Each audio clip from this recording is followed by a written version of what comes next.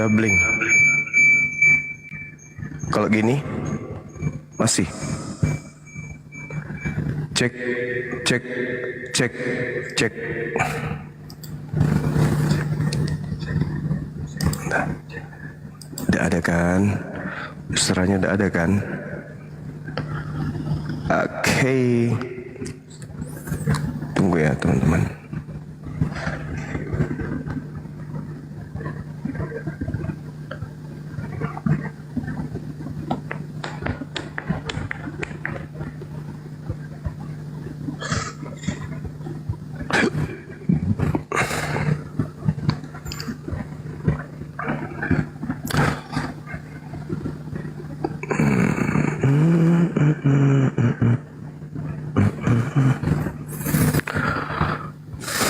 Oke, kita tunggu moderator kita naikkan. Habis itu kita berdiskusi dengan teman-teman yang akan hadir di sini bersama dengan kita ya.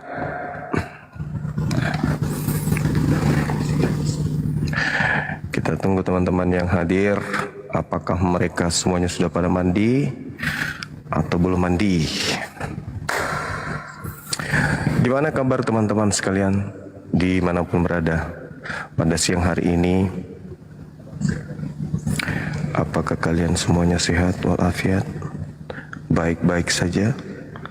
Tidak kekurangan istri? Tidak kekurangan istri. Tidak kekurangan satu apapun?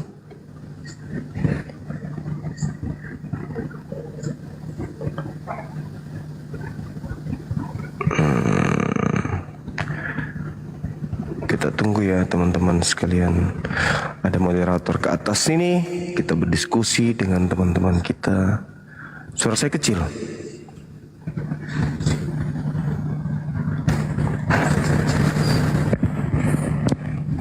Cek. Tunggu ya, tunggu.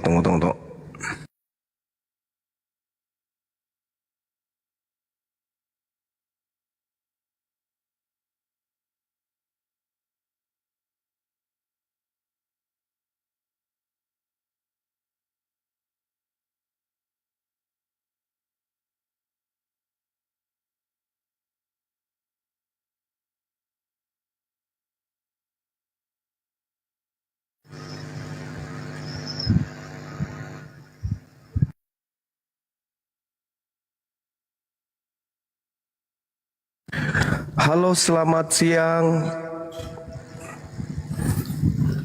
Mbak Iya, Mbak Grace. Apa kabar, Mbak? Jangan Mbak lah. Ya. Kabar baik. Baik. Ini lagi di mana?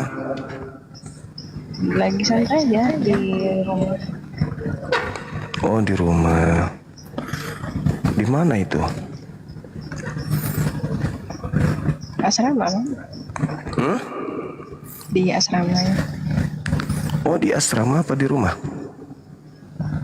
Iya, jadi di sini udah ada rumahnya, dia sama rumah asramanya juga. Oh, sekolah biarawati bukan? Bukan, apalah muncul. Jadi? Iya, gimana Dan? sama tempat kerjanya. Oh gitu. Kan Dari tempat sekte mana? kerjanya disediakan asrama. Sekte mana pula. Jadi? Ya kan di perusahaan lah Bang. Muslim ya? Ya Allah Bang. Lupa ya, udah lupa Bang Zuma sama Grace. Lupa ya. Ya maklum lo udah tua. Gitulah. Oke, kita sambut teman kita ya. Siap. Cing Chang Chu, apa kabar? Assalamualaikum Gurunda. Waalaikumsalam warahmatullahi wabarakatuh. Alamak. Ya, Gurunda dengan sini siapa di semua mana? orang Cina dengerin Gurunda. Oh, ya. Lagi di Cina ini. Iya di Hong Kong Gurunda. Oh di Hong Kong. Iya. Iya, Masya Allah. Banyak orang Di Muslim kecamatan Gurunda. mana tinggal? Di sini. Mati Mija. Iya. Nah, Iya, gimana? Di mana? Di kecamatan mana? di sini di Hong Kong di Kowloon Gurunda. Oh, iya. Oke deh. Kapan Gurunda datang ke sini? Nanti kalau ada pencalonan ketua RT, Ah, lama sekali Gurunda. lama. Iya, banyak orang itu Gurunda di sini mau Allah, banyak orang Cina mau Allah Gurunda. Oh gitu. Iya. Bagus Teman lah. saya juga barusan mau alaf Gurunda. Setiap hari kok dengerin Oh. Gurunda kok. Oh gitu. Masya Allah. Iya. Iya. Bagaimana kabar Gurunda? Bagus lah. Seperti kemarin, baik-baik aja, sehat, alhamdulillah. Alhamdulillah. Nah, ada adik saya ini. Iya.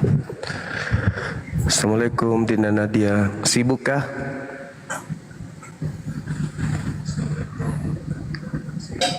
Makasih Akhi Ferry. Masya Allah. Sabar ya teman-teman, sabar. Kita masih beradaptasi nih, masih pada tidur kayaknya.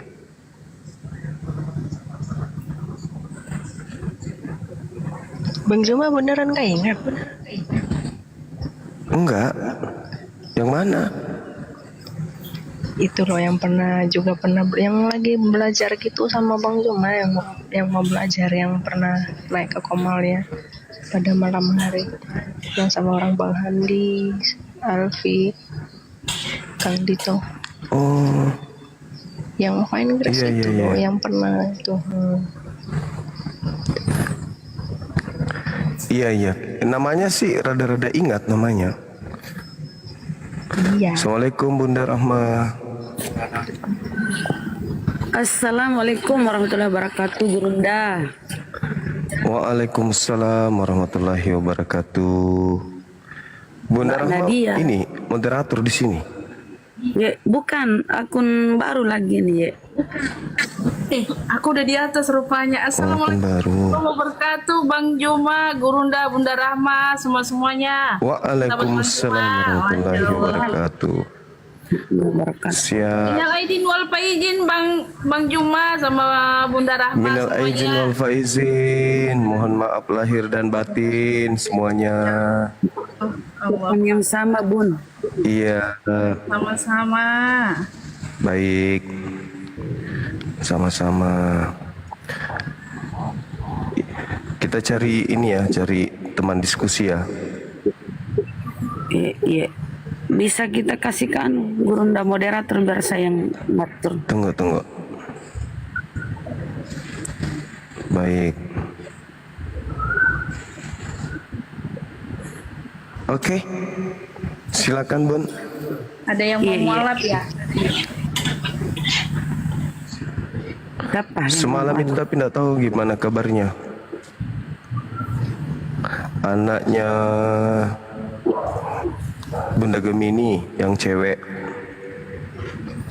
Tapi tidak tahu kabarnya gimana kemarin. Sudah apa belum? Saya kira mualaf nih, belum pikah. Mana yang saya kasih Yang naik cowok kok nggak sudah. muncul di atas, kabur. Iya. Kalau yang cowok sudah.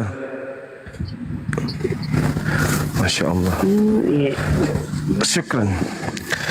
Oke silakan Bun, di ini sudah Bunda sudah bisa jadi moderator. Iya, ini ku janjian. Wede Manik, selamat siang Kristen Muslim saudara. Wede Manik, Pak Manik, saudara. Ya, Assalamualaikum warahmatullahi wabarakatuh, Ustaz. Waalaikumsalam warahmatullahi wabarakatuh. Bunda Rama, tumbang lagi barusan Bunda. Gurunda, assalamualaikum. Waalaikumsalam warahmatullahi wabarakatuh. Iya, karena tumbang waktu Bunda Rahma ada di Komal, bukan? Oh tadi. Tadi ini akun baru ini. Sebenarnya minta follow.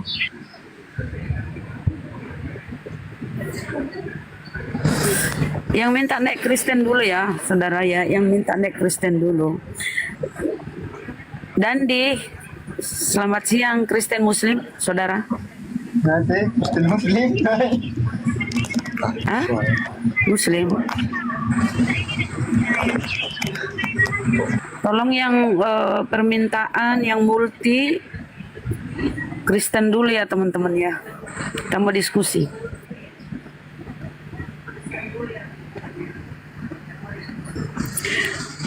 Kalau Mbak ini masih ada yang mau disampaikan, Mbak Cu, Jenny.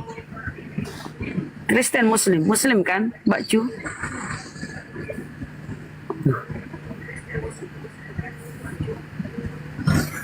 Beliau Mbak Cucu. tadi yang dari Hong Kong tuh. Oh, Muslim, beliau Muslim.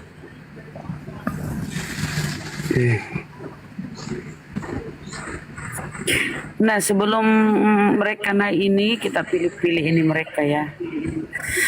Saya ingin bertanya Gurunda. Silakan.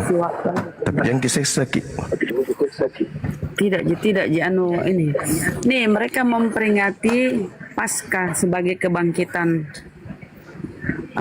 yang mereka tuhankan ya. Ini saudara kita yang sebelah. Tapi kalau kita lihat sejarah Paskah atau Pesak itu kan milik Yahudi ya Gurunda. Coba gimana itu Gurunda? Jangankan yang itu, jangankan Paskah, kitabnya Yahudi aja mereka pakai. Jadi wajar lah saudara-saudara kita ini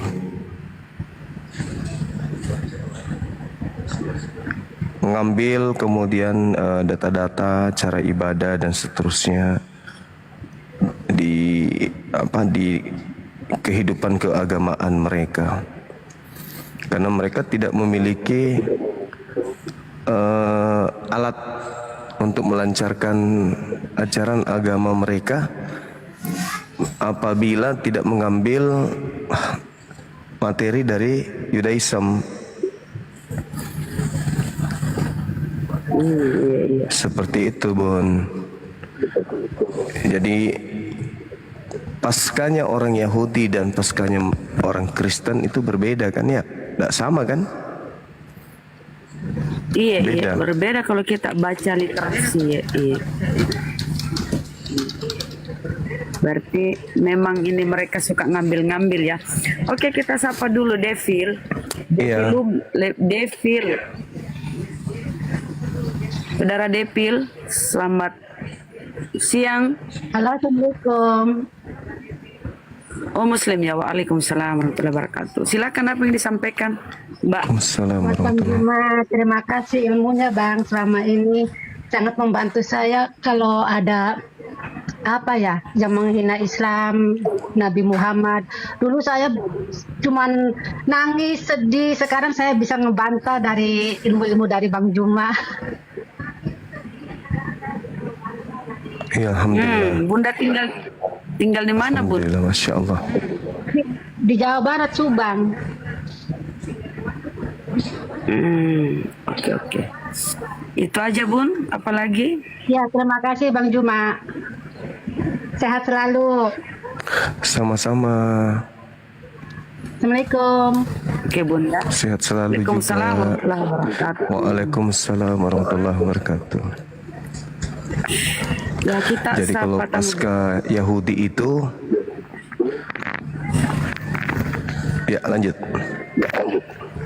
Ini Maki. kenapa ya? Lagi ya Bun? Tidak. Oke, kita sapa kalau gitu Bunda. Darwis, selamat siang. Iya, lanjut. Ya, tidak normal. Darwis, Kristen Muslim, saudara. Oh ya Allah. Bang Darwis, Kristen Muslim. Mama Islam Bu, alhamdulillah. Oh, apa yang disampaikan Bang? Nggak ada Bu, Silakan. cuma mau dengar aja Bang Rumah, Gurunda. Assalamualaikum. Iya, gitu, makasih Bang. Kalau Bang Darwis. Sehat selalu. gitu Bang ya. Dengarnya dibawa aja Bang ya. Assalamualaikum. Ngapain kok minta naik sih? Saudaraku yang menyimak aja di bawah, yang mau diskusi yang naik ya teman-teman. Kristen dulu yang naik ya saudaraku. Silakan tadi penjelasan tak sedikit tentang ini Paskah Yahudi. Iya, jadi kalau Paskah Yahudi itu terkait dengan hewan, domba.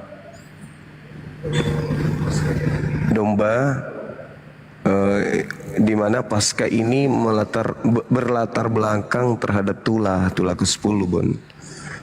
Bagaimana orang Yahudi ini memperingati Paskah untuk menghindarkan keturunan mereka dari wabah ke-10 dari Tulah yang diberikan kepada Nabi Musa ketika mereka kemudian bebas dari perbudakan Mesir pada masa itu. Sedangkan salah satu wabah yang terjadi pada masa itu adalah kematian anak pertama mereka, anak sulung mereka, termasuk hewan ternak. Sehingga mereka memperingati Paskah karena latar belakang tersebut dalam Keluaran 13 nomor berapa itu? Nomor 8. Nah, sedangkan Paskah di Kristen ini ya memperingati kebangkitan Kristus dari kematiannya. Jadi berbeda, Bun. Kalau Paskahnya Yahudi, mereka melakukan itu karena merasa sudah terbebas dari Tulah 10. Nah, kalau Paskahnya Kristen, mereka merasa dosa-dosa mereka sudah bebas dari dosa waris. Itu perbedaannya. Jadi ya saya melihat sih itu cuman akal-akalan aja sih. Berarti Gitu, Bunda.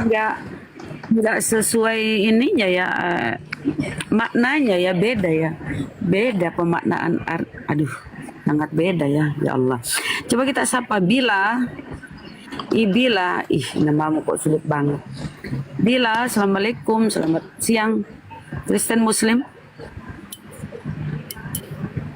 Bila, kok yang naik ini nggak bener semua. Bila, Bang Jim, Ya, assalamualaikum. Muslim Kristen, Muslim, silakan. Alhamdulillah Muslim, Bunda. Apa yang disampaikan Bang, silakan. Semalam Bang Edis, guru Bunda ini Bung Zuma. Di sana itu ada sebuah pertanyaan ya. Nah, dilempar sama orang Islam kan. Nah, orang Islam itu naik di komalnya Bang Edis itu. Ya kasihan bener lah liatnya, masa nggak bisa jawab semua. Namanya kayak saya ini kan orang yang awam ilmu lain kayak guru Bang Zuma kan. Dia itu apa ya pertanyaan semalam itu ya, yang dilempar sama orang Islam itu tentang sunat ini nah.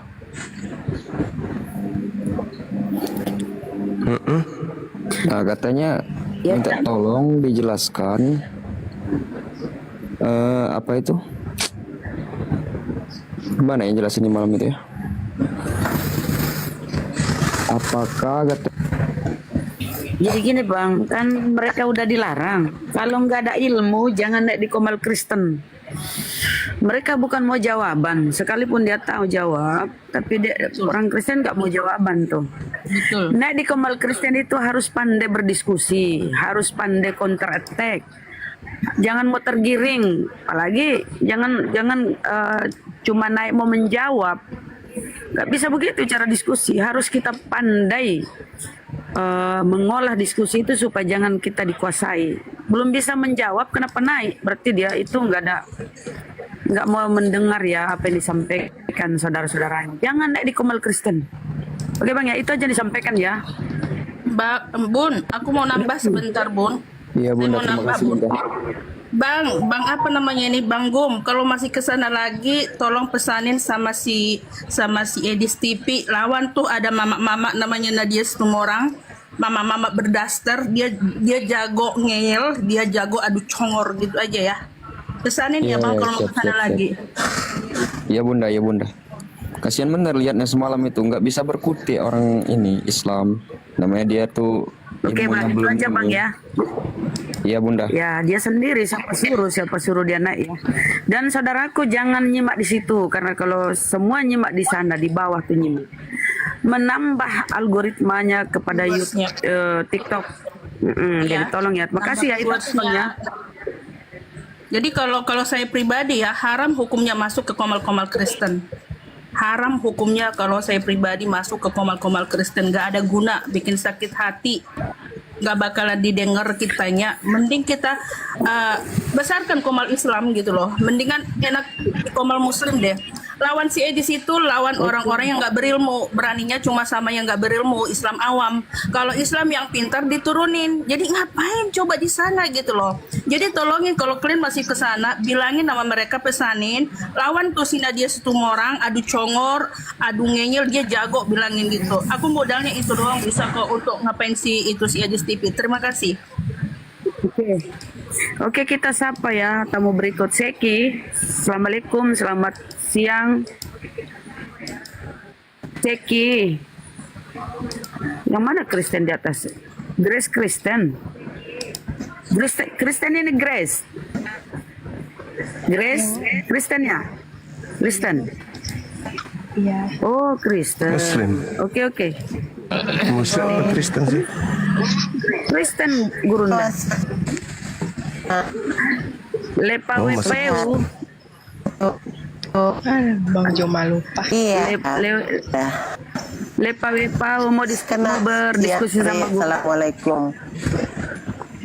Oh Muslim. Muslim apa Kristen? Lepa. Hakim. Muslim. Apa cuma aku yang terpotong-potong ya dia ya? Sinyalnya jelek, dianya, sinyalnya jelek. Oh. Betulin dulu sinyalnya Bun. Ya. Yang naik yang Kristen ya teman-teman ya, biar Bunda ada ini, ada lawan diskusi. Herianto Kristen Muslim. Herianto mari. Muslim. Aduh Bang, aku bilang jangan naik dulu Muslim. Gurunda baru bukain. Fine Grace, silahkanlah kau dulu ini sementara si Lepau ini membetulkan jaringannya. Betulin dulu jaringannya Bun Lepau. Namanya kok sibuk Bang. Mama ini. Silakan Grace. Ramai banget Bunda, turunin aja Bunda itu jaringannya.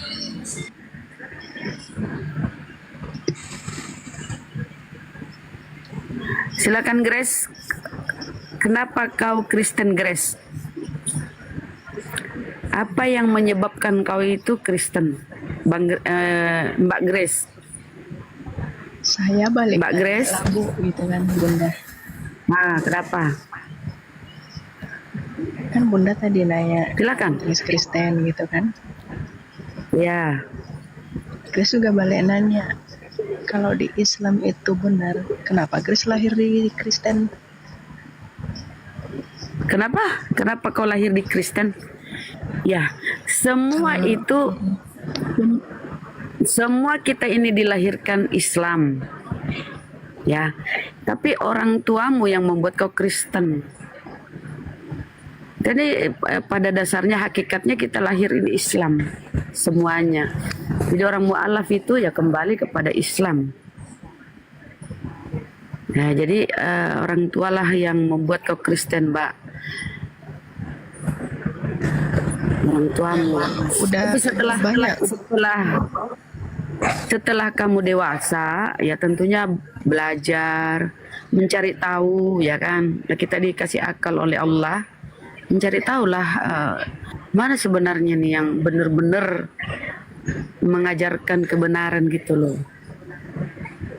Itu Mbak. Silakan kalau ingin bertanya ke guru kami, silakan.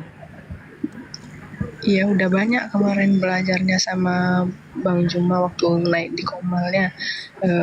Tadi Grace mau bilang itu Grace belajar di bawah aja, mendengar di bawah aja. Oh iya, Tapi nggak saya sudah apa-apa. ingat. Siap. Ya, Grace di bawah aja ya, belajar mendengar. Edis, gimana mau lawan kau Oke. ke monyet? Silakan.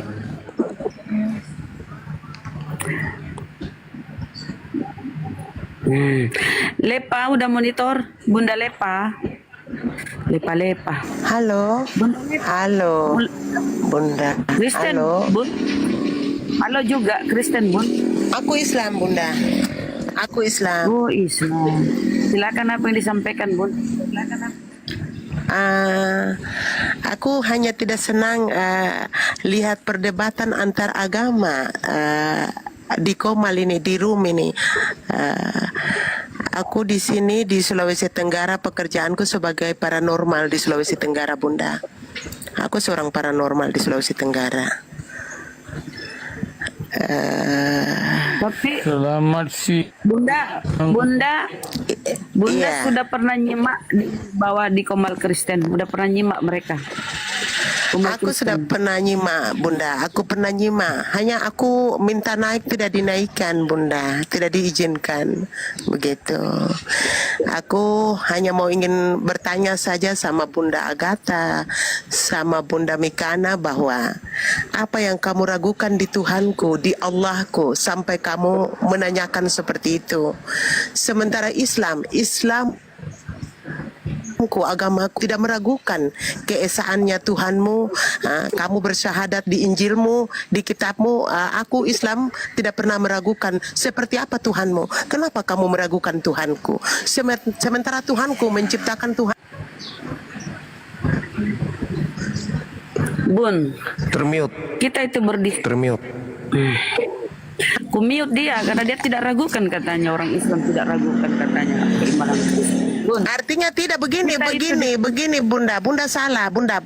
Artinya kenapa dia meragukan keislamanku? Kenapa dia menanyakan keesaan Allahku? Kenapa? Hanya karena masalah mencari koin, hanya karena masalah dunia semata, dia meragukan, dia mengumbar keislaman di media sosial. Gimana Itu nih, tidak pakai, Bunda. Aku sedih. Iya, Aku biar terima dia. begitu. Aku tidak terima, Bunda. Masih putus-putus ya? Jaringan kali ya? Putus-putus, Bunda. jaringannya putus-putus, Bun. Silakan aja, Coba Bunda. Aku mau tanya Bang Ditanggapi Zuma, aja. Bang. Bang Zuma, Sebentar aja. betulkah Yesus curi gandum? Kau Kristen Muslim? Curi keldai, curi gandum, betulkah Bang Kau Kristen, Zuma? nggak boleh begitu, nggak boleh begitu. Nggak boleh begitu. Aduh. Kristen dia, Bunda, Sidismas, orang Malaysia itu. Oh, Kristen. Kenapa dia tuduh nyuri-nyuri itu, Bang? Dia bertanya.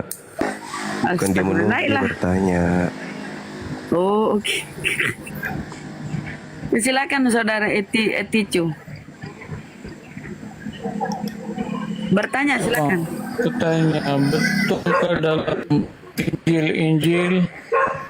betulkah dalam Injil tertulis Yesus mencuri? Ya, tanya Bu. Betulkah dalam Injil seperti yang Bang Zuma kata, Yesus curi gandum, curi keldai? Ya itu di Bible kan kamu kan yang Ya mengatakan Bang itu. Zuma, Dan Bang Zuma kan kata kok jadi ini ya? Apa yang terjadi ya dengan Komal ini ya?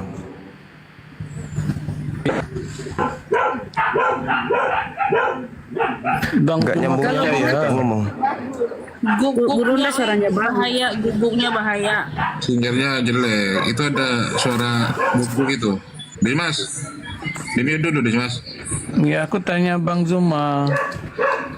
Betulkah dia percaya Yesus curi gandum, curi Itu suara iblis keldai? itu waduh.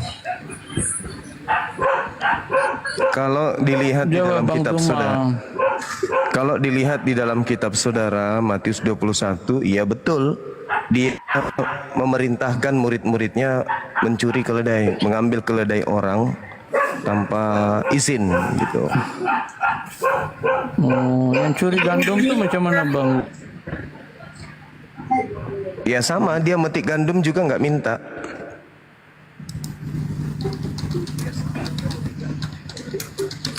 Kan kalau yang dikatakan mencuri itu Yang curi gandum itu mengambil. macam mana? Dia kemudian dengan muridnya di Matius 12 berjalan di kebun gandum, terus mereka memetik gandum orang punya tanpa izin yang punya. Itu kan mencuri namanya. Oh, jadi Bang Zuma betul-betul percaya tertulis Yesus curi keldai Ya, dan tertulis. curi gandum. Tertulis di Bibelmu seperti itu. Makanya saya katakan itu bukan firman Tuhan, itu fitnah.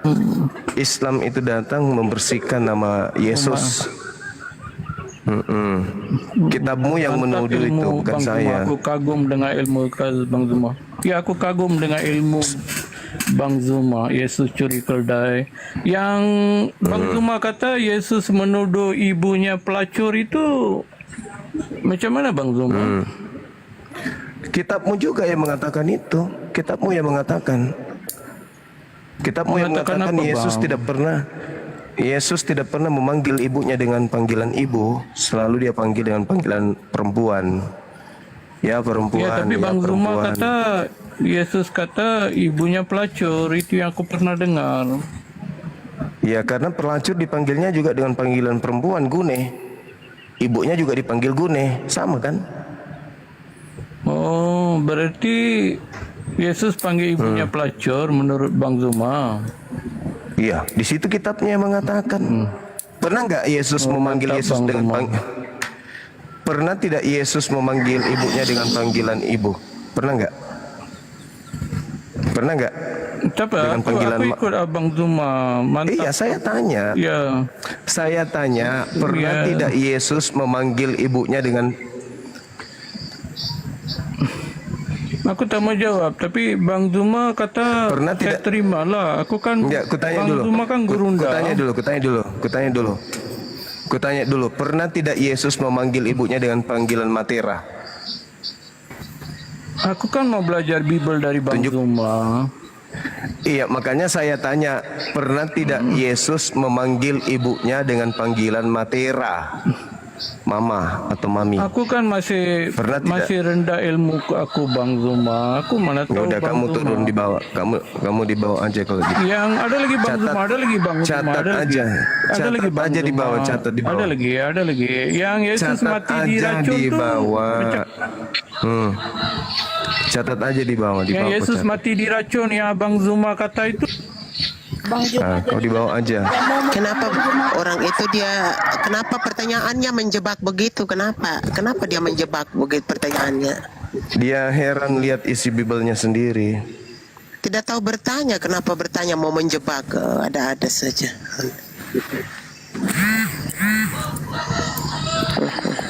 Biasa. Keluarga Kristen ya, silakan. Halo. Pengikut Paulus memang gitu.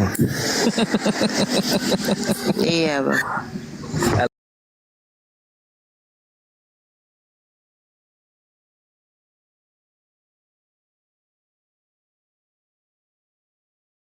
Tadi dijawab tadi. Saya Lah jawab. udah tadi Saya dibilang bilang tadi. itu Dijawab tadi.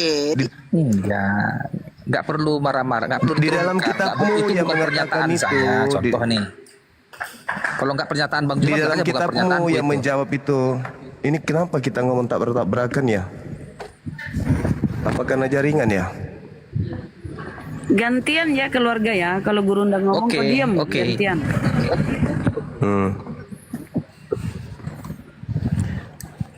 Kitabmu yang menjawab semua pertanyaan dari saudaramu tadi itu, Bible yang pasang badan. Oh, Yesus gitu. diracun, Nah, lihat aja di dalam mana? Yohanes 19:30. Oh iya. Itu kan ada. Yesus mati Yesus diracun ngambil gitu. keledai. Matius 21. Yesus diracun Yesus tadi mati gimana? gandumnya orang sama muridnya. Matius 12. Gitu lengkap dalam Bibelmu kok. Bibelmu Oke. yang pasang badan. Aku ambil yang pernyataan Bang Juma tadi, Yesus diracun. Di mana itu, Bang? Ya. Coba Anda lihat dalam Yohanes 19. Yohanes 19 ayat. Data nomor 30. Yohanes 19 ayat 30 ya. Sebentar. Ya.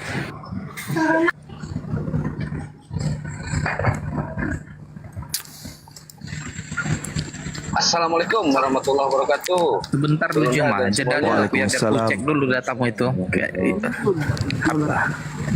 Iya, kau bawa aja ke kantor polisi sana. Sebentar. Berapa Yohanes 19 ayat 30 ya? Iya, ketemu Oke, di pengadilan aja kita. Laporkan saya di polisi, Bang Suma melakukan fitnah. Kalau Yesus itu diracun, kan gitu. Kan itu tujuan kalian. Gak bisa kalian mengalahkan saya berdiskusi, berdebat ilmiah. Kalian mencari jalan untuk menjebak saya, menghentikan saya dengan hukum. Silakan. Emang gue takut?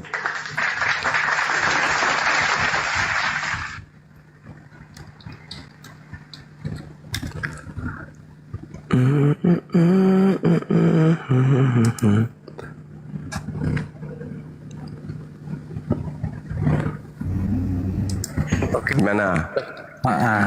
Ada tadi dinyatakan sesudah Yesus meminum anggur asam itu, lalu dia mati. Mati dia. Kenapa? Kenapa dia mati? Ayo. Kenapa dia mati? Karena digelitik. Kena kau kan?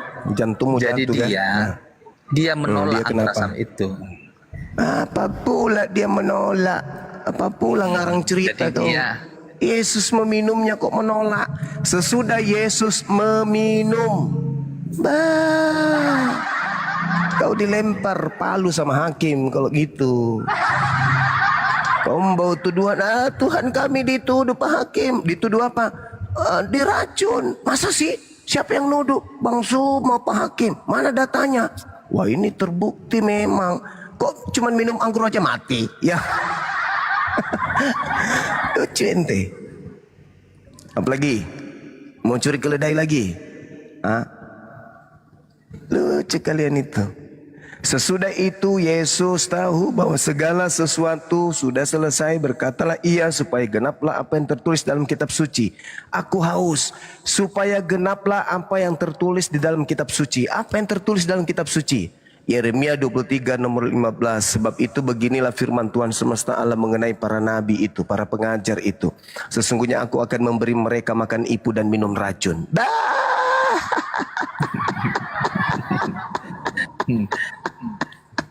Sedih rupanya ya. Apa lagi? Dia mati cuma bukan karena anggur asam itu, tapi karena disalibkan itu dia. Iya. Masolang otakmu. Di situ jelas dikatakan dia di situ ada suatu bekas penuh anggur asam. Maka mereka mencucukkan bunga karang yang telah dicelupkan dalam anggur asam pada sebatang hisop lalu mencucukkan ke mulut Yesus. Sesudah Yesus meminum anggur asam itu berkatalah ia, sudah selesai. Lalu ia menundukkan kepalanya dan menyerahkan nyawanya. Ya. Kalau di terjemahan lama maka matilah dia. Masa ada orang cuma digantung satu menit langsung mati? Itu pun dia tidak digantung loh. Dia ditempelkan, dia tidak digantung, ditempel di sebuah tiang atau di sebuah pohon, dipaku di situ, bukan digantung. Digantung itu di leher. Di mana katanya di sebuah pohon? Di mana katakan sebuah pohon? Pohon apa? Galatia 3 nomor 13. Pohon ara mungkin, atau pohon anggur, atau mungkin juga pohon cabe. Pohon cabe mungkin. Itu lagi tuh Agama kok jadi lawak-lawakan. pemahaman yang salah Juma. Kok pemahaman yang salah? Yesus itu digantung, ditempel, dipaku di pohon. Apa yang salah? Sakit. Ya itu datanya begitu, mau gimana? Juma, gini Juma, kalau berdebat, kalau berdiskusi, alangkah baiknya kau validasi dulu sama lawan diskusimu, apa memang benar begitu. Kalau Silakan, kau ambil- silakan. Kau minta data, saya tunjukkan Galatia 3 nomor 13. Kenapa enggak? Iya. Nah, coba buka. Pohon enggak di situ? Tetapi dalam penjelasannya, dia menolak anggur asam itu. Memang dibuat ke mulutnya, tetapi dia tidak meminumnya. Lah, tertulis meminum gimana dong? Saya yang salah atau kita pandai yang Jadi salah? iya, Iya memang apa? setelah dia tertempel di mulutnya, dia tahu itu anggur asam, dia menolaknya. Mana coba tunjukkan di mana dia menolak. Silakan.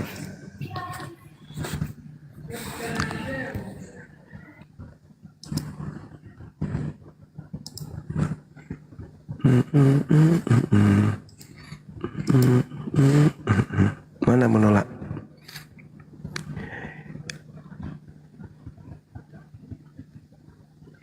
Sesudah Yesus meminum anggur asam itu, Yesus meminum, mana menolaknya? Malah Yesus yang berkata, "Aku haus." Yang minta air untuk minum itu Yesus. "Aku haus," katanya Cak Ayu. Tuhan kok haus, belagu amat Tuhan ini. Minta dimanja, dikasih minum air. Tuhan mah haus, tidak masuk akal. Ada Tuhan haus, minta minum. Hantu aja tidak minta minum. Ini ada sembahan haus, minta minum. Nah itu ikan hiu aja, ikan paus aja nggak minta minum. Sesudah itu Yesus tahu bahwa segala sesuatu telah selesai. Berkatalah Yesus supaya genaplah apa yang tertulis dalam kitab suci. Apa kata dia? Dipsao, dipsao, dipsao, haus, haus, paman haus, paman. Dipsau haus. Ini yang teriak di atas pohon ini apa sih? Tuhan atau apa ini? Kok haus? Kalian nggak bisa menjebak saya. Saya berbicara berdasarkan dalil. Kecuali hapuskan semua Bible masa lampau dan hari ini kalian bikin baru lagi yang tidak ada haus. Dipsau, dipsau, dipsau. Karena tak ada air di situ mungkin dikasihlah asam anggur, anggur asam. Minum dia. Apa yang terjadi? Mati. Aduh, parah kali lah. Tuhan kok mati. Ulangan 32 nomor 39. Akulah Tuhan yang maha menghidupkan, maha mematikan. Haus, dipsau, dipsau, dipsau, dipsau, dipsau. Dikasihlah anggur asam. Bukannya segar, mati. Oh. Keluarga, jangan kabur. Kabur dia, kabur. Tanda-tanda kabur dia. Oke, Juma. Sebentar. Apa? Ya, kenapa? Coba buka Markus. Coba buka Markus 15 ayat 23. Markus 15 ayat 23. Maka kalah lagu Iya. Coba buka. Di situ dikatakan lalu dengar, Iya, Yesus iya, diberikan iya. anggur asam, tetapi dia menolaknya. Baca Markus Oke. 15 ayat 23. Oke, kita baca ya. Markus. Markus 15 nomor 23. Oke, Hmm. iya. Apa dia katakannya? Apa dia mengatakannya? Dia menolaknya. Oh iya betul. Betul? Apa pendapatmu kawan? Oke. Sekarang kalau Anda di gereja, mungkin bisa kamu nipu orang. Oh. Tapi sayangnya, Sekarang kami gini, orang Islam. Juma, Diam dulu. Sekarang aku tanya, Diam dulu, yang diam di Markus itu kau percaya atau enggak? Percaya, Oke, lanjut kau percaya. Saya percaya. Oke, saya Oke. jelaskan ya sama Mia. Oke, aku diam. Oke. Ya. Oke. 1,9 mata memandang dan 700.000 lebih orang melihat di YouTube. Dengarkan Bang Suma. Hari ini juga akan saya buka aib dan kedoknya orang Kristen. Di dalam Markus 15 nomor 23, diam. Iya. Lalu mereka memberi anggur bercampur mur kepadanya, tetapi dia menolaknya. Itu bahasa Indonesia. Cara iblis menipu manusia. Tapi original teksnya adalah lambano. Lambano itu artinya menerima. Jedar. Jedar. Sekali lagi Bang Suma. Jedar dar dar dar dar dar dar. Dar. Masih mau kau datang besok? Ku bilang samamu, iblis itu bekerja kepada iblis. Hei, dengar. Hei, dengar. Al-Quran Kau saya bohongi mengatakan hal unabbiukum ala man tanazzalus syayatin. Maukah aku beritakan kepadamu kepada siapa iblis itu turun? Iblis itu turun kepada pembohong. Markus 15:23 terjemahan yang benar adalah lalu mereka memberi anggur bercampur mur kepadanya lalu menerimanya. Dar, tedak, Enggak benar itu Juma. Kau berbohong. Kau jangan nipu saya. Jangan kau tipu saya. Siapa yang bisa buka kamera di sini? Kita buka kamera, silakan. Ini materi saya di Facebook. Sudah banyak orang saya mualafkan karena materi ini. Kau jangan pancing saya bongkar semua kebohongan lembaga Bible Indonesia. Kenapa saya berani mengatakan Lai itu lembaga lupa ayat Injil? Karena memang Lai itu diduga penipu. Dia perpanjangan tangan iblis menyesatkan orang Kristen. Paham kau? Ada yang bisa buka kamera? Bunda Rahma, Ya, Guru buka Nda. kamera Bunda. Silakan besarkan Bunda Rahma. Kita lihat, kita buktikan apakah iblis ada di lembaga Bible Indonesia atau di mana. Silakan. Markus 15 nomor 23. Silakan. Kamu anak baru. Orang-orang di Facebook aja berlarian kalau menghadapi Bang Suma. Silakan Bunda Rahma. Jangan kau bilang saya sebagai pembina apologet Islam Indonesia tidak dibekali senjata. Bibelmu dari kitab Kejadian sampai kitab Wahyu itu sudah kukutui satu persatu kata per kata. Paham? Jangan kau ragukan ilmu saya terhadap Bible. Besarin Bunda Rahma. Silakan. Kau katakan saya pendusta. Silakan. Silakan. Bunda Rahma. Besarkan Bunda Rahma, kita lihat. Bang, jadiin aku momot juga bang. Jadiin aku momot bang.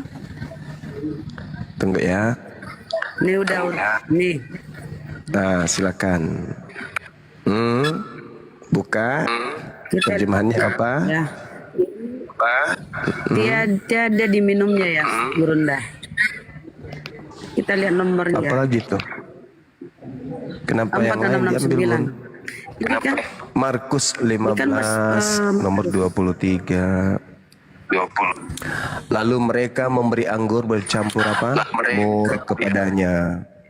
Nah, kita lihat ya, silakan pandang matanya. Ini materi saya dari 15 tahun yang lalu. Dia menolak, tertulisnya di situ kan? Oke, menolak. Betul? Menolak. Terus kita lihat original teksnya. Ke bawah, Bun. Ke bawah 2983. Ya itu. Silakan. Menolak. Ditekan. Aduh Bunda Rahma kenapa ya? Ditekan. Bunda Rahma kok jadi kayak orang gimana ya? Tinggal ditekan tadi itu geser lagi kemana-mana. Aduh, penipu punya satu kampung ini, satu komando ini. Apalagi Bukan, asisten saya ngantuk. Kacau. Saya butuh orang yang cerdas, bukan. Makanya apolog udah ngerti Siapa yang ya, bisa kami? buka nih? Yang buka, yang lain bisa Kami- nggak yang buka? kami Kristen. Yang lain bisa nggak buka? Dusta aja kerja kalian apologet ini. Bunda Rahma ini cari apa ya? Bunda Rahma cari apa? Cuma Bunda Rahma cari apa, Bunda Rahma? Artinya Bunda Rahma kan ini cari apa ya? Tadi tinggal Artinya ditekan, alamak. ini guru artinya menerimanya.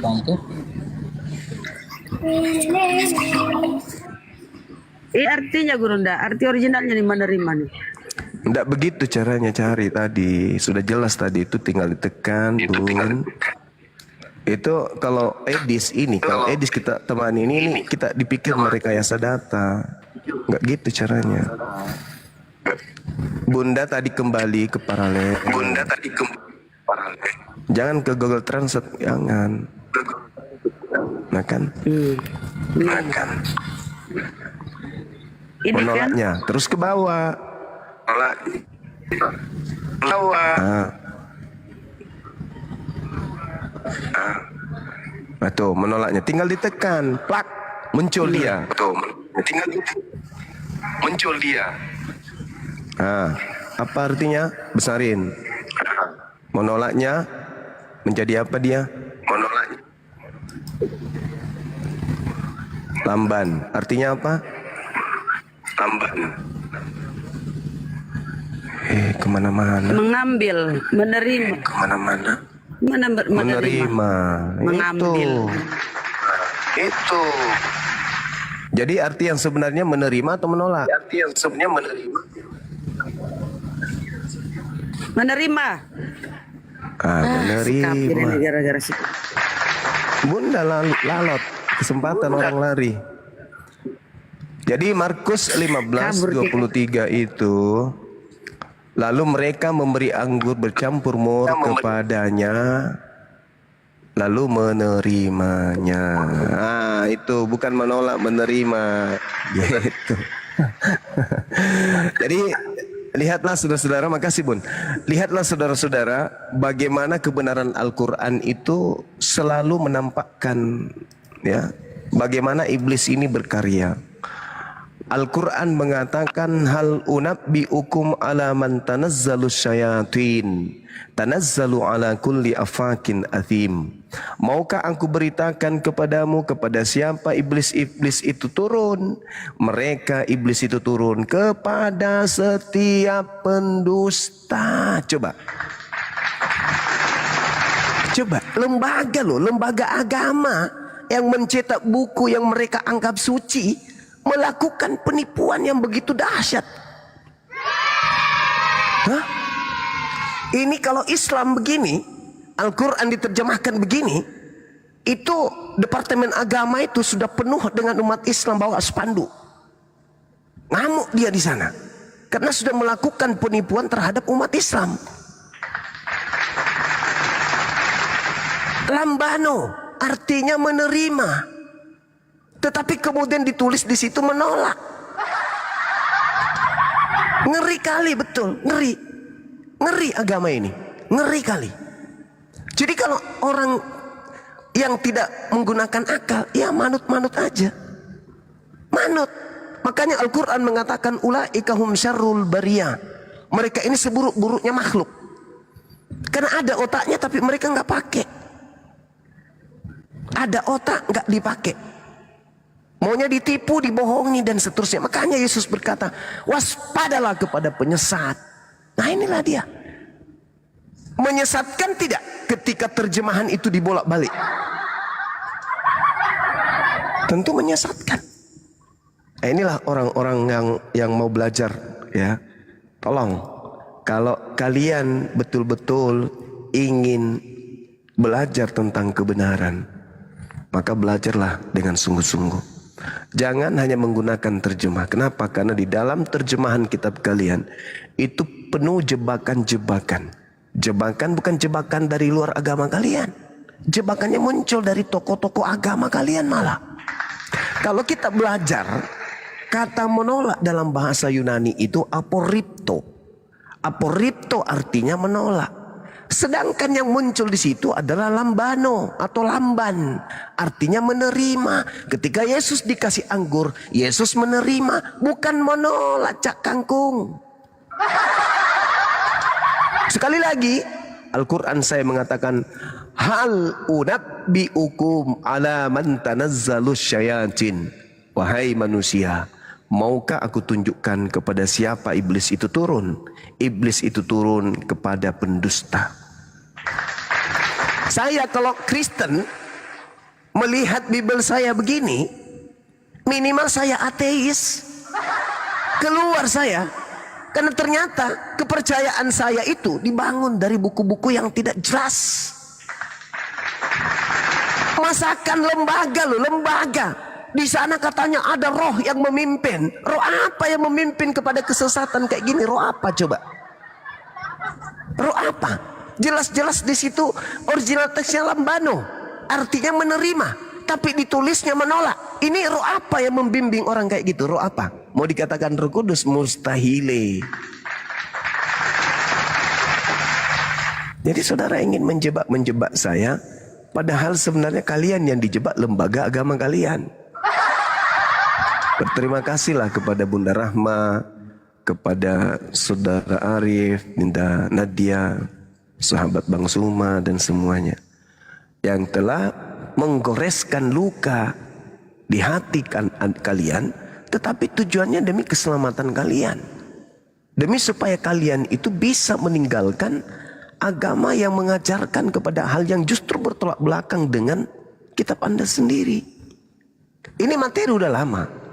Saya dulu Heru Sutomo, ada lawan diskusi saya di Facebook itu namanya Heru Sutomo. Entah di mana dia sekarang, dia penghujat kelas berat. Dia bawa data ini, kupermalukan. Nah di sini dia coba lagi ilmunya diteruskan ke pasukan-pasukannya. Jangan main-main. Kami terjun di apologet ini bukan spontan, tidak seperti yang lain. Hanya modal buka kamera, cari mangsa, bawa ayat. Kan saya pribadi yang betul-betul saya belajar mendalami, karena tujuan saya menyelamatkan, bukan menyesatkan. Setelah saya pelajari, saya harus turun tangan, ini harus turun lapangan.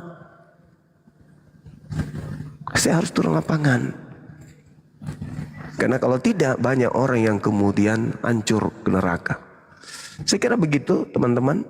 Terima kasih Bunda Rahma. Mudah-mudahan teman yang melihat ini, menonton ini bisa mendapatkan edukasi dengan baik. Silakan, mungkin masih ada pasien di bawah. Itu Kasih Purba, selamat siang Kristen Muslim, Mbak Kasih. Mbak Kasih. Mbak Kasih. Ya, Kristen Mbak. Kristen Mbak. Kristen. Iya. Silakan kalau Kristen ya. Silakan. Diskusi sama Gurunda. Silakan. Saya tadi mendengar Bang Jumanya di Markus berapa tadi Bangnya yang mau Markus 15. Markus 15. Coba 23. Markus 15 ayat 23 ya. Siap. Ayat 23. Kalau dipinjemin 20 juta tenornya. Lalu mereka memberi anggur bercampur mur kepadanya, tetapi ia menolaknya. Yang menyesatkan itu di bagian ini mana ya Bang Jumaya? Tadi di latar belakangi pertanyaan kepada saya, di mana Yesus itu mati karena diracun. Saya tunjukkan data, saya membawa Yohanes 19. Dia terpancing bawa ke Markus 15:23. Sebentar gitu. Bang, sebentar. Yohanes berapa? 19. Yohanes 19.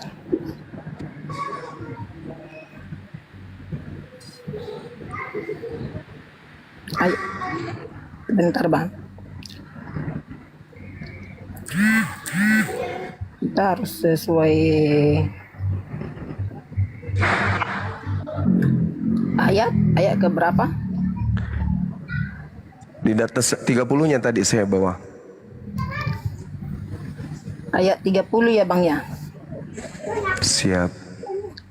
Sesudah Yesus minum anggur asam itu, berkatalah ia sesudah selesai, lalu ia menundukkan kepalanya dan menyerahkan nyawanya. Tahu abang artinya ini? Iya tahu. Apa coba?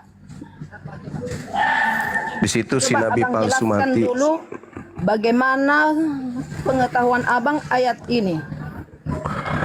Baru nanti saya sebagai orang Kristen saya jelaskan. Yang mengikut Yesus baru saya jelaskan. Versi abang gimana coba?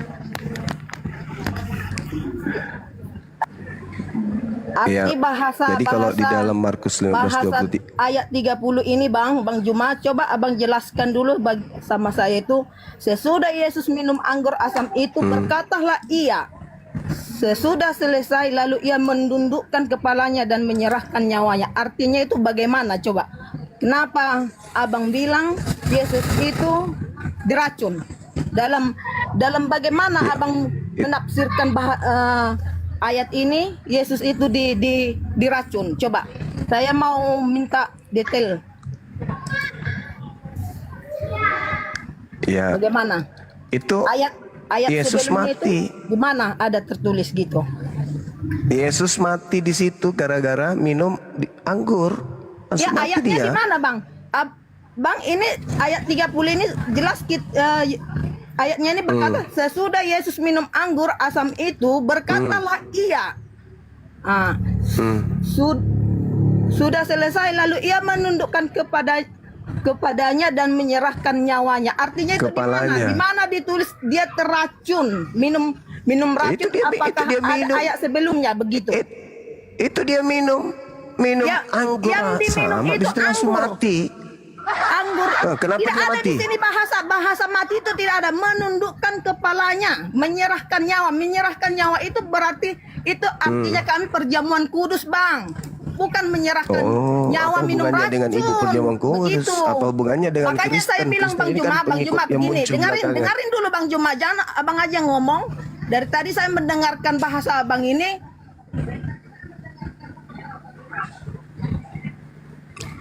Ya silakan Bu. Lanjut. Silakan Anda menyembah Tuhan yang mati diracun, silakan. Nggak ada yang melarang kok, silakan Anda sembah korban racun, nggak masalah pun kami.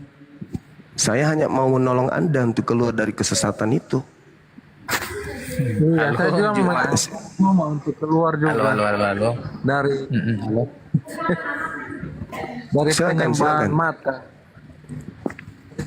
Silakan, Anda mau bela diri Anda, silakan. Gimana ceritanya?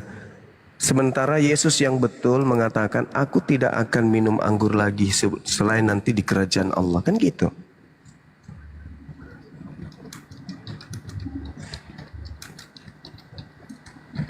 Oke, Bang Juma. Apa lagi? Apa? Memang Nggak malu muncul lagi? Sebentar. Nggak malu? Oh, enggak. Gimana? Enggak. Menolak atau menerima? Aku tanya dulu, menolak atau menerima? Iya, aku Iya, juga apa? kembali tadi melihat di ayat-ayat terjemahan semua. Menolak atau menerima? Tetapi dia tidak menerimanya. Ya, jelas. Yang mana itu. yang betul? Dia tidak menolak. Original teksnya jelas mengatakan di situ menerima kok menolak. Original teksnya itu pun benar diterjemahkan, dia menolaknya, tidak menerima. Iya diterjemahkan. Berarti salah terjemah, sengaja disalah terjemahkan. Tujuannya untuk menyesatkan. Sebentar. Oke lah Juma. Juma, kasih aku kesempatan. Oke. Sekarang gini, kalau memang LAI, Lembaga Alkitab Indonesia, berusaha menipu, anggaplah dulu dia menipu itu. Kenapa buktinya ada? Sebentar. Gantian kita kan gantian. Kenapa hanya di Markus dia menipu, sekalian aja yang di Yohanes itu ditipunya? Ya, tanya sama mereka. Kenapa tanya saya? Sekarang Kenapa begini, tanya saya? Juma, sebentar. Dengar. Artinya Juma. Hei. Kenapa tanya Dia- saya? Kamu lah yang Artinya- tanya, kawan. Kenapa kalian tidak nipu Artinya- sekalian semuanya? Kan gitu. Dengar, di letterlet yang di Yohanes itu memang benar, bisa saja kita mengartikan Yesus itu memang minum anggur asam itu secara terjemahan itu. Artinya di situ LAI tidak ada mengganti-ganti sesuai dengan terjemahan Loh, original teksnya itu lambano kok nggak ada mengganti-ganti piye to, Mas? Apa yang saya harus dengar sama kamu apa? Tetapi Apa? di Markus itu dia juga menerjemahkan dengan terjemahan yang benar. Kaulah pendusta itu. Kok terjemahan yang benar gimana, Tuyul? Iya, Tukang memang. tahayul. Original teksnya itu lambano. Lambano itu menerima, bukan menolak. Menolak itu Iya. beda. Kalau menolak dalam bahasa Yunani itu aporipto. Di situ tidak tertulis aporipto. Yang ada di situ lambano, artinya menerima. Buktinya dia minum, kuclu. Udahlah, akui aja lah bahwa memang kalian ini pasukan iblis yang diutus untuk menyesatkan manusia. Tapi manusia yang bisa kalian sesatkan ya sesama kalian, anak-anak kalian nanti, cucu-cucu kalian. Kami umat Islam yang berakal sehat tidak mungkin bisa kalian sesatkan. Gitu aja. Kau berpihak bahwa dia menerimanya, tetapi aku tetap mempercayai LAI, terjemahan Lembaga Alkitab Indonesia, dia menolaknya itu. Ya silakanlah, itu derita Anda. Itu derita Anda. Itu derita Anda. Kan Al-Quran saya sudah mengatakan wa ikhwanuhum wa yamuddunahum fil ghayyi tsumma la yuksirun.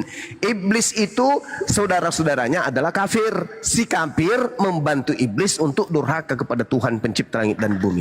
Kamu mendukung lai, sudah jelas-jelas salah. Itulah kau saudaranya setan.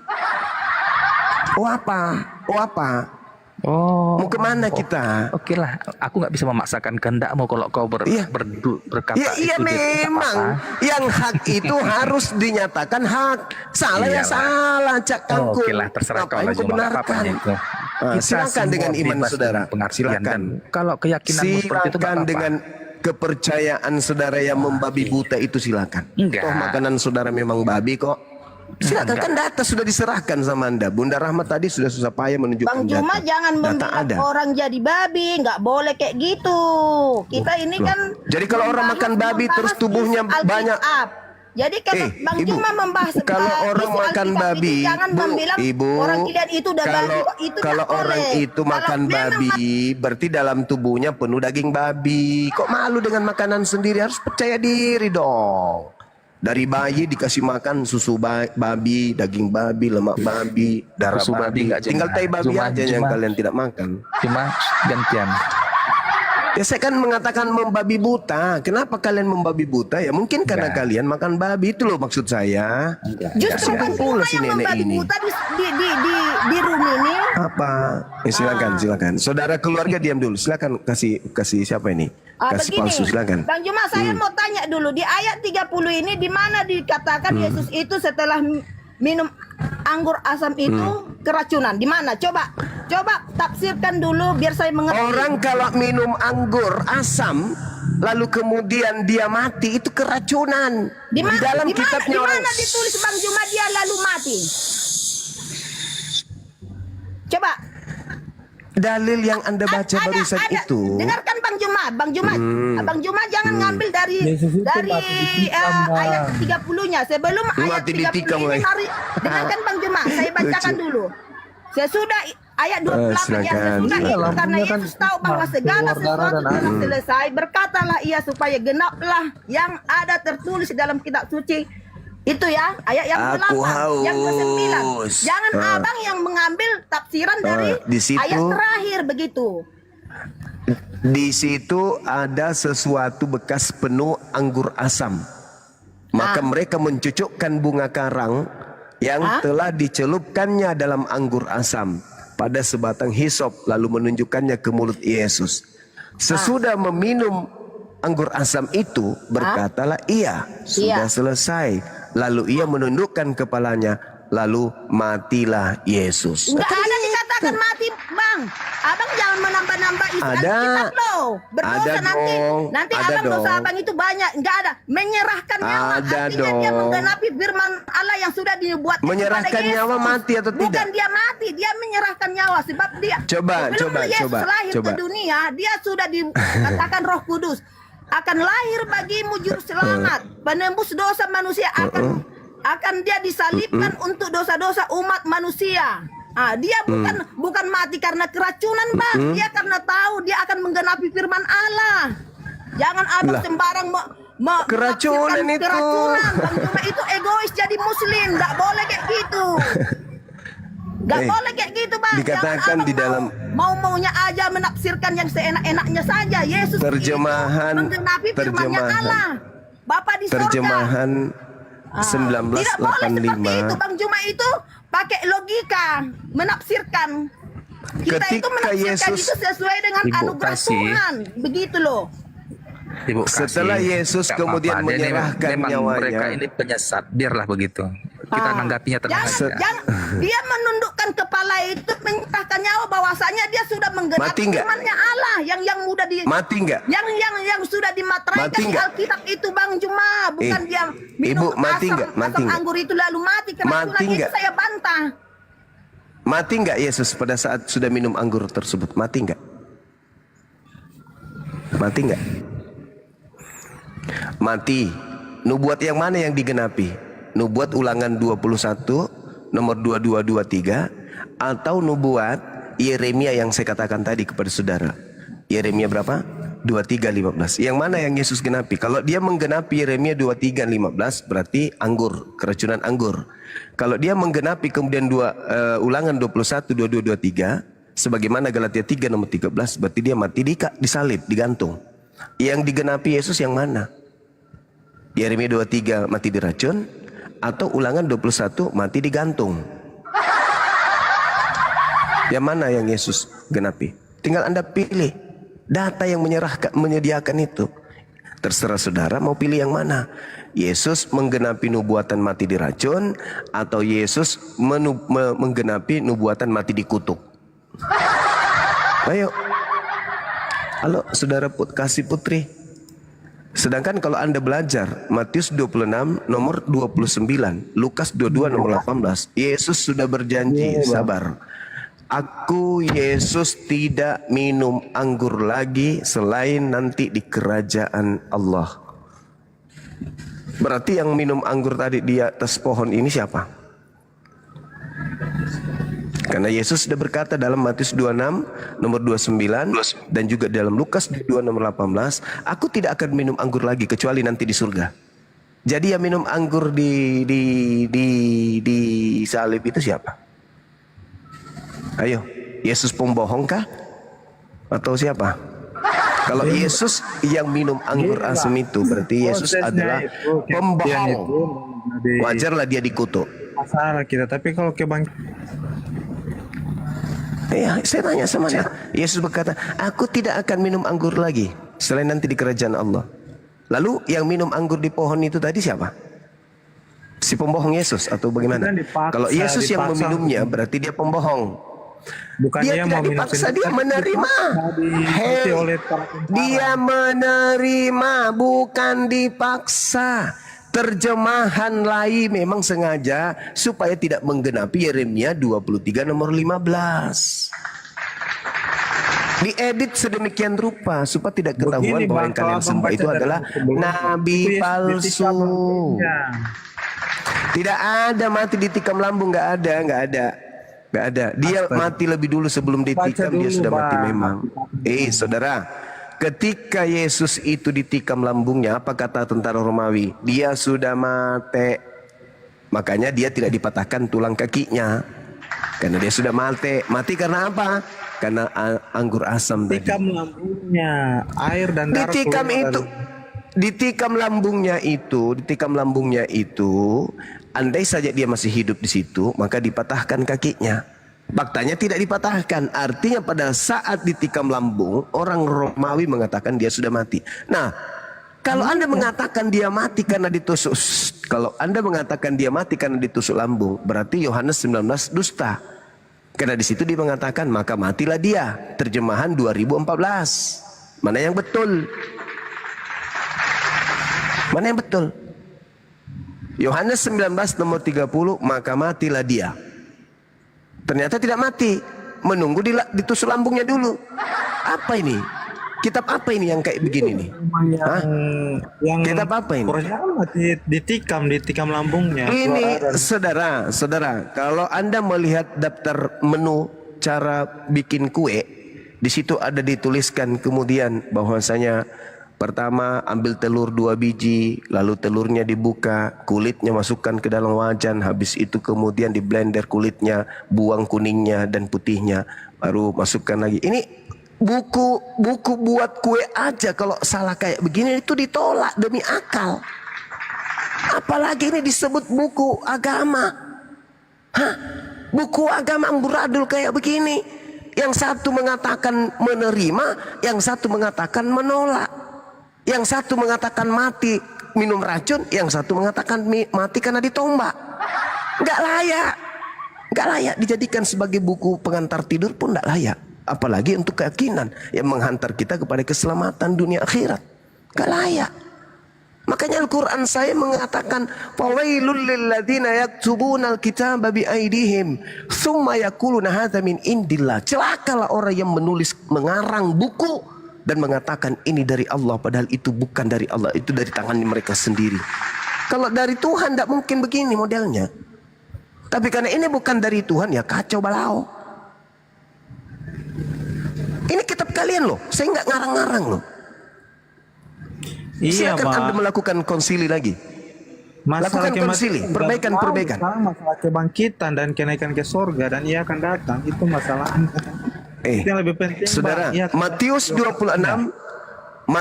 26 nomor 29, Yesus berkata, aku tidak akan minum anggur lagi selain nanti di surga. Anda percaya nggak ucapan Yesus itu?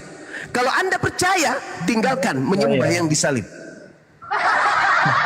Karena yang disalib itu minum anggur. Iya kan, itu kan yang dikasih mereka buat dia, bukan dia meminta. Katanya dia sudah berjanji tidak akan minum anggur lagi. Katanya dia sudah menolak. Namanya penyiksa itu kan ya. Saudara, kalau sudah bersumpah, orang itu yang dipegang bahasanya, apalagi sosok yang kalian sembah ini katanya Tuhan, kok berdusta? Dia mengatakan aku tidak akan minum anggur lagi selain nanti di surga. Yang salib, aku haus, aku membutuhkan anggur, kan tidak? Loh, dia menerimanya kok. Dia menerima. Iya, kalau itu diolok-olok oleh para serdadu Romawi. Dia menerima. Artinya dia melanggar perkataannya sendiri. Dia melanggar perkataannya sendiri. Kalau dia ini manusia benar, kalau dia manusia benar, apalagi Tuhan, jangankan Tuhan, manusia benar aja. Ketika dia sudah cicipi ini anggur, maka dia akan meludahkan anggur itu. Karena dia sudah mengatakan, aku tidak akan minum anggur lagi. Berdiri terus mendampingi. Tidak akan minum anggur lagi, kecuali nanti di surga. Tapi ternyata faktanya dia minum anggur. Oke, berarti yang digantung di pohon ini bukan Yesus, bukan yang berkata di dalam Matius 20 di Matius 26 nomor 29. Penyesat dulu sebentar. Simple itu. Abang. Sebentar, Juma. Silakan Anda membengkokkan sesuatu yang sudah lurus. Juma, sebentar. Biar Juma, tadi kau membawa ayat Yohanes, ya, lalu aku membawa ayat Markus. Kita ambil jalur tengah yang kedua. Coba buka Matius 27 ayat 34. Matius 27 ayat 34. Ya, kita buka lagi. Buka silakan Matius Anda baca. 27. Kita ambil satu ayat sebagai titik acuan. Ya, silakan Anda baca. Silakan Anda buka. Bacakanlah dulu, nanti kalau aku baca jadi jeda. Ya, Anda lah yang bawa. Setelah ini apa? Setelah setelah dia mengecapnya, lalu dia tidak meminumnya. Ya. Tidak sebentar. begitu, tidak. Apa yang mau komentar di situ? Silakan. Silakan. Anda selesaikan dulu. pada kitab Markus, penulis kitab Markus mengatakan dia menolaknya. Pada kitab Matius mengatakan dia mengecap, tetapi setelah dia tahu dia tidak meminumnya. Terus yang mana yang Walaupun betul? kitab Yohanes mengatakan kau hanya berpacuan untuk kemenanganmu, kau mengambil kitab Yohanes. Yohanes mengatakan, Saya berdasarkan dalilmu, penyesat. bro. Saya berdasarkan dalil. Mana yang betul? Saya kan bertanya, mana yang betul? Mana yang betul? dengar, Mana Juma. yang Kau betul? jangan hanya mengambil Mana yang kemenangan. betul? Kau, Mana yang Juma. betul? Mana? Yang betul yang betulnya, mana? Yang mana yang betul? ketiga-tiganya itu benar, tetapi pemahamanmu di kitab Yohanes yang salah. Maksudnya, ketiga-tiganya benar itu maksudnya gimana? Satu menerima, satu menolak. Yang mana yang betul? Sebentar Juma, di kitab Yohanes sebenarnya dengar, penyesat dengar. Mana yang betul? Mana yang betul? Mana yang betul? Mana yang betul? Matius, Markus, Lukas, Yohanes benar. Ketiga-tiganya benar. Bagaimana Anda bisa mengatakan itu benar? Yang satu mengatakan menerima, yang satu menerima, yang satu mengatakan menolak menurut Anda. Mana yang betul? Tidak ada yang mengatakan dia menerimanya. Dia setelah tadi datanya sudah ditunjukkan, masih mau membantah? Penyesat dengar. Di kitab penyesat Yohanes. apa? Penyesat apa? Penyesat apa? Dengar guru palsu, dengar. Di kitab Yohanes memang dikatakan di kitab Yohanes dia meminumnya, tapi sebenarnya penjelasan lebih konkretnya itu ada di Matius yang mengatakan Matius 27:34. Dia mengecapnya setelah dia mengetahui itu anggur yang berisi anggur racun, dia menolaknya, artinya dia tidak jadi meminumnya. Ada diterangkan di situ loh. Tetapi kau hanya memaksakan kehendakmu, pemahamanmu bahwa Yesus meminumnya sampai ke perutnya, lalu matilah dia karena racun. Kau adalah guru palsu, pendusta. Oke, baik. Sekarang dia menerimanya kan? Dia mengecapnya, tetapi dia tidak meminumnya. Iya, aku tanya dulu. Dia menerimanya kan? Dia haus, lalu diberikan anggur asam. Terus? Benar. Terus? Benar, Yesus itu haus di kayu salib itu. Lalu para serdadu itu memberikan anggur asam.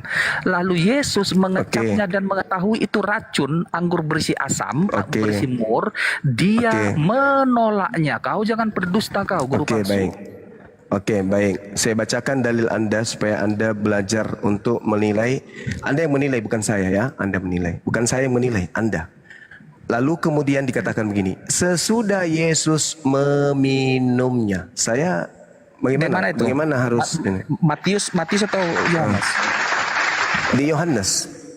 Ambil Matius 27 tadi. Bacakan dulu Matius 27:34. Yohanesnya mengatakan biar aja meminum. dulu Bang, Mana yang baca betul? dia yang tadi tuh. Nggak ada di situ. Dia setelah minum keracunan, tidak ada. Baca. Coba baca dulu Bang Juma. Yohanes 19:30. Kita tangkap guru palsu ini. Coba. Silakan. Mana Silakan. di situ dalilnya? Coba. Silakan Anda tunjukkan. Dia Ayo. memelintir Yohanes itu Tidak ada bahwa Yesus mati saya pelintir. Tidak ada saya pelintir. palsu. Dulu Bang. Bang Juma, coba Sesudah bacakan dulu Yesus dalilnya yang meminum tadi itu. Coba anggur bacakan asam dulu Bang. itu, berkatalah ia sudah selesai, lalu ia menundukkan kepalanya dan dia pun mati. Hancur. Enggak. Jangan abang tambah-tambah bahasanya. Hancur pesenatela. Hancur pesenatela. Jadi Ternyata itulah Yesus kualitas apologet ini tidak merujuk pada banyak data. Dia mempertahankan ada di Yohanes yang pada dasarnya tidak ada di sini. Yesus mati karena anggur. memang benar. Itu sampai ke mulutnya, dia mengecapnya tetapi tidak meminumnya. Di situ dikatakan di Yohanes 19 nomor 30. Setelah dia meminum, dia pun mati. Tidak ada mati Bang. Ya, menyerahkan nyawa. Menyerahkan nyawa itu apa? Menyerahkan nyawa itu topik lagi, Udah. Ibu Dinda Alfi. Kita ganti topik yang lain tolong. Oke. Minta tolong kita bisa memaksakan si Juma untuk apa? Untuk dia tetap bertahan pada argumennya. Tidak ada. Silakan kita lihat, kita bahasanya buktikan. menyerahkan nyawa Bang. Udah cukup lah topiknya. Menyerahkan nyawa. Boleh dicek bentar Bang? Sehingga dia menyerahkan nyawa. Tidak ada di situ perkataan mati. Iya. Ya. Jangan dipelintir bahasa-bahasa Alkitab kami itu Bang. Tidak boleh. Itu tidak boleh. Apa isinya, apa adanya, itulah dibacakan. Ya, silakan dibuka dulu Yohanes 19:30 Dinda Alfi. Sudah saya buka ini bang, saya bacakan. Sesudah Yesus meminum anggur asam itu, berkatalah ia, sudah selesai, lalu ia menundukkan kepalanya dan menyerahkan nyawanya. Tidak ada di sini bahasa mati ya bang ya. Menyerahkan nyawa itu apa? Menyerah artinya begini bang, cuma kasih saya kesempatan menerangkan sama Ya, umat silakan. muslim ini. Yesus itu sebelum dia lahir ke dunia ini, dia sudah dibuatkan harus mati di kayu salib oleh karena dosa-dosa umat manusia, bukan Kristen aja. Semua umat, mau Islam mau apapun itu, termasuk Bang Juma juga. Udah? Lalu dia di akhir dia detik-detik dia mau tahu diserahkan oleh pengikutnya adalah perjamuan kudus.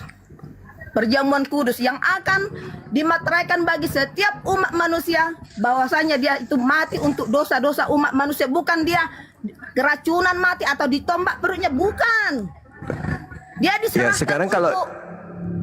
Ya, sekarang kalau dia menyerahkan, kalau dia menyerahkan rohnya, bukan keracunan dia matinya. menyerahkan nyawanya itu apa namanya? Menyerahkan nyawanya itu apa namanya? kewajiban dia untuk menebus dosa kita Bang Juma. Iya, bukan kewajiban tuyul. Saya tanya, menyerahkan nyawa itu mati atau apa? Matinya itu, menyerahkan nyawa itu untuk disalibkan, bukan untuk diracun Bang Juma. Ini Saya tidak mau tahu itu untuk apa. Saya nggak mau tahu itu. Saya tidak mau tahu itu apa. Dengarin dulu saya, menyerahkan nyawanya tadi itu untuk disalibkan, bukan untuk diracuni Bang Juma. Itu yang saya bantah dari Anda. Menyerahkan nyawa itu mati atau tidak? Mati, menyerahkan nyawa disalibkan, bukan keracunan Bang Juma. Bang Juma itu pakai akal dong. Terjemahan TSI 2014 mengatakan dia pun mati. Ya, dia mati disalibkan karena dosa umat setiap manusia, bukan karena, nggak ada di sini tertulis untuk Kristen aja, bukan, umat, bagi umat yang berdosa. Kalau Bang Juma merasa benar tidak ada dosa, berarti Abang Juma nggak termasuk ditebus oleh Tuhan kami, begitu loh. Di mana dalilnya di kitabnya Yahudi yang kalian rampok, dosa ditebus dengan darah manusia? Di mana tertulis? Tidak ada darah manusia. Darah Yesus. Darahnya Yesus darah kambing. Darahnya Yesus darah kambing, bukan darah manusia. Yesus itu Tuhan kami, bukan kambing. Apalagi darah Tuhan. Coba. Di mana di kitabnya Yahudi nebus dosa pakai darah manusia, di mana? Nah, itu Bunda Rama sudah tunjukkan tuh, dia pun mati. Nah ya. Oke, nah sekarang PR mau tunjukkan di mana kitabnya Yahudi. Kalian kan mengatakan penerus Yahudi. Nah, di mana di kitabnya Yahudi dosa ditebus menggunakan darah manusia? Silakan. Di mana? Kalian itu pagan, penyembah homolog kalian itu. Apalagi darah Tuhan. Ayo, tunjukkan. Darah manusia aja kagak, apalagi darah Tuhan. Ayo, silakan saudara kasih. Tunjukkan kepada saya di mana di kitabnya Yahudi menebus dosa pakai darah manusia, apalagi darah Tuhan. Ayo. Kalau di kitab kami itu Bang Juma tidak ada penebusan dosa darah manusia. Ya, makasih. Terima kasih, Paman. Terima kasih. Tadi Anda mengatakan bahwa Yesus menyerahkan nyawanya untuk sebagai penebus dosa Kristen. Sekarang tolong kau tunjukkan, saudari, tunjukkan kepada saya di sini, di mana Tuhan Bani Israel menebus dosa pakai darah manusia itu di mana? Meow. Bentar ya. Di mana? Bentar. Iya, silakan. Iya.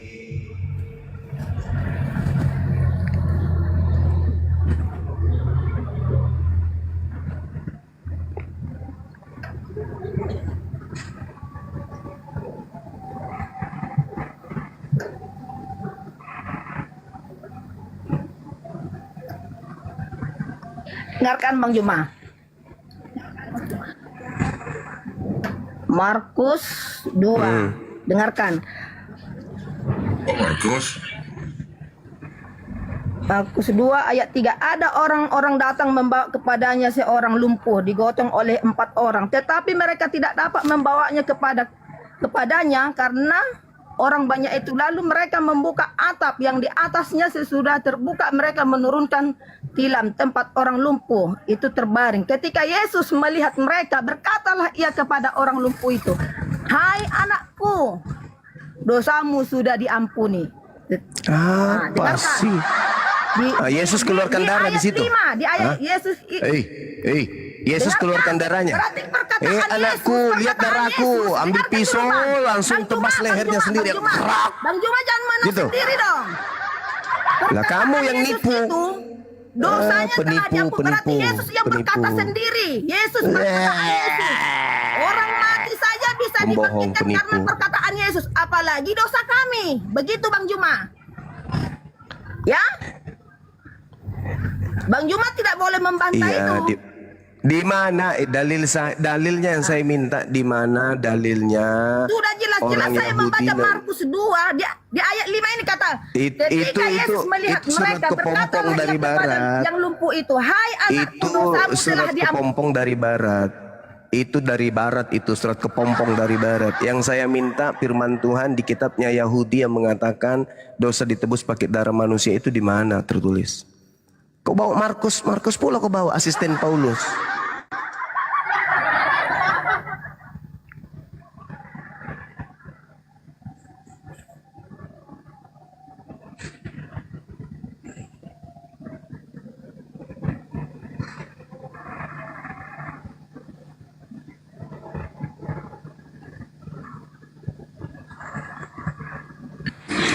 Macet. Ayo dibantu keluarga. Jadi kalau kita membahas agama ini Bang Juma, Apa itu? kita tidak bisa seperti sekolah TK, SD. Alah, seperti banyak itu. Kita cerita, detailnya banyak aja. cerita. Apa yang kita dengarkan, apa yang Saya kita lihat, tanya, apa yang di mana difirmankan, itulah yang dalilnya? kita akui. Di mana dalilnya Tuhan Elohim menebus dosa pakai darah manusia? Saya minta dalil. Penipu. Ada enggak tradisi Yahudi nebus dosa pakai darah manusia? Ada enggak? Enggak ada, Paman. Dasar agama pagan. Ada mana? Coba tunjukkan ke saya. Nebus dosa pakai darah manusia itu di mana? Ada? Ada pandaian.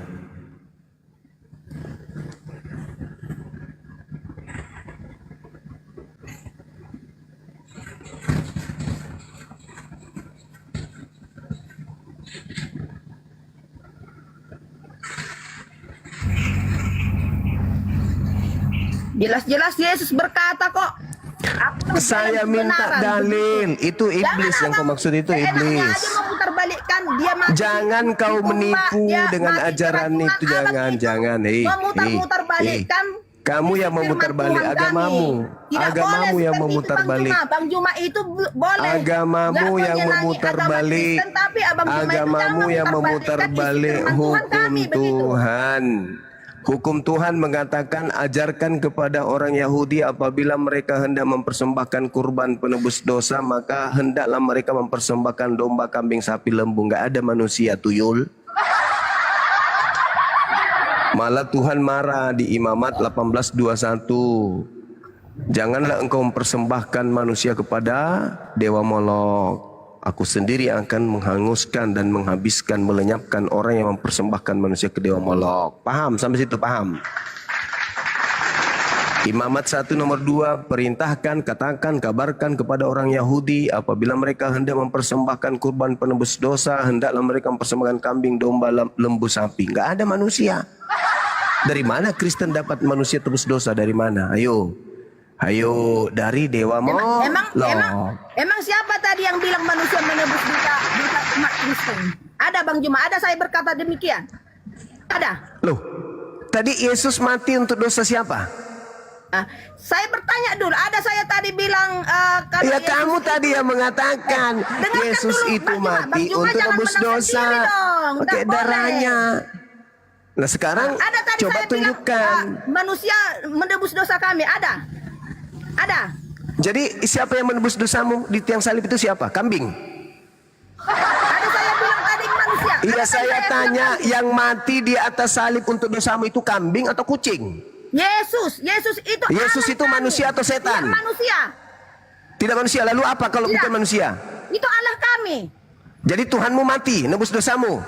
Iya, benar. Karena itu Oke. udah dibuatkan oleh Allah. Oke, baik, baik. Pada saat Tuhan mati, alam semesta ini siapa yang menjaga sebagai Tuhan?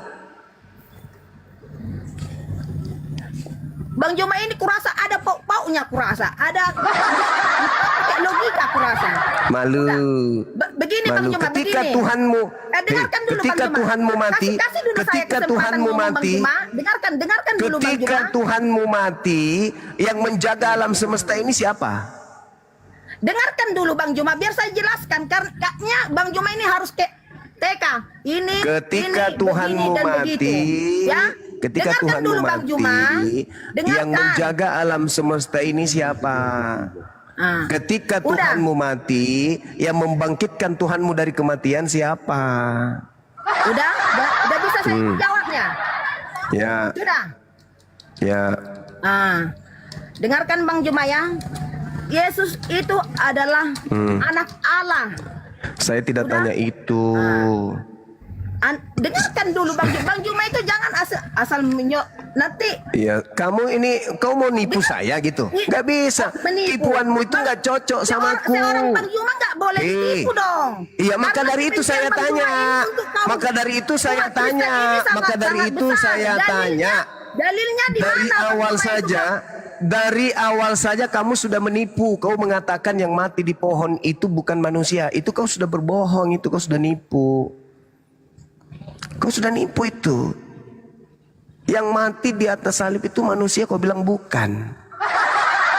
Masih mau dikasih kesempatan untuk ngomong, pendusta kayak kau.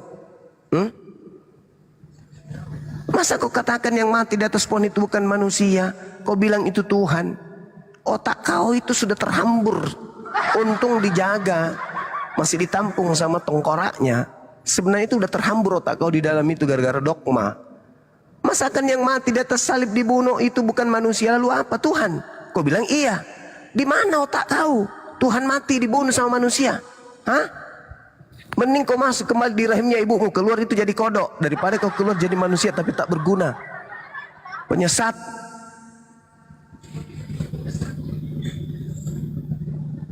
Penyesat kau itu. Kau sudah sesatkan dirimu, kau pingin pula orang lain juga ikut-ikutan sesat kayak kau. Masa kau bilang yang mati di atas salib itu bukan manusia? Lalu Yesus kau pikir apa Yesus itu? Kucing. Kau bilang Tuhan, ya itulah kau gilamu. Masa Tuhan mati? Atau kau pikir biarlah Bang mati Juma satu aja Tuhanku? yang gila. Karena apa? Karena Bang Juma tidak merasakan kasih Yesus itu bagaimana. Kasih itu Yesus bagaimana? Mana kasih Yesus? Tidak ada kasih Yesus yang kita bahas di sini. Yang kita bahas di sini, ketika Tuhan mati, yang menghidupkan Yesus siapa? Kalau Tuhan mati, Ya, itulah kuasanya Allah. Namanya anak bagaimana Bapa di mau sorga. kuasa Dia lagi? anak-anak Roh Kudus. Makanya dia tidak memiliki kematian saudari, yang saudari, sebentar. bagaimana Dia mau kuasa? memiliki Kematian 3 hari dan bangkit di hari ketiga. Bang Juma. Bagaimana? Siapa yang bangkitkan? Bukan Siapa yang bangkitkan? Muhammad mati selama-lamanya dikubur. Siapa yang bangkitkan? Tuhan itu mati di hari ketiga bangkit. Bang Siapa Juma. yang Itu bangkitkan? menyatakan Siapa yang bangkitkan Tuhanmu ketika Tuhanmu mati? Ikan teri pakai dia helm. mati selamanya 3 Siapa hari yang dia membangkitkan mati, dan Tuhanmu? bangkit di hari ketiga Bang Juma. Bang Juma Siapa itu yang bohong. membangkitkan Tidak tahu Tuhanmu? bahasa penafsiran di Siapa Alkitab itu yang bohong. membangkitkan Tuhanmu ketika dia mati? Yang membangkitkannya siapa? Itu pertanyaan saya. Jangan kau bicara sendiri. Sudahlah kau gila, kau bicara sendiri pula. Bang Juma Pertanyaan aja, saya, tidak. siapa Karena yang apa Bang Juma siapa yang membangkitkan? Saya ulang pertanyaan saya. Siapa yang membangkitkan Tuhanmu? Siapa yang membangkitkan Tuhanmu ketika Bapa di dia sorga. mati? Bapa di sorga. Oh, berarti Tuhanmu ada 2. Nah, Bapa di sorga itu adalah mengutus Yesus. Yesus itu adalah pewaris sorga. Dialah yang akan menghakimi. Bang Juma juga akan datang kedua kalinya. Tuhanmu ada berapa? Tuhanmu ada berapa? Tuhanmu ada berapa? Tadi 1 mati. Ada lagi disebut Bapa. Berarti ada 2. Hah? Pernah mati, dia hidup untuk kekekalan selama-lamanya. Berarti Tuhan saya itu hidup. dia tidak menebus dosa. Berarti dia tidak menebus dosa karena dia tidak mati. Kenapa Bang bilang seperti Mati. itu?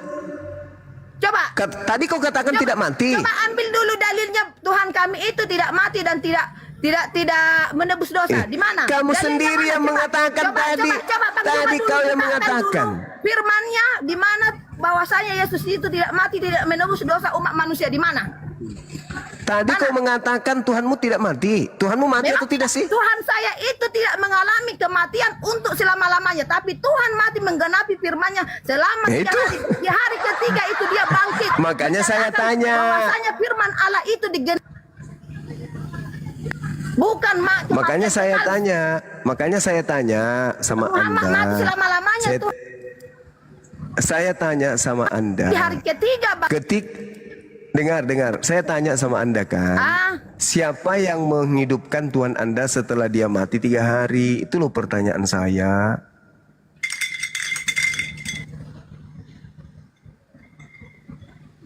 Bunda Mila, Assalamualaikum, Nois. Lanjut keluarga kalau kau punya ilmu. Halo, mungkin kakak Ibu Purba itu mungkin rasa cintanya sama Tuhan Yesus itu kesal dia kalian olok-olok, tapi sama aku aja tanya Juma. Ya mengolok-olok kan kalian, kok jadi kami yang mengolok-olok. Tuyul. Kau ya, mengolok-olok. menghina Yesus itu kalian. Saya berusaha supaya tapi nggak apa-apa. Saya mengolok-oloknya apa? Tapi aku tak. Coba tunjukkan kalau saya mengolok-olok Yesus. Tunjukkan. Iya. Kau mengolok-oloknya sebenarnya di Yohanes itu sekalipun kata-katanya dengar dulu Juma, kau janganlah. Sekalipun kata-katanya dikatakan dia meminumnya, sebenarnya dia mengecapnya levelnya itu sebatas mengecap. Turun. Kau nuduh saya mengolok-olok Yesusmu. Kau yang mengolok-olok. Kau yang mati-matian memperjuangkan setan supaya Yesus itu mati. Waalaikumsalam. Itu ada gantungan saya justru sapi berusaha. Ya? Iya. Saya justru berusaha supaya Yesus itu tidak mati. Kamu yang berusaha Yesus mati. Tuyul. Kau pula yang tuduh saya mengolok-olok.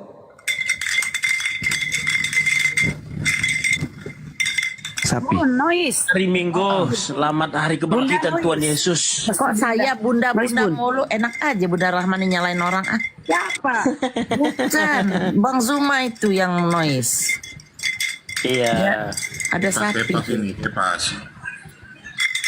Selamat hari Minggu, selamat hari kebangkitan Tuhan Yesus. Bukan Gurunda, coba kau. Dari mana Kepas? Bangkit dari mana? Coba Bunda Mila di mute dulu. Bangkit dari kematian, Pak. Bunda Mila di mute dulu coba. Di Bunda Mila itu noise-nya. Bunda noise. Oke, lanjut. Saya ada mute nih. Ah, udah. Ini hilang noise-nya kan? Assalamualaikum warahmatullahi wabarakatuh. Lanjut. Waalaikumsalam. Bangkit dari kematian. Bang Zuma nggak noise kok Bang Zuma. Dibuka aja lagi Bang. Kepas. Kau belum sadar Kepas. Masya Allah Bang Stylo. Keren. Jadi gini. Sadar apa? Tunggu dulu. Bingung saya sadar apa nih sekarang Bunda? Sadar dari menuhankan anak Maria, Bang. Tunggu apanya kau Dia Kepas? itu Tuhan, Elohim Yahweh. Saya sadar karena Filipi 25 sampai 11, 13 gitu loh. Ya Bang dah. Dinda Alfi sebelum saya asar deh izin. Tolong dibuka dong yang Markus 15:29 kitab Alkitab Sabda yang paralel. Karena saya menyerang itu terkait dengan lay aja sih. 15. Iya, sebenarnya terjemahan nggak apa-apa ya kita bahas di sini berarti ya. Yang jangan dibuka yang kamu kirim ke saya. Saya kan minta yang di lay punya. Oh iya, baik. Alkitab Sabda kan itu rujukannya, Dek. Bukan yang kita punya yang jadi rujukan mereka. Coba Alkitab Sabda Markus Tetangga tadi nempel di 15:23. sini. Sapi tetangga tadi mau ikutan. Kalau kita bicara Iya.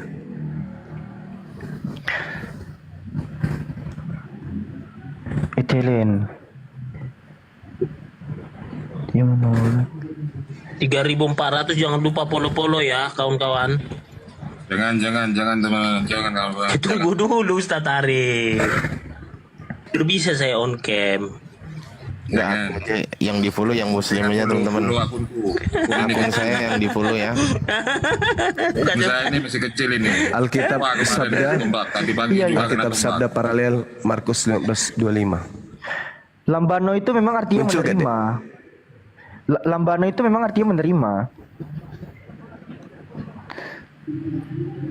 Nah, kalau kita masuk ke paralel, Lambano itu memang artinya menerima. Itu menerima, kan? Membawa. Ini Lambano yang diperlihatkan di Alkitab Sabda. Iya. Elaben dari kata lambano. Sementara kalau menolak itu menolak muncul di ITL. Dan berbahagia. ITL Coba ya? ambil sampel ya. Dan berbahagialah orang yang tidak menjadi kecewa dan menolak aku. Menolak aku di sini Lukas 7:23. Bukan, lambano itu bukan menolak. Lambano itu menerima, Bang Da. Cocok. Sementara kalau menolak tadi Kalau itu kita lihat, ya gimana Bang Da? Silakan. kalau di terjemahan lama itu memang dikatakan di sana 116-nya itu, tetapi 3756 itu ada kata apa itu? Tidak. Ya, tapi ada perselisihan antara terjemahan lama dan terjemahan baru. Nah, sekarang pertanyaannya, yang digunakan saudara Kristen ini kan terjemahan baru.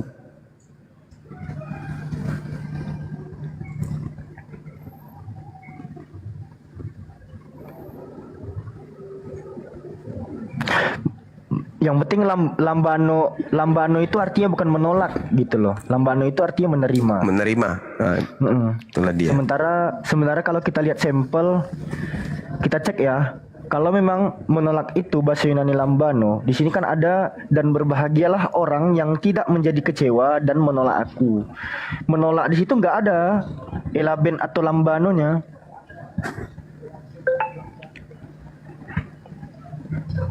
Tidak ada tuh. Jadi LAI kalau menerjemahkan lambano menjadi menolak, kesalahan fatal memang. Itu dia. Linda Ardian, Assalamualaikum warahmatullahi wabarakatuh. Oke, dilanjut dulu bernarasi. Saya izin ibadah dulu asar ya. Bang Zuma mau asar ya? Iya, siap, lanjut. Silakan Bang Da. Ya, pakai pas. Udah bosan di Kristen, Pak? Wah, saya nggak bisa bosan lah. Saya kan dari matre masuk surga. Mana ada? Udah di matre masuk surga. Itu matrenya itu pengen tahu, Pak. Warna apa itu matrenya itu, Pak? Darah Yesus lah, darah Yesus. Kan dengan darah Yesus kita diampuni kematiannya. Sekarang dia udah bangkit, ya kan? Bangkit pula dari antara orang mati naik ke surga. Kan udah naik Yesus ke surga. Darah Yesus. Kalau udah di materi itu silakan Bang Ardi, silakan. Enggak, lanjutin ya. Iya, kalau udah di materi gitu kira-kira bakal mulus nggak masuk surganya gitu? Langsung masuk surga gitu ya? Kalau saya udah mulus kalau saya sendiri pribadi ya.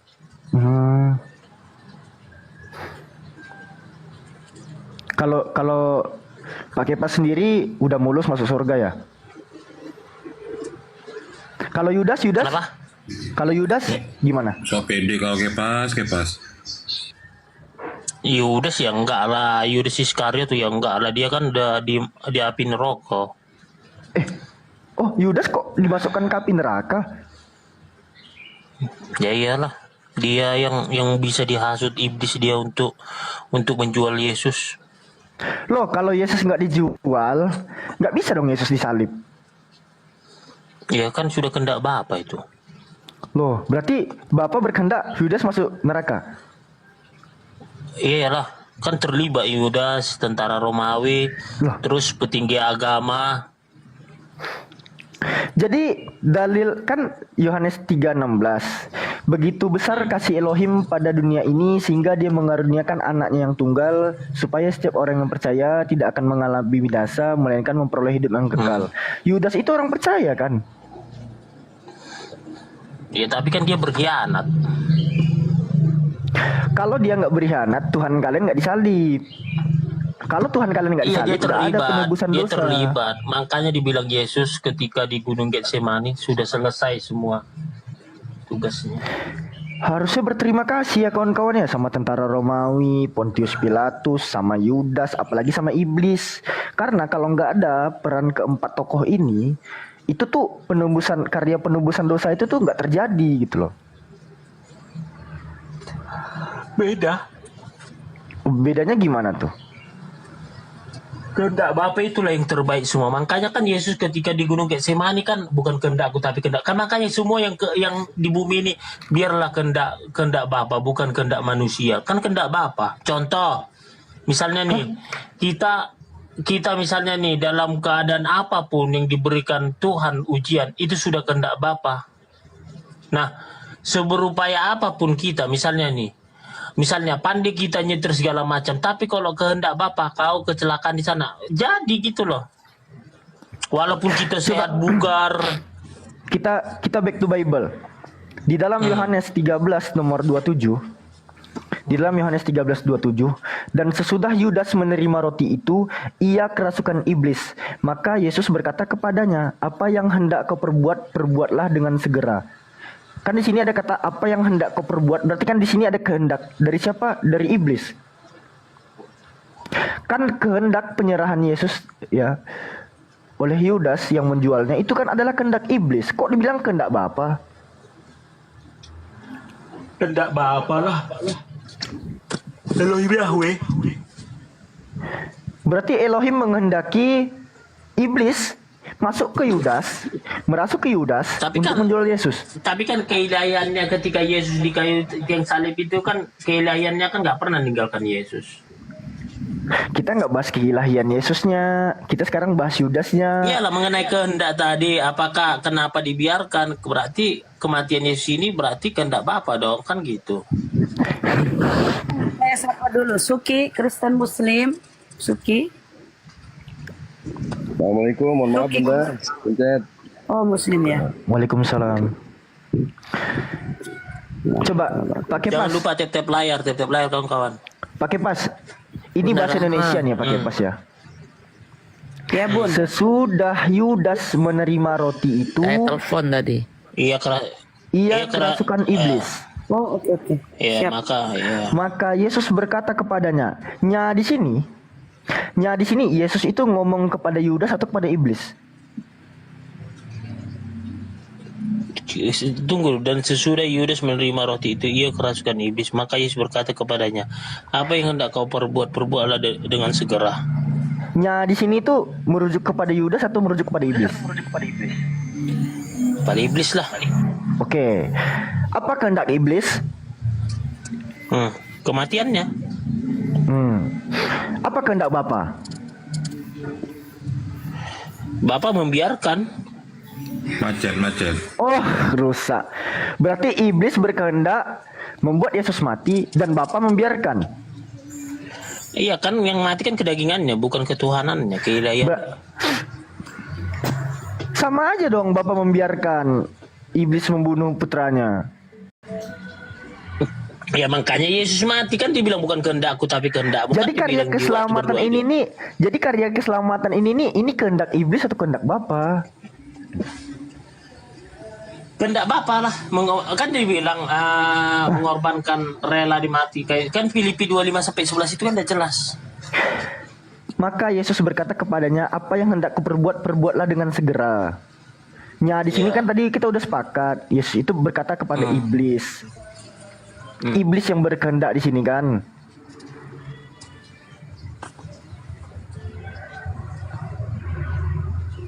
Iblis yang berkehendak. Jadi gini ya, oke ya. Supaya Yudas Konsep penyalipan itu, oke. Iblis berkehendak supaya Yudas melakukan pengkhianatan, menjual Yesus supaya Yesus disalibkan, lalu Bapa membiarkan gitu kan. Jadi gini kan, dibilang iblis begini, bagaimana kamu bisa mengampuni dosa manusia dengan satu orang katanya. Jadi datanglah iblis ini. Sebenarnya iblis ini nggak mau Yesus ini disalibkan. Ya. Tadi katanya mau. Jadi nggak mau iblis ini pengampunan itu jadi dosa-dosa manusia itu nggak mau ditebus oleh Tuhan Yesus. Betul. Gitu loh. Jadi tapi iblis pengen Yesus mati. Apa? Tapi iblis pengen Yesus mati. Iblis pengen Yesus mati. Iblis tidak mau itu manusia ditebus dosanya oleh Yesus. Iya, saya tahu. Tapi kematian Yesus ini adalah keinginan iblis bukan? Kehendak Bapa kan dibilang bukan kehendakku tapi kehendakmu. Makanya apabila bisa berlalu kawan ini biarlah berlalu. Coba kita back to Bible. Bagaimana di dalam Matius 4 iblis melakukan percobaan kepada Yesus di atas bukit. Itu percobaan pembunuhan atau bukan? Di bukit apa ini? Apa? Di Matius 4. Banyak bukit ini. Di Matius 4. Di Matius 4 judul perikop percobaan di padang gurun. Percobaan di padang gurun. Ini kan nanti dia dibawa ke bukit nih. Iya yang puasa itu ya, puasa ya. 3 kali dicobain. Yang dia puasa kan kalau kita baca dari nomor 2, dan setelah berpuasa 40 hari 40 malam laparlah Yesus kan gitu. Nah, lapar. Nanti kan ujung-ujungnya iblis itu membopong Yesus ke atas gunung yang sangat tinggi dan memperlihatkan kepadanya semua kerajaan dan kemegahan.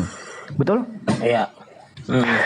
Nah, terus kalau kita perhatikan di sini kan iblis ada menguji di sini. Jatuhkanlah dirimu ke bawah sebab ada tertulis mengenai engkau, ia akan memerintahkan malaikat-malaikatnya dan mereka akan meletakkan engkau di atas tangannya supaya kakimu jangan terlantuk kepada batu. Ini percobaan pembunuhan bukan? Kok percobaan pembunuhan? Loh, Yesus suruh loncat dari atas bukit. Itu bukan masalah percobaan pembunuhan loh Pak Alpi. Gimana sih? Itu menguji Yesus. Itu bukan mengenai tentang percobaan pembunuhan. Itu menguji keteguhan iman Yesus. Loh, masa iman Tuhan diuji? Tuhan beriman. Iya kan itu kan manusianya, kan keilahiannya kan di sorga, tapi kan keilahiannya itu kan nggak pernah meninggalkan Yesus. Oh, ini bukan konsep beriman, masalah percobaan. Makanya kan dia kan itu kan diuji, artinya kan diuji gitu waktu dia 3 kali waktu puasa itu kan artinya apa? Prinsip iman keteguhan gitu loh. Data kepas. Gini, pakai pas. Di sini tuh iblis menguji dalil yang ada di Mazmur 91. Nih, iblis mengatakan sebab ada tertulis mengenai engkau, ia akan memerintahkan malaikat-malaikatnya untuk menjaga engkau dari segala jalanmu. Mereka akan menatang engkau di atas tangannya supaya kakimu jangan terlantuk kepada batu. Ini nubuatan kepada Yesus bukan? Iya. Mazmur 91 ini nubuatan kepada Yesus bukan? Iya. Betul? Iya. Oke. Mazmur 91 ini kan ada 16 dalil. Mazmur 91 ini kan ada 16 dalil. Coba kita lihat di ayat nomor ke-8 ya. engkau hanya menontonnya dengan matamu sendiri dan melihat pembalasan terhadap orang fasik.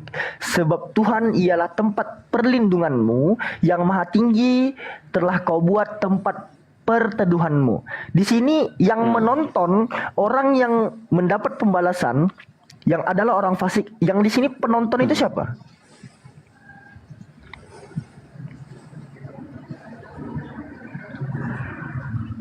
Multi tafsir itu. Oh, multi tafsir. Terus Mazmur 91 ini nubuatan Yesus.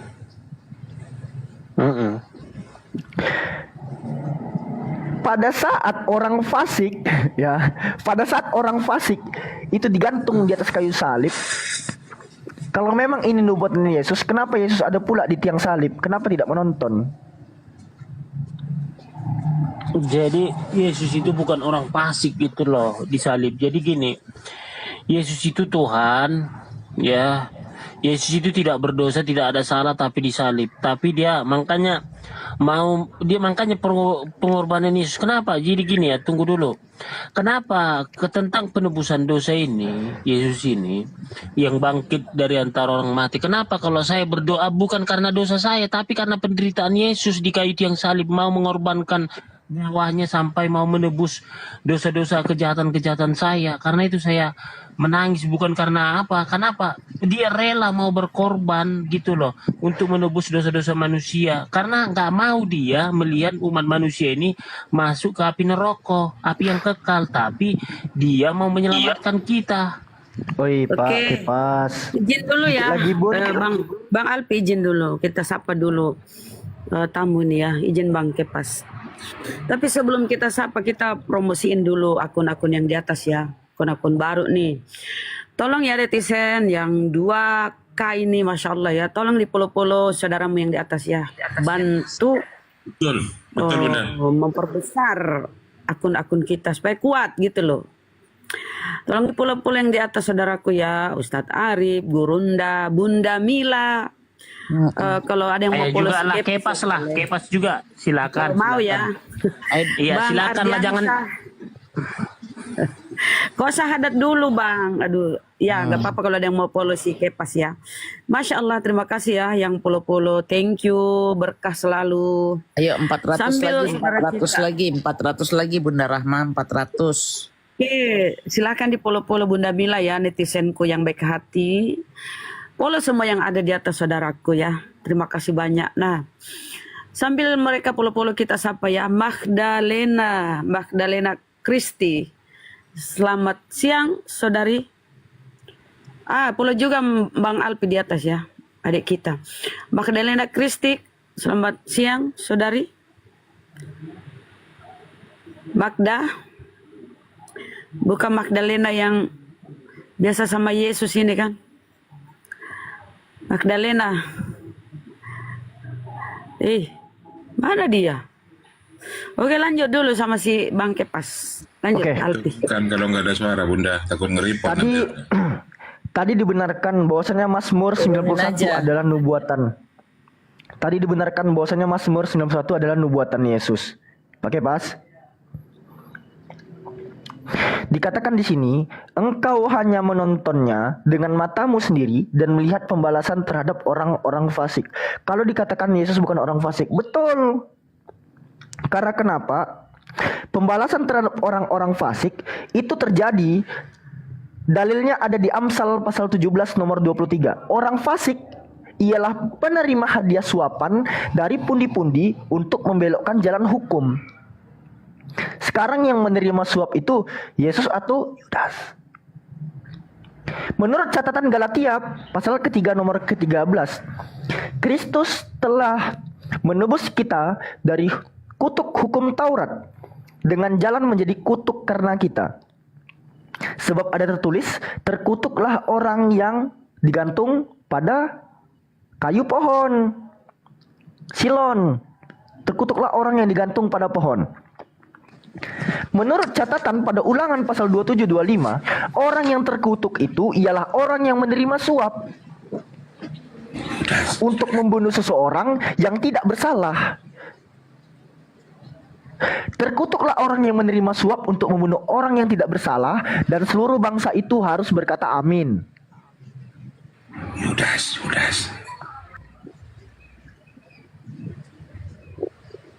Sekarang yang disalib di atas pohon itu adalah seseorang yang terkutuk menurut Galatia pasal 3 nomor 13. Beda, udah beda Tuhan, kita beda. Kalau kalian kan Yesus gak Alamak. kalau kalian beda. Kita panjangkan bercerita ini, memang ujung-ujungnya gak ketemu Tuhan kita. Nggak, jadi gini, kita cari muaranya nggak ketemu loh. Muaranya beda, jalurnya aja ada beda gitu. Udahlah Kepas, jualan ulat sagu aja lah aku Kepas lagi Kepas. Aduh, udah betul kau, jangan masuk Islam, masuk angin aja udah. Karena gini, saya dari Matre loh. Ngapain saya masuk? Udah di Matre. Kepas, sudah habis berapa slot Kepas? Apa ya? Ya tuaknya lah. Ya, kalau kita mau masuk dalam kerajaan Tuhan nggak boleh orang kotor, nggak boleh otaknya kotor, pikirannya kotor, dagingnya kotor, nggak boleh, harus bersih. Ketemu dengan Tuhan nggak boleh main-main, nah, harus benar-benar seperti Yesus gitu loh, nggak hanya ucapan. Kayak orang mabuk aja kau. Tolong disapa dulu itu nubuat.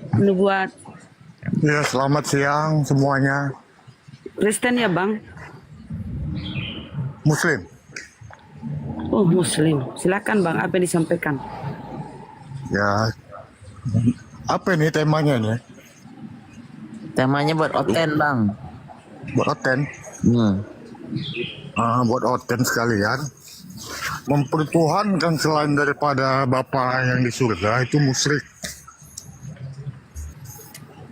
Itu udah kamu selama lah, udah lama itu kita dengar.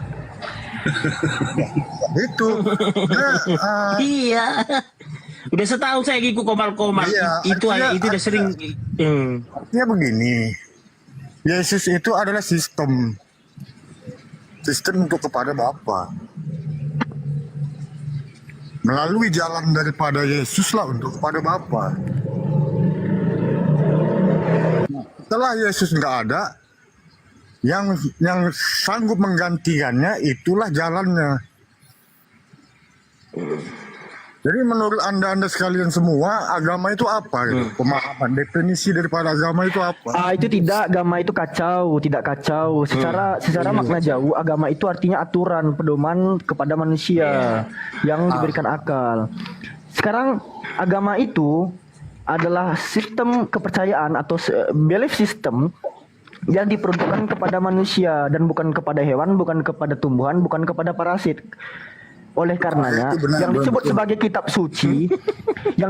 kitab suci, hanya diberikan kepada manusia, tidak kepada hewan, tidak kepada tumbuh-tumbuhan, apalagi parasit. Sekian. Ya, saya setuju. Agama itu adalah sistem untuk kepada Bapa ataupun Allah ataupun sebutan bagi agama-agama yang lain. Karena kita nggak bisa ini kafir ini Alfi, bukannya orang Islam ini. Abang tadi Islam Bang ya? Abang tadi Islam Bang ya? Iya. Rukun agama ada berapa Bang? Apa itu? Ada Bang, Bapak. Rukun agama ada berapa Bang? Kan sistem kan itu. Rukun agama ada berapa Bang? Bang Nubuat, diam dulu pakai pas. Bang Nubuat, rukun agama ada berapa Bang? Rukun agama. Mana dia tahu agama ada dia berapa? ngomong Allah kok tadi. Rukun agama ada berapa Bang Nubuat? Kalau Abang memang Islam. Enggak, rukun agama ada berapa? Enggak Bang. Abang Islam. Abang Islam kan? Ya dengar dulu sayang. Enggak, Abang kan tadi Abang bilang Abang Islam, Abang Muslim. Iya, apa bedanya? Itu kan beda sistem aja. Enggak, sekarang rukun agama ada berapa Bang? Orang Islam itu bilang Allah, itu kan sama saja. Iya Bang, simple Bang. Rukun agama ada berapa Bang?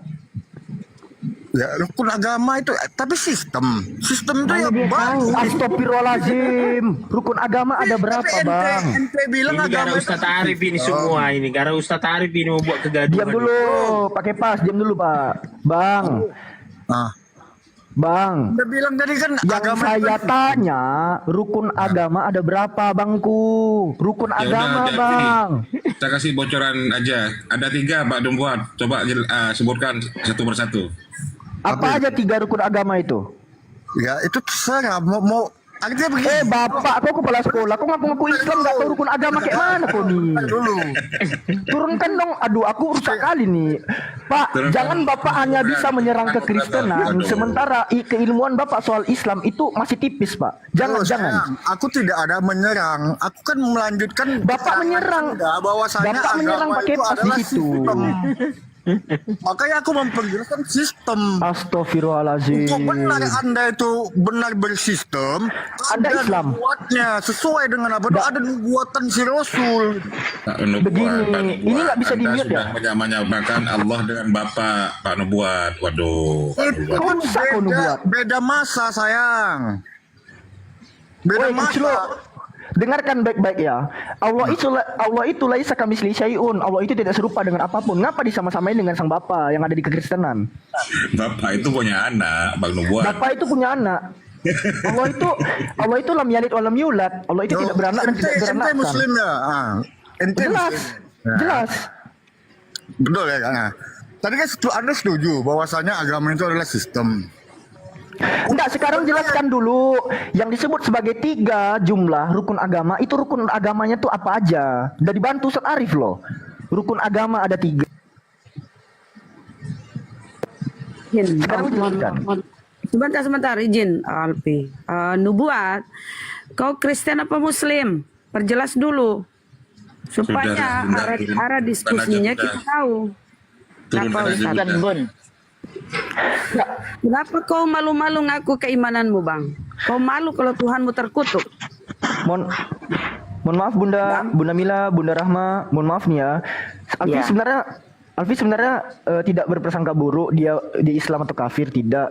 Namun begini, jangan sampai dia yang adalah seorang muslim, dia langsung menyerang kekristenan, tapi defensif dia soal keislaman dia nggak punya. Jangan sampai. Nanti di mirroring balik muntah. Dia bukan muslim, kayak pas kenal tuh sama dia. Bukan muslim dia.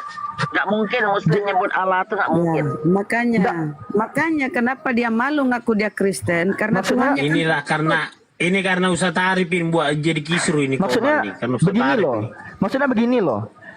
Entah pun dia muslim atau kafir, entah pun dia beneran muslim, jangan sampai dia hanya bisa menyerang kekristenan tapi pas diserang balik nggak ada defensif sama sekali. Jangan sampai tuh. Enggak lah. Jangan sampai. Itu kalau dasar saya loh, punya rukun feeling, agama dia itu dasar turunin loh. aja lah. Dia cuma nyerang Bapak itu gini. Nah, ini Makanya dia kita berbohong. tanya dulu, pelan-pelan, santai-santai, karena kita ini mau cari oten. Nubuat, kau ngomong, kalau enggak, ku tendang ke bawah. Kau Kristen apa Muslim? Kau diam ke pas, kau pun ku kasih turun. Nubuat. Oke, kau tendang ke ini aja Bang ya, ke bawah. Kalau kau enggak ngomong, 1, 2, 3. Oke ya Bang ya, turun. Ke neraka aja Admin, dulu. beradmin, silakan. Ya. Aku baru lewat sih terus terang, jadi belum tahu temanya. Apa kau di bawah netizen? Woi, sabar. Lanjut. Ya tadi belum tahu temanya, jadi aku tak nyimak dulu apa nih temanya nih. Kenapa sih Atau bertanya. ini Sapa dulu Bang Zuma, Bunda. Mentau udah monitor Bunda. Di sini soalnya Bunda dasar. sudah standby, sudah aktif. Temanya Bang yang kau tuhankan itu apa ya? Kalau aku bertanya boleh nggak? Bertanya aja. Boleh. Mungkin nah ini kan kebetulan kan momentumnya lagi Paskah nih. Ya, boleh, jadi Bang. ini mumpung lagi momentum, saya mau bertanya begini. Di zaman Musa kan juga memang ada Paskah. Nah, sebagai orang Kristen, kita kemudian menerjemahkan dan menghubungkan Ardian, peristiwa turun. Paskah. Lanjut. Ya, peristiwa Paskah dengan peristiwa kematian Yesus. Yang saya mau tanyakan, di Islam sendiri diajarkan nggak tentang tulah yang sebagai dasar peristiwa Paskah ini yang dialami zaman Musa? Ada berapa tulah yang dialami waktu zaman Musa? Oke, Mesir sedikit ya. itu dapat berapa tulah. Kemudian Sebelum kepada yang pandangannya lain terhadap atau Paskah ini Tulah itu gimana? apa sih, Bun? Tulah itu apa, Bun? kutukan. Sebelum ke Gurunda atau kepada saudara saya yang lain, saya hanya ingin menyampaikan Bro Admin ya, bahwa Paskah yang kalian rayakan itu beda dengan Paskah zaman Musa. Itu Pesak. Paskah zaman Musa itu memperingati pembebasan Bani Israel dari perbudakan Firaun. Ya, ketika itu ya Firaun Mesir sana kena tulah kan. Anak-anak sulung itu di inilah kena tulah mereka ya. Jadi itu maknanya pembebasan Bani Israel dari perbudakan di Mesir oleh Firaun. Nah sekarang Kristen nih mengambil istilah Yahudi ini dengan menyebut juga Paskah, tapi maknanya beda. Paskah Kristen ini adalah memperingati kebangkitan yang kalian tuhankan toh. Nyambung nggak? Ya maksud perasaan saya nggak nyambung deh. Salah makna, salah arti. Udah ngambil salah arti lagi bro. Itu dulu ya yang saudara Kristen harus tahu. Jadi Paskah, Pantekosta, ya beda-beda kalian pemaknaannya. Ngambil istilahnya orang, tapi Anda maknai dengan beda. Kata Allah Anda ambil, Anda maknai dengan beda. Ya kan? Sudah ngambil, maknai lagi dengan beda. Itulah penyakit Kristen, saudara admin. Itu dulu yang Anda harus tahu. Silakan kalau ada yang mau masuk. Ya gini, saya mau bertanya begini. Jadi tentang Paskah tadi betul. Jadi kita kan juga tahu kalau di Perjanjian Lama itu diceritakan bahwa Mesir itu mendapatkan tulah yang ke-10, yaitu kematian seluruh putra sulung. Nah, orang Israel itu sudah diberitahu bahwa mereka harus menyembelih domba atau binatang ya. Nah, kenapa kau menyembelih? Kemudian, kenapa kau memaknai kematian Tuhan tuh? Nah, gini loh, dari sudut pandang Kristen kita memaknai dari Mesir ke Golgota. Peristiwa ini berhubungan. Yang saya tanyakan dari pandangan Muslim gimana? Ya. Bukan. Kalau orang Yahudi itu memperingati Paskah itu mereka mengorbankan hewan. Ya, dia merayakan Paskah dengan mengorbankan hewan. Makanya aku bilang, saudara Kristen suka ngambil punya orang tapi memaknai lain, memaknainya beda. Hanya mencocok logikan gitu loh. Supaya ya dikira juga ada hari-hari sakralnya ya. Ada hari-hari sucinya gitu. Padahal itu ngambil punya orang. Itu Bro Admin ya. Silakan kalau Admin mau masuk silakan. Bang Ustadz Arif silakan. Atau Gurunda sudah. Perayaan Pesah itu kan kalau kita lihat di Imamat jatuhnya Pesah itu kan pada tanggal ke-14 bulan pertama. Bulan pertama itu kan dalam bahasa Ibrani itu kan bulan Nisan. Nisan ya. Terus hubungannya sama bulan April apa ya? Aku pengen tahu. Bukan gitu Kang, maksudnya gini loh. Memang orang Kristen kita mempercayai atau menghubungkan antara peristiwa Paskah dari Mesir ke Golgota. Memang kita menghubungkan itu. Nah yang saya tanyakan, di Islam apakah juga diajarkan tentang tulah ke-10 dan apa maknanya begitu loh. Sementara kan sunat juga diikuti dari sana. Kemudian makanan-makanan juga dari sana. Nah peristiwa ini kan juga penting juga nih. Apakah juga diimani juga atau bagaimana? Silakan. Pesah itu salah satu ritual di dalam mitzvot Torah nggak? Di dalam instruksi Torah nggak? Fokusnya peringatan tentang tulah ke-10 sih. Pembebasan dari itu. Tulah itu kan penyebabnya, akibatnya adalah Pesah kan gitu. Coba kita main di hukum sebab akibat. Enggak, kalau nggak gini maksudnya di Islam itu diajarkan 10 tulah juga atau tidak? Enggak, ngapain? Oh tidak, ya sudah. Makanya nggak ada maksudku. Kita harus punya fundamental. Kita harus punya fundamental atau dasarnya itu begini bang. Ya, nggak semuanya yang harus di dalam Torah itu ada di dalam keislaman itu sendiri. Karena kenapa? Nih, saya kasih dalil ya. Kenapa saya mengatakan demikian? Ulangan 33 butir keempat, Musa telah memerintahkan hukum Taurat kepada kita suatu milik bagi jemaat Yakub, Bani Israel. Torah itu tuh punya jemaat Yakub, punya Bani Israel. Bani Ismail mah nggak ada urusannya sama Torah. Kami hanya membenarkan bahwa Torah itu pernah ada, diturunkan oleh Tuhan pencipta langit dan bumi. Apakah hukum-hukumnya harus ada di dalam Islam? Tidak. Karena kenapa? Hukum itu hanya diperuntukkan bagi jemaat Yakub. Gitu loh.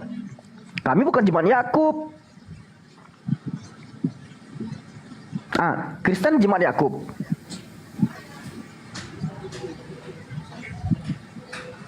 Kristen jemaat Yakub enggak?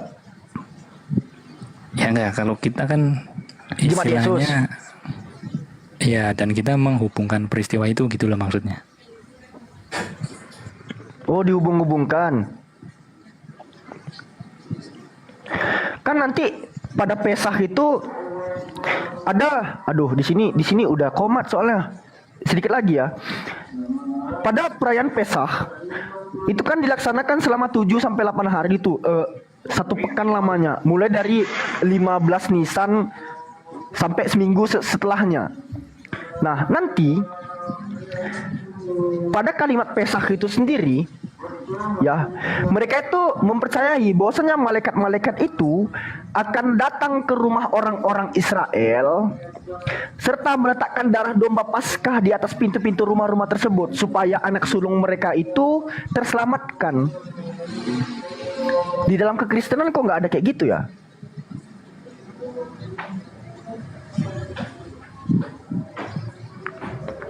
Darah domba itu ditempel-tempelin oleh malaikat katanya di pintu-pintu rumah orang-orang Israel supaya anak sulung mereka itu terselamatkan. Mana Bang apa tadi? Oh ya udahlah. Ustaz Arif, monitor Ustaz.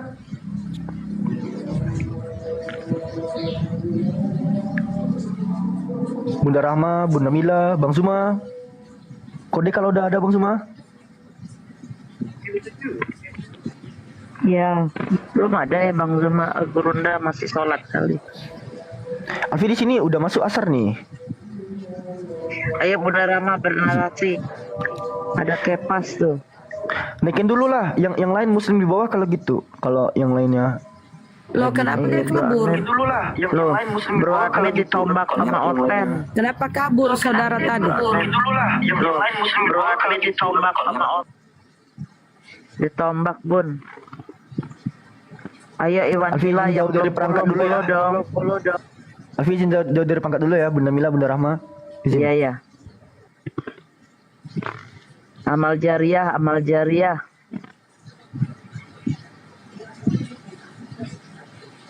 Ini minggu depan nih mulai Bun, mulai live. Tapi mungkin 3 kali dulu, seminggu 2 kali dulu, jangan langsung gitu loh. Cuma follower masih kurang. Kemarin coba live yang nonton 100. Gak bisa kita dakwah begitu. Jadi ini sebenarnya tergantung Bang Godian.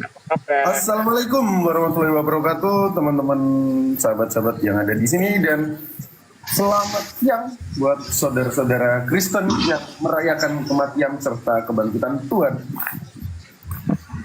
Ini pencari Muslim apa Kristen? Saya Kristen. Terima kasih Bunda, bantu naikkan saya. Tunggu sebentar ya, nanti bernarasi. Ini ada Bang Godian nunggu Gurunda Zuma lagi sholat.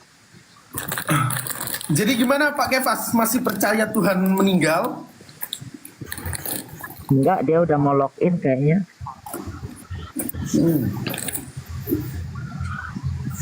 Gimana Pak Kefas atau Pak Pencari Tuhan? Kira-kira gimana tanggapan saudara atas peristiwa 2000 tahun yang lalu yang sangat mengenaskan, Tuhan telah meninggal? Bahkan dalam bukunya Nietzsche yang berjudul Nietzsche Membunuh Tuhan, itu Nietzsche mengkabarkan kepada para pengikutnya di Jerman, "Woi, Tuhan telah mati, Tuhan telah mati." Kira-kira gimana kalau ada anggapan Tuhan telah mati gitu? Ya pas, kalau nggak bersuara diturunin loh. Pak Pencari. Gimana? Ya Pak Pencari aja. Anda beneran ingin bertanya karena nggak tahu atau sudah punya jawabannya? Saya bertanya aja, saya pengen tahu jawaban saudara. Kalau saya jawab malah kepanjangan, Pak. Karena Ya, jangan panjang-panjang. Aku mau tanya tanggapanmu. Bagaimana anggapan orang di luar sana yang sekarang sudah mulai pakai akal sehatnya ketika dengar kabar bahwa Tuhan telah mati nih. Mereka menghidupkannya dan udah tidak percaya lagi. Nah, kira-kira gimana catatan ini 2000 tahun yang lalu bahwa mencatat dalam sejarah Tuhan Bapak yang pernah dilahirkan itu pernah meninggoy. Gimana? tidak sesimpel itu. Soalnya kita harus belajar. Kalau nggak sesimpel gimana? Yesus bilang sudah selesai dalam Yohanes 20. Untuk mempelajarinya tidak semudah itu, brother. Karena kalau kita pakai teologi ya, kita harus belajar teologi ya. Karena kan kami juga belajar. Saya juga belajar teologi ya. Kan itu mati kan disebabkan oleh iblis, betul? Nah itu tentang historicalnya. Itu juga masuk. Tujuannya Tuhan meninggoy apa? Jadi kita harus belajar yang namanya soteriologi, kristologi. Ya udah belajar semua soteriologi. Dan harusnya Anda sudah paham dong. Udah jangan ngajarin. Masuk. Aku cuma tanya Pak, kira-kira Tuhan meninggoy untuk apa gitu loh? Nah bagus. Tujuannya untuk apa itu bagus sekali. Bagus. Nah itu harusnya pertanyaannya gitu. Tujuannya apa gitu? Oke. Saya jawab di Filipi aja. Yesus mengosongkan diri.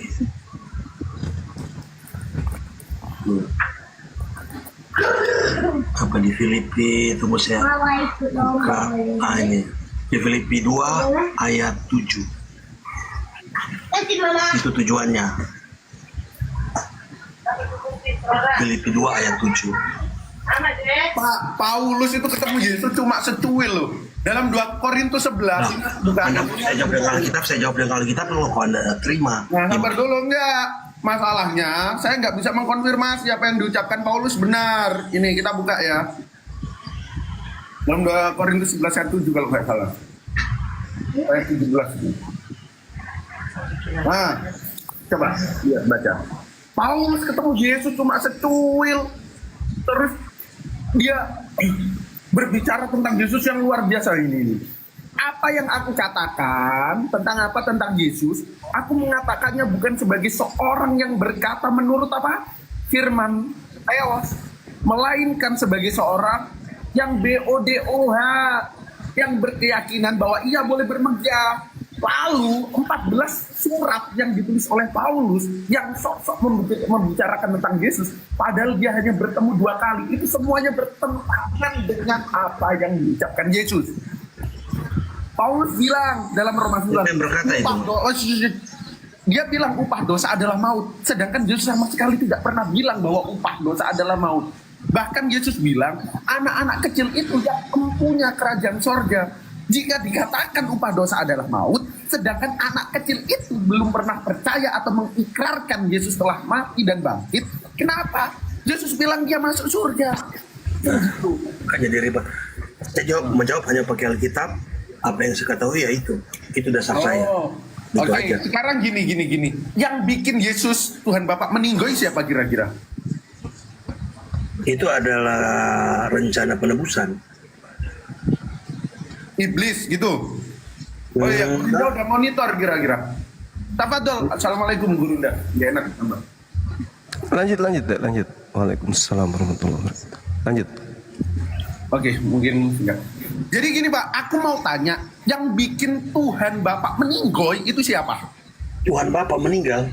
Iya, Tuhan saya. Tuhan meninggoy. Kemarin Jumat diperingati tuh. Kan gitu, betul? Ya rasa juga Bang Golden juga sudah beberapa kali dijelaskan bahwa yang meninggal bukan Tuhan. Kalau kita cek dalam Lukas 22 nomor 3 dan Yohanes nomor 13 dan Yohanes 13 nomor 2, yang bikin Tuhan Bapak meninggoy itu iblis. Karena saat itu iblis merasuki Yudas dan Yudas bersekongkol dengan imam-imam Yahudi untuk menyerahkan Yesus kepada mereka. Jadi bisa saya katakan gini nih, kalau tidak ada iblis, kalau tidak ada Yudas, maka karya soteriologi dan konsep keselamatan itu tidak pernah Bapak dapatkan, betul? Oke. Jadi agama mana yang mengorbankan Tuhannya dan pengorbanannya itu dilakukan oleh setan? Betul. Agama mana? Silakan, Pak. Agama Kristen. Tapi bukan konteksnya. Saya katakan Dengar ya teman-teman, bentar. seperti itu. Jadi dengar ya teman-teman, hanya agama Kristen yang mengkorbankan Tuhannya dan pengkorbanan itu dilakukan oleh setan. Selesai. Kami tidak mengorbankan Tuhan. Loh, Tuhan yang Bapak korbankan. Enggak, Yohanes 3 ayat 16 aja lu baca. Kata Kepas Tuhan, Pak Mencari. Kepas bilang Tuhan. Mana sih? Yesus itu Banyak Bapak itu agama sendiri. Kristen menurut Pak Pencari yang Tuhannya dikorbankan oleh setan. Oke, silakan tafadhol Gurunda, nggak enak saya. Ya, saya hanya tadi mendengarkan ya. Saya bahas sedikit terkait dengan pertanyaan siapa tadi, Bro Admin, terkait dengan Paskah. Jadi kalau di Islam itu kita tidak mengenalnya dengan kata Paskah. Di Islam itu dikenal dengan Asyura. Jadi kalau dikatakan apakah di Islam itu ada Paskah? Kalau Paskah yang dimaksudin memperingati Nabi Musa alaihissalam dalam hal membebaskan Bani Israel dari perbudakan Mesir, Fir'aun. Ya, kita juga peringati. Kita peringati pada hari Asyura 10 Muharram.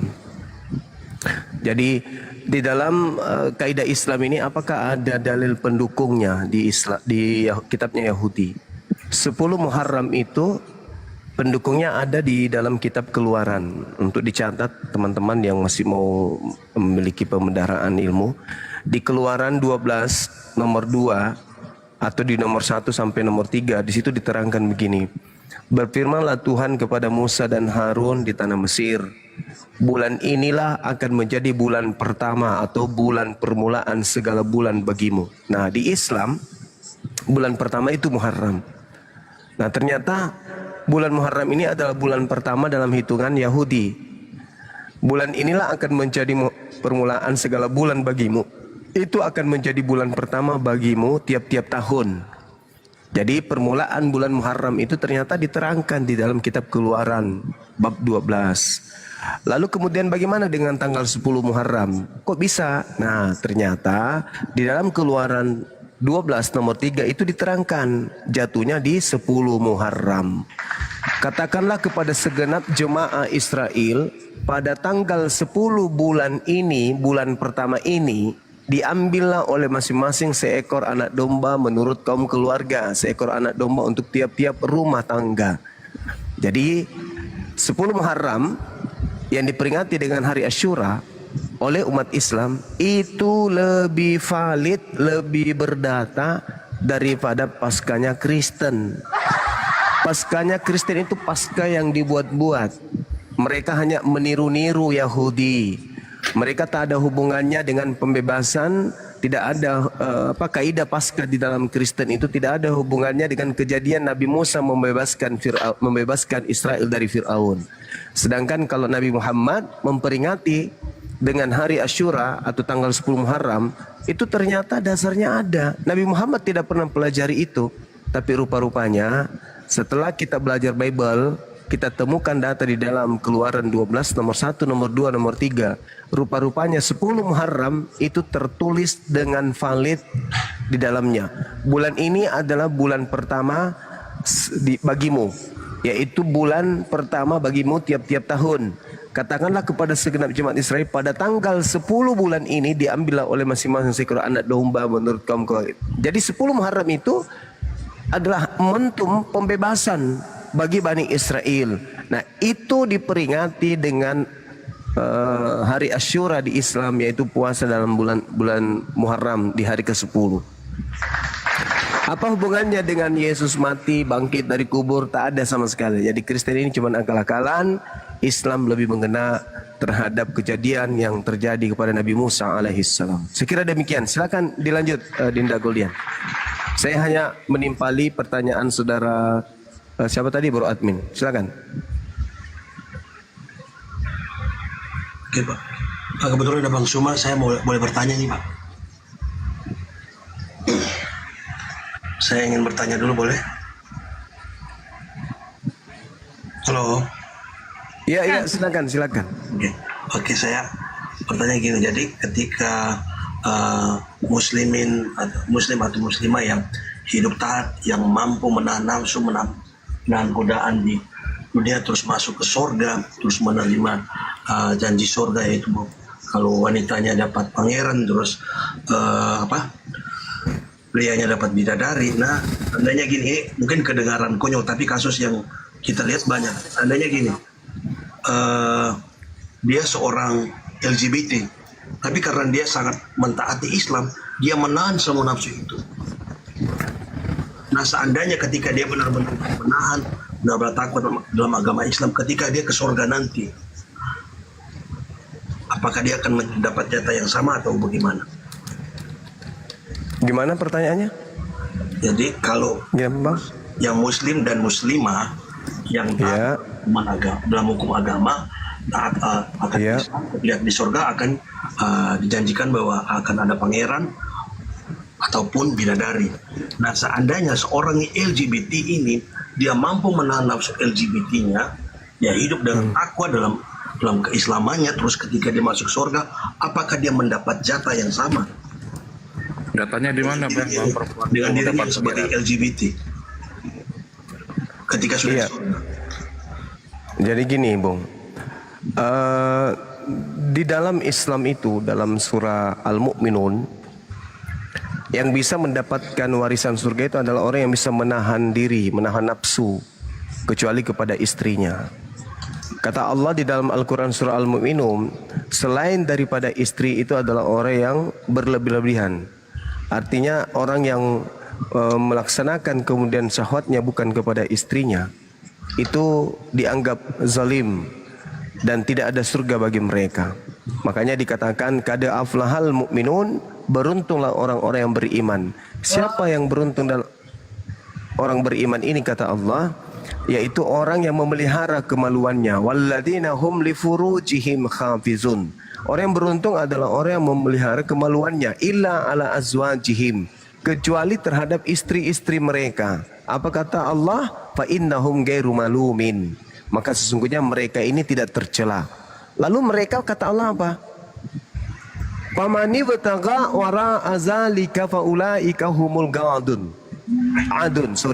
Barang siapa mencari di balik itu, yaitu mereka berzina dan sebagainya, menjadi LJBs yang Anda maksud tadi, maka mereka itulah orang-orang yang melampaui batas. Walladzina hum li amanatihim wa ahdihim raun. Dan sungguh beruntung orang yang memelihara amanat-amanat dan janji-janjinya. Walladzina hum ala salawatihim yuhafizun. Serta orang yang memelihara salatnya. Apa kata Allah? Ulaika humul warithun. Mereka itulah orang yang mewarisi alladzina yarithunal firdaus, yaitu mewarisi firdaus. Jadi kalau yang tadi itu nggak bisa. Jadi kalau ada penyakit seperti itu, ya dia harus menahan nafsu. Seperti itu, saudara. Nggak boleh kemudian dia tidak menahan nafsunya. Harus menahan nafsu dia. Jelas sekali, terima kasih Bang Suma sudah kasih jawabannya. Ternyata memang untuk baik dia menahan, dia memelihara kemaluannya, baik untuk istri ataupun suami. Ya, terima kasih untuk itu. Tapi ini mungkin agak janggal. Jadi saya beberapa kali mendengar narasi atau konten-konten di sosial media yang berkata bahwa di surga Islam itu udah bebas, udah nggak ada lagi larangan. Kira-kira bisa nggak ada kegiatan seperti itu nantinya di surga ya? Kira-kira ini dalam posisi sudah di surga. Posisi sudah di surga. Jadi gini, Bung. Ketika umat Islam itu menjaga dirinya, menjaga syahwatnya, menjaga diri, menjaga nafsunya, mensucikan dirinya, tenang jiwanya, ruhnya, kemudian bersih, jasad dan ruhnya itu bersih, maka mereka akan mewarisi surga. Kalau di dunia saja mereka bersih, maka di tempat yang suci itu juga pasti mereka bersih. Karena yang masuk surga itu hanya orang yang bersih, bersih pikirannya, bersih jiwanya, bersih hatinya. Kalau ada orang mengatakan begini, aku rajin sholat, aku rajin puasa, aku ingin melaksanakan semua perintah supaya nanti di surga aku bebas mau melakukan apa saja. Oh, itu tidak bisa masuk surga. Karena sudah ada niatan yang tidak baik. Sedangkan surga itu suci. Surga itu tempatnya orang yang kudus, tidak boleh masuk ke dalamnya hal yang tercela. Seperti itu. Maka ketika orang beriman masuk ke dalam surga, pasti dia menjaga dirinya. Pasti menjaga dan malu untuk melakukan sesuatu yang melampaui batas. Sedangkan di dunia saja mereka tidak dekat kepada Allah, mereka malu melakukan itu, apalagi di langit, apalagi di jannah, di mana manusia kenikmatan tertinggi adalah memandang wajah Allah. Masa di hadapan Allah mau melakukan sesuatu yang tidak seperti itu? Maka kalau Anda bertanya apakah di sana, iya betul, surga itu tempat bersih, maka di surga itu tidak ada pencabulan, tidak ada hal yang negatif. Yesus, ikutilah aku dah jalan hidup dan kebenaran, barang siapa yang percaya kepada aku. Nah, artinya kalau Yesus minta diikuti, kalau Yesus ada hari ini, di depannya ada 2 rumah ibadah, yang sebelah kanan sinagoge, sebelah kiri adalah gereja, kira-kira Yesus menuju kemana? Sinagoge. Iya, ke sinagoge. Kamu kemana? Dia nggak punya dia nggak punya saudara Tuhan. kemana? Dia. Kan dia Tuhan. Saudara kemana? Kan dia Tuhan. Saudara kemana? Kalau saya kan Tuhan Yesus Yesus bilang lah. ateis. Kamu memfitnah Yesus dan mengatakan Yesus ateis. Ketika Yesus berjalan ke sinagoge, orang yang percaya kepadanya akan ikut kepada Yesus, masuk ke sinagoge, bukan ke gereja. Gitu ya. Jadi kalau Anda mengatakan dengan mulut Anda sabar, Enggak, kalau Anda kita mengatakan, sangkal. kalau saudara mengatakan Anda percaya kepada Yesus, maka mustahil Anda menjadi Kristen. Itu kuncinya. Mustahil. Bukan, di situ kan belum lahir. Ketika Yesus turun ke bumi kan belum lahir. Setelah naik ke surganya. Tapi ajaran lahir Kristen. Ajaran Yesus itu ada kan? Ketika dia datang ke atas muka bumi, bukankah dia guru? Ada ajarannya kan? Di mana dia beribadah, bagaimana cara dia beribadah, kepada siapa dia beribadah. Yesus teori praktekkan kan? Kenapa Anda tidak mengikuti? Ini kan kita praktekkan seperti Yesus, seperti Bapa. Apa? Di mana Yesus pernah mencontohkan menyembah Kristus? Tapi kata Bu Darmi Gurunda, Yesus tuh masuknya gereja Advent. Soalnya di Advent nggak makan babi katanya, kata Bu Darmi. Nggak bisa. Meskipun demikian nggak bisa. Bukan Yesus itu hanya makan berkumpul itu, dengan orang-orang Yahudi. B2 sama kami nggak haram gitu loh. B2 nggak haram. Nah, itu katanya tadi percaya Yesus, sekarang B2 nggak haram. Artinya kamu penyamar, kamu serigala nyamar domba. Kalau pengikut Yesus itu ya Yudaism, mereka harus hidup sebagai penganut Torah, bukan penganut Bible. Gitu. Tidak ada satupun manusia yang berdosa. Jadi kita ya jangan mengklaim bahwa kita mampu menjalankan semua perintah Tuhan, tapi kita minta pengampunan kepada Tuhan dengan darah Yesus yang mati di kayu tiang salib sehingga kita selamat. Karena kita mengakui dosa kita. Sekarang saya tanya, dosa-dosa kita. Sekarang saya tanya, yang minta persembahan darah manusia Tuhan atau iblis? Di sini bukan minta penyembahan darah gitu loh, tapi karena yang itu adalah proses. Yang minta tumbal manusia. Yang minta tumbal manusia. Nggak ada minta, Tuhan. ini kita minta bukan bicara tumbal, ini bicara pengorbanan Yesus. Ya, tumbal itu korban. Saudara, tumbal itu korban. Korban itu bahasa Ibrani dan juga bahasa Arab. Sedangkan tumbal itu bahasa kita, bahasa Indonesia. Ketika Anda percaya bahwa Yesus itu korban di atas salib, itu artinya tumbal di atas salib. Nah, sekarang pertanyaannya, Yesus kau tumbalkan kepada siapa? Sedangkan pencipta langit dan bumi tidak menginginkan tumbal manusia. Lalu siapa yang menginginkan tumbal manusia? Makanya apa kata Tuhan Yesus atau iblis? di Gunung Getsemani? Dibilang biarlah kehendakmu bukan kehendakku. Itu Ya, makanya dibilang Tuhan, apa bisa berlalu cawan ini, biarlah berlalu cawan. Karena apa? Ketakutan Yesus itu waktu di Gunung Getsemani berdoa kepada Bapa. Dia nggak sanggup. Berarti yang berlaku kehendak Tuhan atau kehendak Yesus? Bapa lah. Kehendak Bapa ini korbannya domba, hewan atau manusia? Darah Yesus lah kan berkorban Yesus. Di mana Bapak menginginkan darah manusia? Di mana? Filipi 2:5-11, dia memakai rupa seorang hamba, mau mengorbankan dirinya. Yang saya tanya, di mana Bapak menginginkan korban manusia? Yang Filipi itu Bapak Paulus itu. Historikalnya itu bisikan Iya. Kristus. Historikalnya Kristus yang menginginkan. Iya, nggak bisa gini loh Bang Juma, itu Filipi itu nggak bisa kita hilangkan, itu kitab suci loh, gitu loh. Kitab sucimu. Yesus Iya, kenal itu nggak situ buku suci Filipi? kami. Iya, Yesus kenal nggak buku Filipi? Kenal lah kan melalui itu Rasul maumu. Paulus. makin melebar Pak, cinta palsu. Maksudnya begini tentang pengorbanan. Itu maumu saudara, itu maumu. Ya. Jadi Ya, silakan. Pak Suma, baik Pak Suma atau Kultian tahu apa itu korban penebusan dosa di Perjanjian Lama. Alas untuk melakukan korban. Iya tahu. Nah, alasnya pasti tahu. Jadi, Ya. nah makanya ini juga apa saya istilahnya tentang asumsi lah. Pasal pandangan teologi saya lah begini. Jadi sekudus-kudusnya manusia, bahkan mungkin di Muslim begitu. Sekudus-kudusnya manusia sehari pasti dia akan berbuat dosa lagi, sekudus-kudusnya dia. Nah di zaman dulu di Perjanjian Lama, ketika orang berbuat dosa ingin ke bait suci, dia harus mempersembahkan kurban di situ. Kalau yang mampu mungkin kasih domba sapi yang tak bercela, tidak ada luka, yang memang perfect sapinya. Begitu juga kalau yang tidak punya uang lebih mungkin bisa burung merpati. Kalau mungkin yang punya dana lebih, yang lebih kaya lagi, bisa dengan domba yang luar biasa, dengan yang gemuk, dengan berbulu tebal, dijadikan korban sebagai tebusan tonggal. Kenapa bisa begitu? Ya itu aturannya di Perjanjian Lama. Itu loh. Itu makanya dengan kalau diterapkan seperti itu terus, maka akan lebih banyak lagi, maka dijadikan kesempatan untuk jual beli segala macam. Makanya Ini loh pencarian. Sebenarnya mereka tahu, itu udah kita bicarakan. Sebenarnya mereka tahu, tapi mereka pura-pura buta gitu loh. Jadi mereka ini pura-pura buta. Iya, mungkin betul si cinta palsu ini, mungkin kami buta. Untuk itu tolong tuntun kami di mana di kitabnya Yahudi Tuhan menginginkan korban manusia. Silakan. kalau di Perjanjian Lama tidak ada. Makanya saya lagi menjelaskan lewat Nggak ada. Saya mau lewat asumsi saya. Nggak ada loh, Kepas, nggak ada.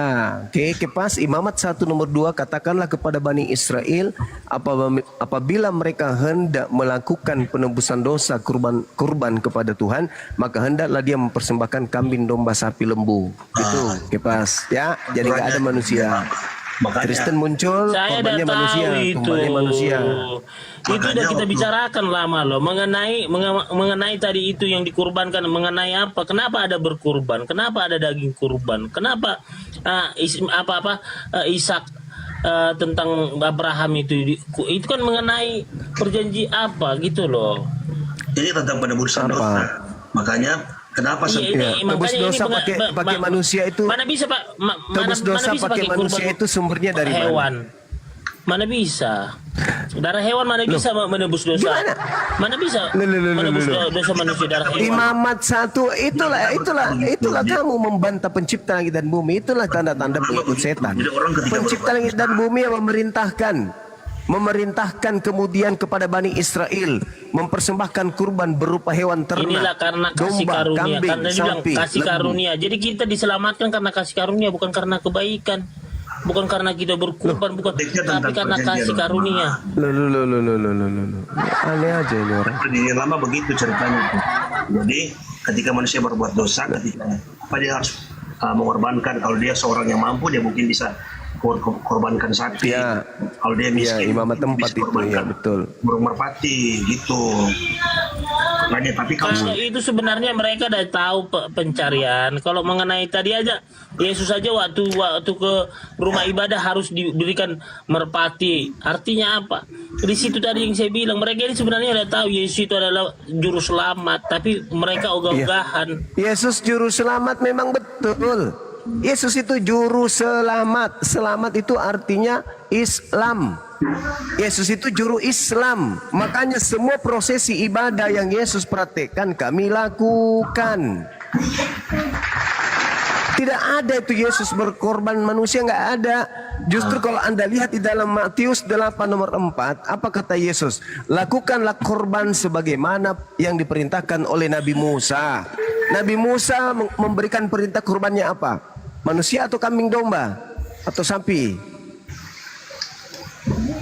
Gitu loh cara belajarnya. Jadi Yesus itu adalah juru Islam, juru salam, juru salom, juru selamat dia.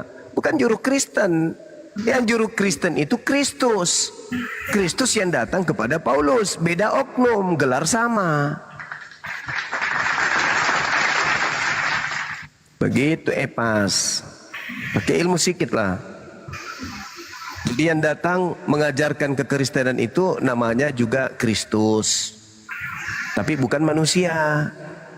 Sedangkan yang datang mengajarkan Islam itu namanya, gelarnya juga Kristus, Al-Masih. Tapi dia manusia. Jadi pembedanya dua Kristus ini, satu mengajarkan Islam, yang satu mengajarkan Kristen.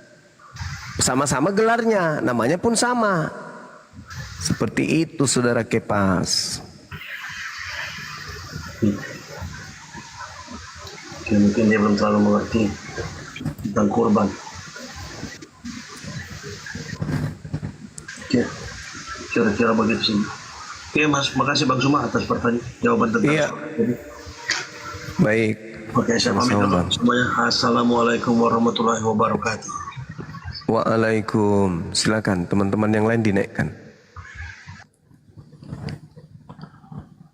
Teman yang ada di bawah Kristen yang mau naik silakan. Duduk yang cantik di atas, kita belajar sama-sama ya.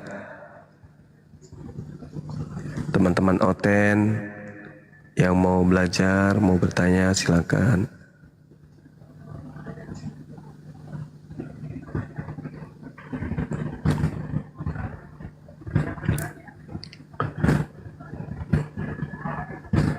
Peri, selamat sore Peri, Kristen Muslim Peri. Mana dia? Kabur. Bunda Peri, Bunda. Ya kabur itu. Nggak kabur tawa. Halo, selamat sore. Sore. Ini kita sebagai umat Kristen cuma mau tanya ini buat om sama tante-tante yang ada di sini. Kenapa waktu ada sejarah, kenapa tidak bahas dengan sejarah? Itu yang saya dengar itu. Yang saya maksudnya apa tadi itu sejarah apa itu, Bang? Tentang Tuhan Yesus disalib atau dikorbankan. Dikorbankan. Iya, kenapa nggak pakai sejarah atau gimana itu? Kalau kita pakai sejarah berarti kita pakai buku Talmud. Oke. Ya, karena yang tahu sejarah Yahudi ya Yahudi, dan kitab Yahudi yang menceritakan tentang Yesus itu namanya kitab Talmud. Tapi kalau kita bedah Talmud tentang Yesus itu naif. Karena sangat luar biasa isinya penghinaannya terhadap Yesus. Mohon maaf ya, sorry saya tidak paham. Cuman saya pengen mendengarkan dan bertanya. Tidak paham tentang itu. Cuman saya ya pengen belajar juga tentang sejarah sama iman-iman semua yang ada di Indonesia. Ya, saudara dari agama mana? Kristen, Pak. Oh, Kristen, baik. Iya. Jadi kalau kita berbicara mengenai salib, di Islam itu, di Al-Quran misalnya di dalam surah Al-Ma'idah ayat 33, yang disalib itu adalah orang yang melawan Tuhan, orang yang memusuhi Tuhan. Artinya memusuhi ajaran, memusuhi utusan-utusan Tuhan, itulah yang disalib. Kalau di kitabnya Yahudi, yang disalib itu adalah orang yang melakukan dosa yang sepadan dengan hukuman mati. Nah, kalau di perkataan Paulus di dalam surah Galatia nomor 13 dari bab 3, yang disalib itu adalah orang yang dikutuk. Jadi tidak ada yang membenarkan salib itu sebagai simbol keselamatan. Al-Quran mengatakan itu adalah orang yang zalim, Ulangan mengatakan itu adalah Salim, pelaku dosa. Nah, ternyata di dalam kitab saudara di Galatia 3:13, orang yang mati di salib itu juga adalah orang yang mati secara kutuk. Jadi kutuk salib itu. Nah, kalau untuk melihat lebih jauh, silakan Anda baca Yohanes 11 nomor 45 sampai 57. Ternyata latar belakang kenapa orang Yahudi ingin menyalibkan Yesus itu bukan karena dosa waris, bukan karena Anda nubuat, tetapi mereka sepakat membunuh Yesus karena mereka tidak ingin bangsa mereka dan tempat suci mereka dirampas oleh orang Roma. Maka mereka sepakat, daripada bangsa kita ini dirampas oleh bangsa Romawi, lebih baik Yesus kita bunuh. Jadi pijakan awal kenapa Yesus ingin dibunuh oleh orang Yahudi itu karena mereka tidak ingin bangsanya dirampas oleh Romawi. Jadi tidak ada hubungannya dengan konsep penebusan dosa dan seterusnya. Begitu, Bung. Oke. Saya mau tanya ke Om Suma. Ini tentang Al-Quran. Iya. Kenapa di Indonesia itu kita menghafalkan dengan bahasa Arab, tidak pakai bahasa Indonesia? Cuma kalau menggunakan bahasa Indonesia nanti mengalami hal yang sama terhadap kitabnya Kristen. Kitabnya Kristen itu kehilangan arah. Dari awal pertama original teksnya sampai hari ini itu kehilangan arah. Terjemahannya terlalu jauh menyimpang dari original teks. Tadi sudah kita bedah. Sehingga Al-Quran ini disebut firman Allah. Kenapa disebut firman Allah? Karena Allah berfirman dengan menggunakan bahasa Arab. Terjemahannya itu bukan firman Allah. Terjemahan itu adalah bahasa manusia yang berupaya untuk mengetahui isi kandungan daripada firman Allah. Jadi firman Allah itu adalah Al-Quran, bahasa Arab, sedangkan terjemahan yaitu bahasa Indonesia itu bukan firman Tuhan.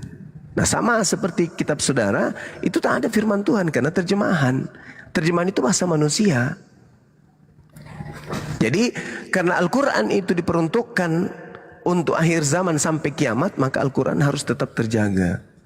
Maka Al-Quran tetap dihafalkan menggunakan original teksnya. Dituliskan, disalin juga menggunakan original teksnya. Nggak bisa dihilangkan. Kenapa Al-Quran itu tidak dihilangkan bahasa Arabnya? Karena Al-Quran itu percaya diri menghadapi keadaan apapun. Al-Quran pasang badan. Dia kemudian sangat kemudian menantang zaman. Al-Quran itu tidak takut, ya, tidak takut ditinggal zaman. Al-Quran selalu pasang wajah, pasang badan. Seperti apapun modernnya kehidupan manusia, Al-Quran tetap akan berjaya di situ dan isinya tidak akan pernah bertentangan dengan zaman, perkembangan zaman, modernisasi dan seterusnya. Berbeda dengan kitab saudara. Semakin orang modern, semakin kitab saudara butuh diperbaiki, direvisi, dikoreksi. Contoh, jangan kitab. Prosesi yang terjadi kemarin, ada orang diarak, kemudian dicambuk, memikul kayu, lalu diarak di perkampungan keliling, dicambuk sampai dia dibunuh. Itu sudah tidak relevan dengan zaman sekarang. Anak-anak sekarang kita ini, Gen Z ini, itu menertawakan hal kayak gitu. Itu menganggap sebagai lelucon, sebagai drama Korea aja sudah nggak bisa cocok. Bahkan selevel dengan film India saja itu sudah tidak relevan. Apatah lagi dikatakan Tuhan datang dalam rupa manusia, kemudian diarak oleh manusia, lalu dicambuk oleh manusia, diludahi oleh manusia, ditampar oleh manusia, dibagi-bagikan pakaiannya oleh manusia, lalu ditombak oleh manusia, digantung oleh manusia, dibunuh oleh manusia, dan itu adalah pencipta langit dan bumi dalam rupa manusia. Itu sudah tidak bisa dicerna oleh Gen Z, anak-anak zaman now. Oke, terima itu kasih sudah sampaikan. Saya mau bertanya lagi kepada Bang Suma atau Om Suma. Di Al-Quran itu saya sempat scroll TikTok, itu sempat ada perkataan itu mendapatkan 72 bidadari itu dari seorang lelaki ketika masuk surga. Iya. Itu gimana? Sama seperti cerita. Itu gimana itu? Maksudnya? Iya. Oke. Jadi seorang laki-laki ketika dia di surga, dia adalah menjadi seorang raja. Kerajaan seorang laki-laki di surga itu tidak seluas Indonesia. Seorang raja saja di dunia ini, karena dia penguasa. Coba lihat raja-raja di atas muka bumi ini. Adakah kemudian mereka itu lebih dominan satu istri? Tidak. Daud istrinya berapa? Ratusan. Salomo istrinya berapa? Jadi raja-raja itu identik dengan kekuasaan. Jadi ketika laki-laki memiliki pelayan-pelayan, itu wajar. Itu kenikmatan, itu kebahagiaan. Seorang raja memiliki dayang-dayang, memiliki kemudian pelayan-pelayan, itu wajar, namanya juga raja. Nah, sedangkan hal ini sudah diajarkan juga oleh nabi terdahulu. Jadi contoh misalnya, minta maaf saya potong dulu ya, ntar saya lupa. Saya motong. Silakan. Jadi kalau istri kita nanti gimana itu? Apakah bersama bidadari atau gimana? Nah, sekarang istri nanti di surga itu menjadi permaisuri. Istri saya itu menjadi permaisuri. Permaisuri saya itu memiliki pelayan-pelayan. Itulah pelayan yang tadi. Dan istri saya tidak ada lagi cemburu, iri, dengki, hasad. Tidak ada lagi. Di surga itu tempat suci. Tidak ada kebencian, tidak ada dendam, tidak ada amarah. Tidak ada sumpah serapah, tidak ada gosip. Tidak ada. Yang ada hanya kebaikan, kenikmatan, kebahagiaan. Nah sekarang, kalau bidadari itu cantik, istri soleha itu jauh lebih cantik. Makanya dikatakan bahwasanya bidadari itu hanya pelayan saja. Dia itu adalah pelayan saya dan pelayan istri saya. Ketika kami ingin melakukan sesuatu, pelayan-pelayan kami ini yang melayani. Cobalah, kalau Anda sebagai seorang pemimpin, kemudian pelayan-pelayan Anda itu adalah bidadari, kira-kira bahagia nggak Anda? Bahagia. Kalau Anda ingin melakukan sesuatu yang mungkin sifatnya biologis, kan ada permaisuri yang jauh lebih cantik daripada bidadari. Makanya kewajiban laki-laki itu apa? Ya ayyuhalladzina amanu qu anfusakum wa ahlikum nara. Wahai orang-orang beriman, peliharalah dirimu dan pelihara istrimu. Makanya istri itu harus dipelihara menjadi wanita soleha, istri yang soleha. Supaya apa? Supaya dia menjadi wakil kita nanti di surga, menjadi pendamping kita, menjadi permaisuri kita nanti di surga. Makanya kewajiban kita itu membina istri kita. Di dalam Al-Quran jelas itu. Peliharalah dirimu, setelah kamu pelihara dirimu, maka pelihara istrimu, pelihara anak-anakmu, pelihara cucu-cucumu, agar kalian beserta bersama masuk dalam surga. Al-Quran surah Ar-Ra'd ayat 23. Jelas itu. Ya, oke. Terima kasih. Saya jujur, saya dari Manado. Saya cuman di Manado kan itu toleransinya tinggi.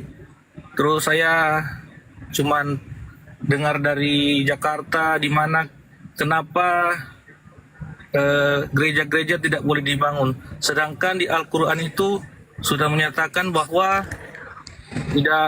tidak melanggar apa orang membangun apa tempat berdoa lah gitu. Iya, Bung. Anda di Manado. Baru-baru saya dapatkan laporan umat Islam di suatu tempat itu mereka didemo gara-gara mendirikan musola. Di sini tidak ada demo gara-gara musola. Di sini mau musola, di sini didirikan apapun terjadi. Oke. Kakak saya saja dia menikah dengan orang Muslim, dia masuk Muslim. Di sini toleransinya tinggi, tidak ada membeda-bedakan agama. Oke, gini kawan. Jadi kebiasaan dari keadaan yang saya lihat seperti di Makassar aja dulu. Kemarin itu hari apa saya dari gunung, saya lewat belakang bang. Ada di situ tanah lapang luas sekali di daerah sebelum Carangki, sebelum Sipur. Sebelum Sipur, teman-teman Makassar pasti tahu yang saya maksud.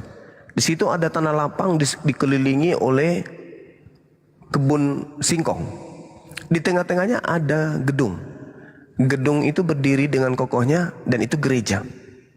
Saya yakin sepenuh hati petani-petani yang ada di sekitar gereja itu muslim semua, orang Bugis Maros. Tapi di situ berdiri gereja.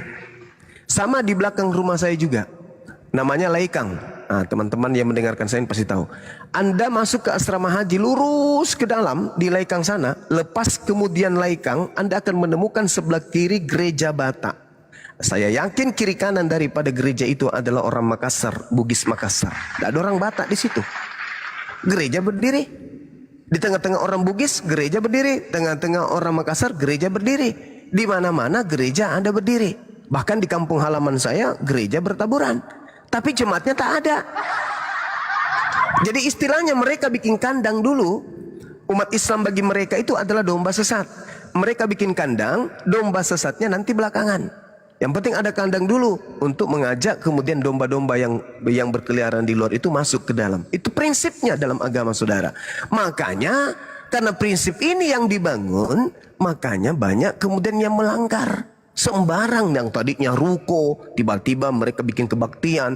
Tadinya ruko penggunaannya isin-isinnya untuk jualan. Lama-lama kebaktian, lama-lama ada simbol salib di depan. Lama-lama menjadi gereja, makanya di demo.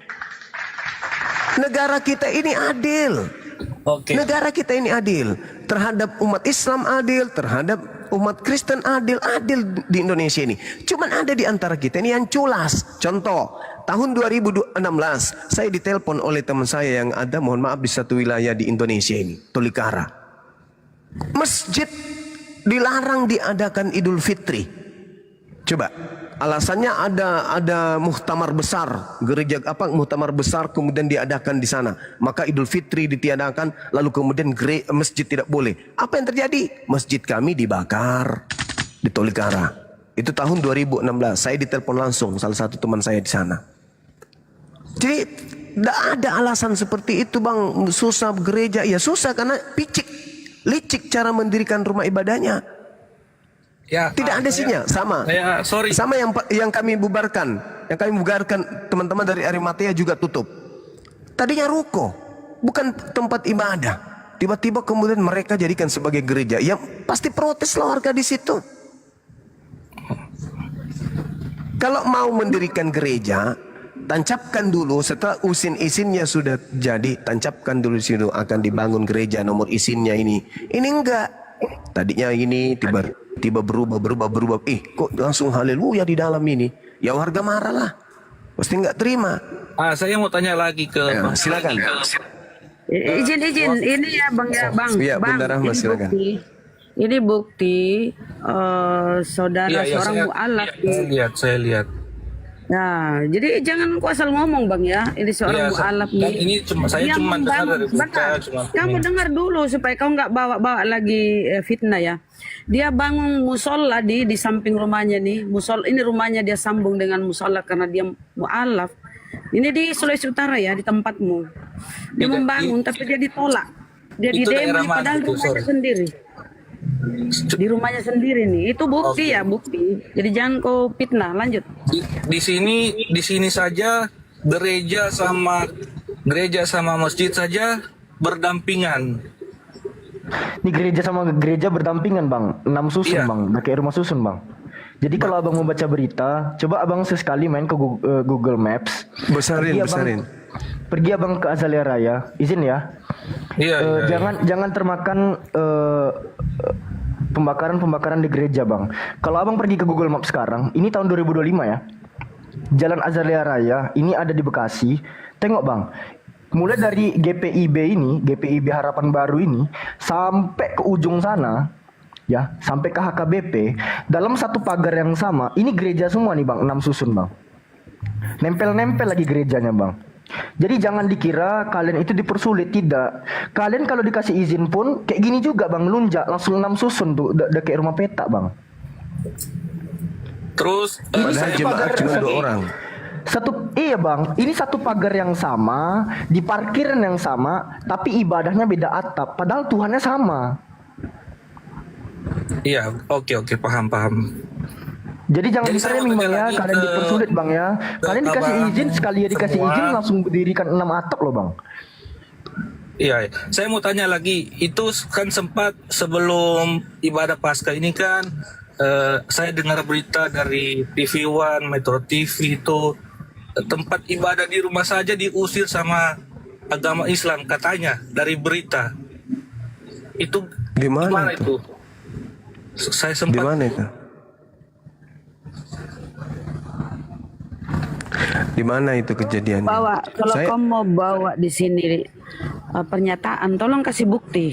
Jangan bacot, kasih perbuktinya Bang, bawa data-datamu. Bang, gini Bang, aku izin masuk teman-teman. Bang, kalau kita kutip beberapa perilaku oknum itu nggak ada habisnya. Tapi kita berdiri di sini saling mempertahankan hubungan kita secara substansial. Kalau abang mau bukti tentang kelakuan umat Kristen, mungkin saya sebut saja oknum, itu banyak bang, tumpah-tumpah bang. Jadi kalau abang sekarang membuka mulut abang berbicara oknum, nanti bang sampai hari kiamat gak bakal selesai. Karena apa? Setiap umat agama itu punya oknum. Yuklah kita balik ke substansi diskusi. Kita kan di sini mempertahankan tentang iman bang. Abang yang tidak paham tentang kekristenan, tanya sama kami. Abang nggak paham tentang Islam pun tanya sama kami. Kalau mempermasalahkan kelakuan oknum banyak banget bang. Mau bukti?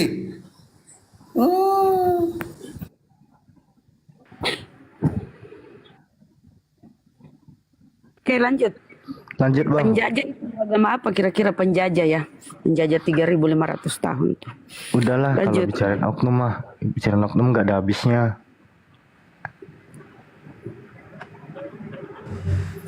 Sorry, saya mau tanya lagi. Ini mengenai iman. Kan saya dari kecil, dari SD sampai SMP itu saya tinggal di lingkungan Islam. Terus saya kalau mau sore-sore begini, mau teman bermain, kan agamanya teman saya Muslim, itu ke musola, ke masjid, saya ikut duduk di samping, dengerin, lihat. Baru, sorry ya kata-kata saya, soalnya kan saya Manado, jadi agak susah kalau bahasa Indonesianya, agak susah. Itu kan saya sama temannya lagi sholat, saya di masjid duduk sambil dengar, lihat. Terus ketika saya mengenal Bambang Nursena dengan sejarah yang ada dalilnya, saya kayak lebih percaya dibohongi sama umat Muslim atau dari Al-Quran. Sejarah apa bang yang dibawa Bambang Nursena? Sebutkan. Ya, sejarah tentang Apa tuh? Al-Quran. Gimana tuh sejarah Al-Quran? Coba tanyakan ke kita biar kita luruskan. Saya saya cuman baca berita dari HP saya, nggak bisa saya simpan-simpan. Kalau begitu saya akan simpan lagi kalau bisa masuk ke sini lagi. Saya bisa buktikan kebohongan Bambang Nursena bang sekarang juga. Coba saya mau dengar. Bambang Nursena itu ngeklaim bahwasannya lafaz la ilaha illallah itu udah diucapkan Kristen Arab sebelum Islam. Itu bisa saya bantah itu. Terus abang kasih ingat saya itu. Abang pernah dengar nggak? Abang pernah dengar nggak? Iya. Soal dia itu bilang bahwasannya ungkapan la ilaha illallah itu udah dipakai Kristen Arab sebelum Islam. Pernah dengar nggak?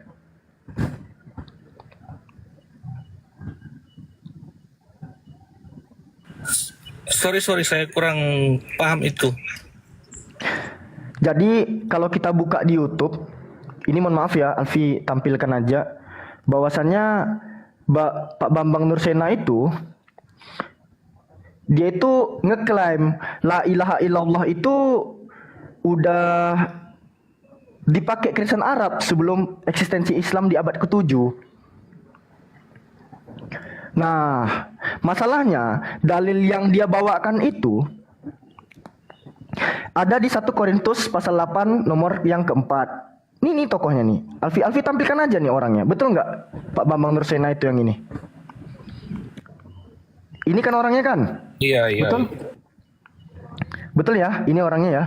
Iya. Dia mengatakan di dalam 1 Korintus, dia mengatakan di dalam 1 Korintus pasal 8 nomor yang keempat, la ilaha illallah itu udah ada di sana katanya. Di dalam Bible yang berbahasa Arab, padahal nggak ada. Gitu loh. besarin teman-teman Alfi-nya. Saya kecilin aja. Siapa nih moderatornya?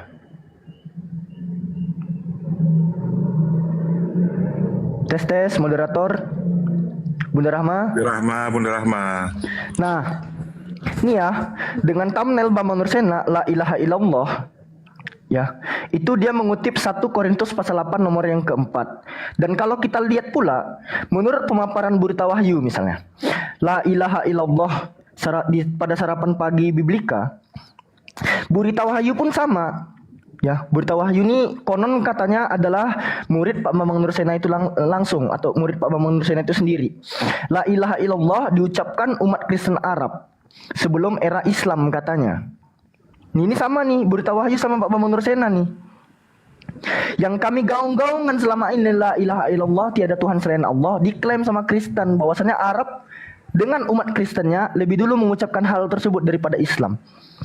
Mereka mengatakan di dalam 1 Korintus pasal yang ke-8 nomor yang keempat, pada teks Yunaninya Odes Theos Eimi Heis, itu pada bahasa Arabnya ada kalimat la ilaha illallah di sini. Nah, sekarang kita buktikan. Pada 1 Korintus 8 nomor yang keempat, memang ada nggak ungkapan tersebut? Langsung kita ke Bible, Bang. Kita buka 1 Korintus 8 tadi. Nih ya, kalau kita perhatikan di dalam 1 Korintus ke-8 nomor yang keempat, tentang hal makan daging persembahan berhala, kita tahu tidak ada berhala di dunia dan tidak ada ilah lain daripada ilah yang esa. Kalau kita lihat di teks Yunaninya, memang benar ada kalimat Odes Theos Eteros Eimi Heis. Ada. Odes Theos Eteros Eimi Heisnya ada. Namun kalau kita lihat pada Bible yang berbahasa Arab, ada nggak ungkapan la ilaha illallah? Nggak ada. Yang ada itu apa? Wa an laisa ilahun akhoru illa wahid. Wa an laisa ilahun akhoru illa wahid. Mohon maaf kalau abang nggak tahu bahasa Arab ya. Saya maklum, abang cuma tahu bahasa Indonesia, saya maklum. Namun yang diklaim oleh Pak Bambang Nursena dan Burita Wahyu tadi, lafaz la ilaha illallah ini sebenarnya kan di sini berbunyi wa an la ilaha illallahul ahad. Ya kan ya? Yang dipaparkan pada sarapan pagi Biblika ini. Faktanya bahasa Arabnya nggak gitu, cuy. Wa an laisa ilahun akhoru illa wahid. Nggak ada la ilaha illallahnya. Oke. Jadi Pak Bambang Nursena itu telah berbohong, Bang.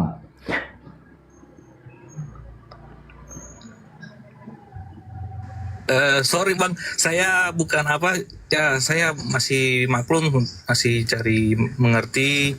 Jadi Pak Bambang bisa baca Yunani, saya pun bisa baca Yunani. Pak Bambang bisa baca bahasa Arab, saya pun bisa baca bahasa Arab.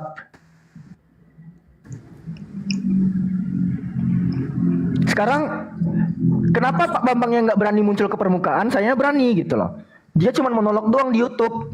Coba kalau Bang Cendis punya akses terhadap Pak Bambang Nursena, ajaklah dia kemari diskusi.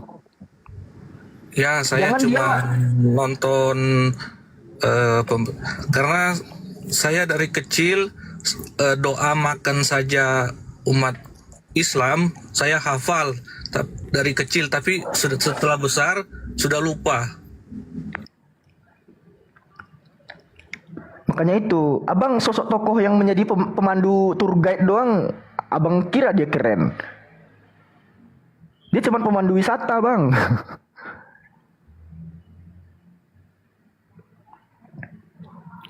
Gitu loh ya. Jadi kalau abang bilang, oh saya nggak percaya sama umat muslim karena saya nonton Pak Bambang Nursena, saya pun nggak percaya sama Pak Bambang Nursena yang abang percaya itu loh. Nah, oke, itu saya clear ya, saya anggap clear itu. Saya mau tanya lagi tentang iman Kristen Tritunggal itu yang tadi saya dengar, yang Tritunggal sempat ada bahas kalau nggak salah, saya lupa juga. Tritunggal itu menurut dari Om Zuma atau saudara-saudara yang lain dari sisi Muslim lah.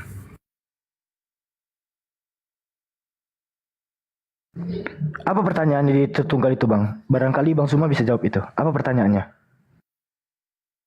tentang Tritunggal. Perspektif mungkin ya, perspektif Gurunda, perspektif Islam terhadap Tritunggal. Tafadhol Gurunda. Silakan Bang Suma.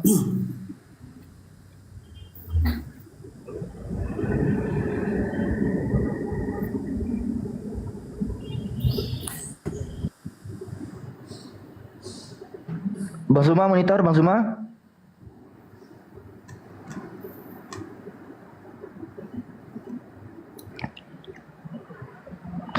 Gimana Bang Gol? Kalau aku langsung aja. Oke, enggak. Bismillahirrahmanirrahim. Kita pakai Bible ya. Bang Kendis ya, kita pakai Bible ya. Oke. Pada kitab Ulangan, kitabnya Musa, pasal yang ke-6 ayat yang ke-4. Dikatakan di sini, dengarlah hai orang Israel, Tuhan itu Elohim kita, Tuhan itu Esa. Atau yang berbunyinya itu Shema Yisrael Adonai Eloheinu Adonai Echad. Ehad yang diterjemahkan sebagai Esa. Kita harus tahu dulu Esa ini bentuknya apa? Satu-satunya atau satu kesatuan? Menurut Bang Kendi sendiri, di dalam pemahaman Abang sebagai seorang Kristen, Esa itu satu-satunya atau satu kesatuan, Bang? Kalau menurut saya sih Esa itu satu. Satu ini kan bisa diimbuhkan. Kesatuan pun satu. Iya, kalau menurut saya ya, saya mohon maaf juga saya nggak terlalu paham. Esa itu satu. Kalau Tritunggal itu satunya itu satu kesatuan atau satu-satunya, Bang? Kalau dari saya sih 3 dari 1 atau 1 dari 3. Satu kesatuan. Iya. Jadi Tritunggal yang kalian katakan sebagai Tuhan yang Maha Esa itu adalah satu kesatuan. Sekarang Bang, kita kritisi kata Ehad ini Bang.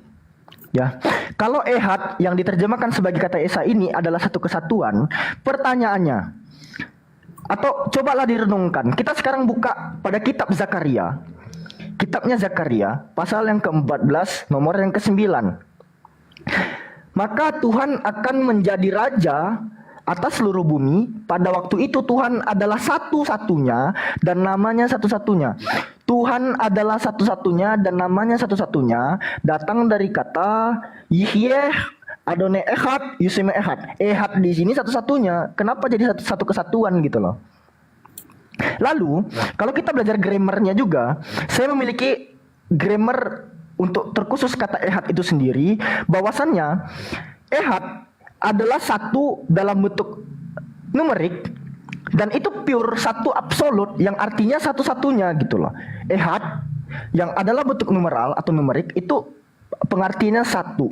Sementara unity yang adalah satu kesatuan itu datangnya dari kata akhdud dalam bentuk non, atau kalau ehad ini kita mau artikan satu kesatuan, masukkan yod dan mem final di belakangnya dalam bentuk pengertian kepluralan dia.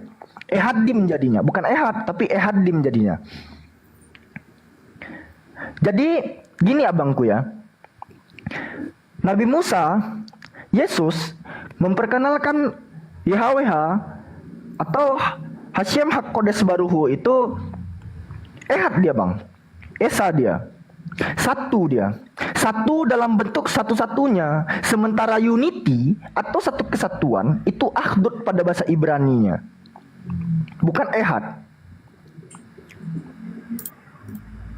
Oke. Gitu abangku. Jadi kalau satu ya satu aja, jangan makan 3 ngaku 1 gitu loh. Saya tambahkan karena pertanyaan abang ini siap.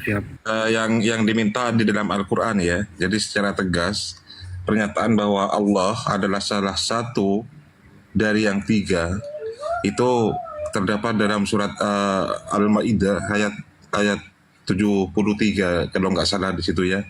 Bahwa Al-Quran menekatkan bahwa Allah adalah Tuhan yang Maha Esa, tidak ada yang menyamainya dan tidak ada yang berhak disembah selainnya.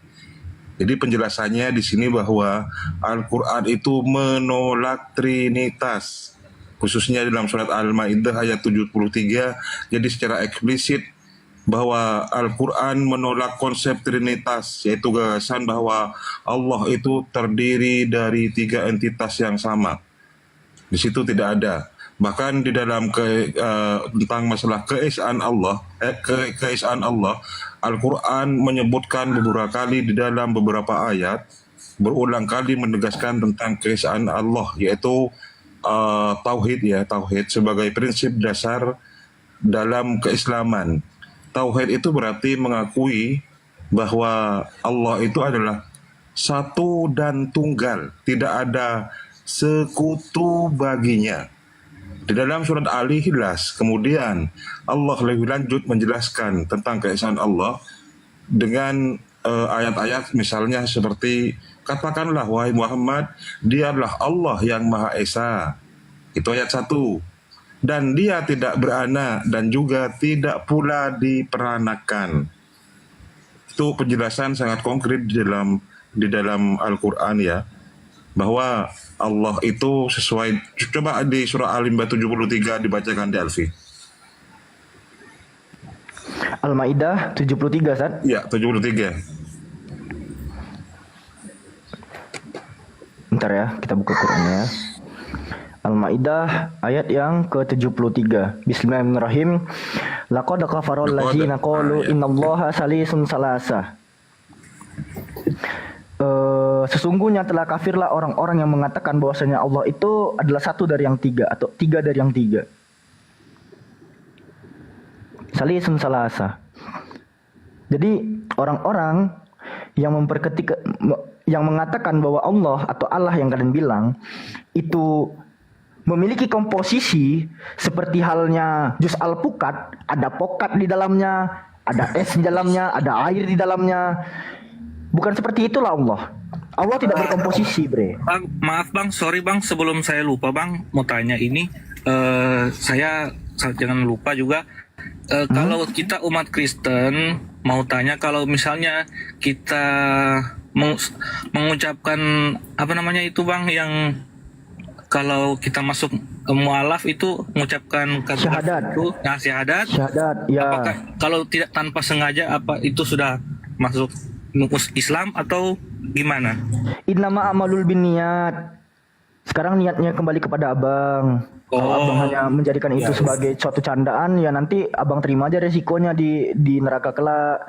Namun kalau abang bersungguh-sungguh mengucapkannya, mengimani dalam hati, abang menjadikan itu sebagai sistem belief abang yang mengakui bahwasanya Allah itu satu-satunya ilah dan Nabi Muhammad itu adalah utusannya, adalah hambanya. Ya jelas abang telah menjadi seorang muslim. Gitu loh. Oke. Secara kolbu abang. Oke. Nah, Bang Goldian mau masuk satu Yohanes 5 nomor 7 ya, Bang Goldian ya?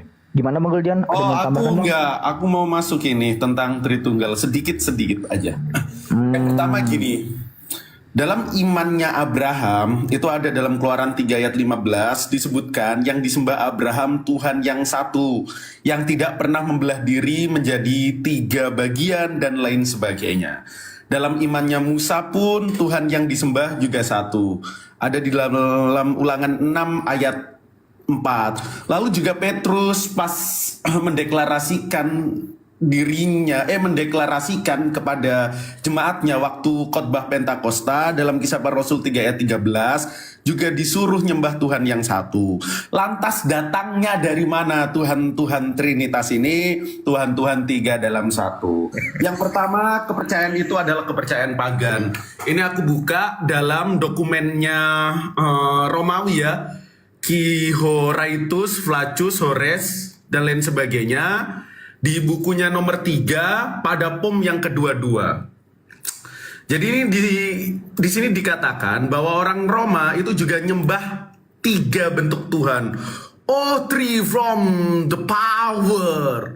Oh, 3 kekuatan yang luar biasa. Dan 3 kekuatan itu menjadi persembahan bagi kepercayaan Romawi, tapi mereka menganggapnya 3 power atau 3 kekuatan itu sesuatu yang satu.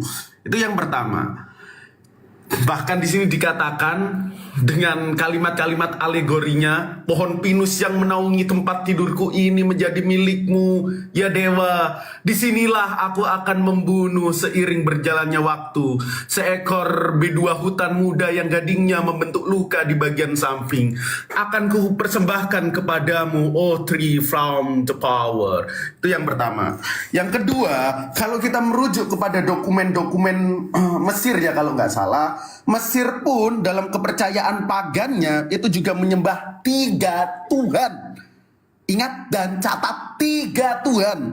Jadi tradisi tentang Tritunggal maupun Trinitas atau 3 Tuhan itu bukan berasal dari kepercayaan Abraham, bapak orang yang saleh, melainkan kepercayaan pagan, lalu diadopsi oleh bangsa Romawi, lalu diadopsi oleh kekaisaran Roma, lalu dicaplokkan ke dalam pengakuan iman suatu ajaran lain yang disebut homoousia, zat tubuh Kristus, yang mana origin itu terpengaruh oleh pagan-pagan Yunani.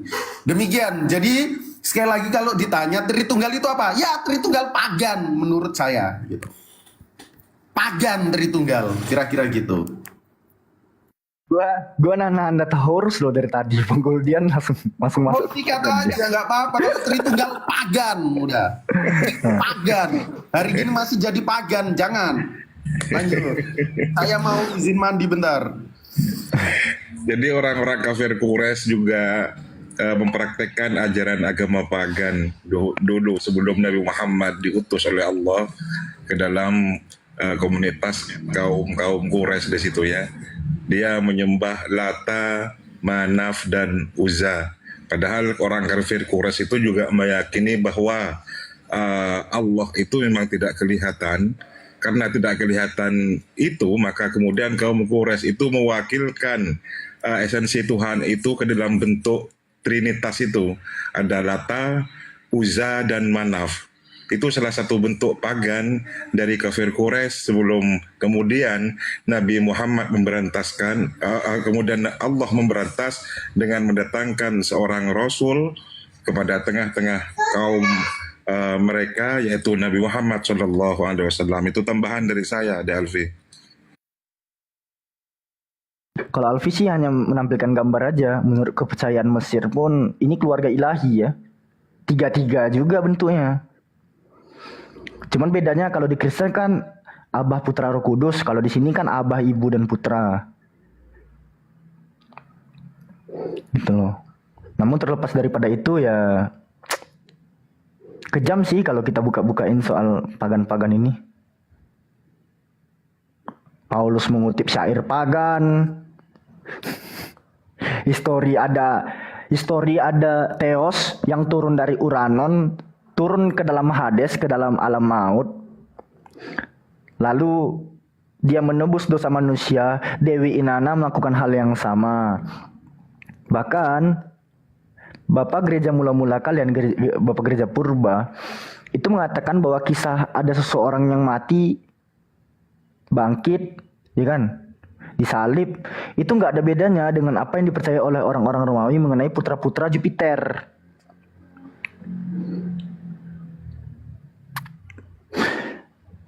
Gitu loh Bang Kendis.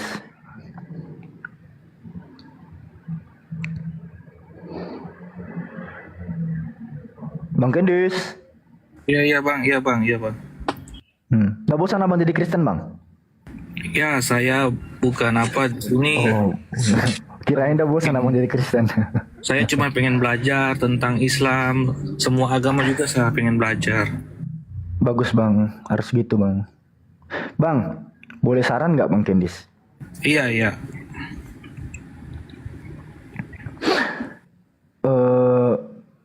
Kitab abang yang adalah Bible ini ditulis oleh Matius, Markus, Lukas, Yohanes. Mereka orang mana bang? Ya saya kalau mau tanya itu saya kurang tahu lah. Oke. Mereka kan diyakini sebagai orang-orang Yahudi tadinya. Cuman Lukas kan bukan. Matius, Markus, Yohanes doang kalau nggak salah. Nah mereka menulis kitab kan menggunakan bahasa Yunani. Mereka bukanlah orang Depok, bukan orang Bekasi, bukan orang Manado. Jadi mereka nggak akan membuat kitab itu menggunakan bahasa Melayu seperti kita sekarang. Jadi Ini saran yang baik bang ya. Boleh abang ambil, boleh tidak. Mau abang belajar dari Pak Bambang Nursena pun silahkan. Belajarlah abang dari dia. Belajarlah bahasa asli kitab abang bang. Belajarlah bang. Karena yang disebut sebagai terjemahan ini adalah produk manusia bang. Ini adalah produk manusia yang saya pun, kalau kita kritisi ya, di dalam kitab abang misalnya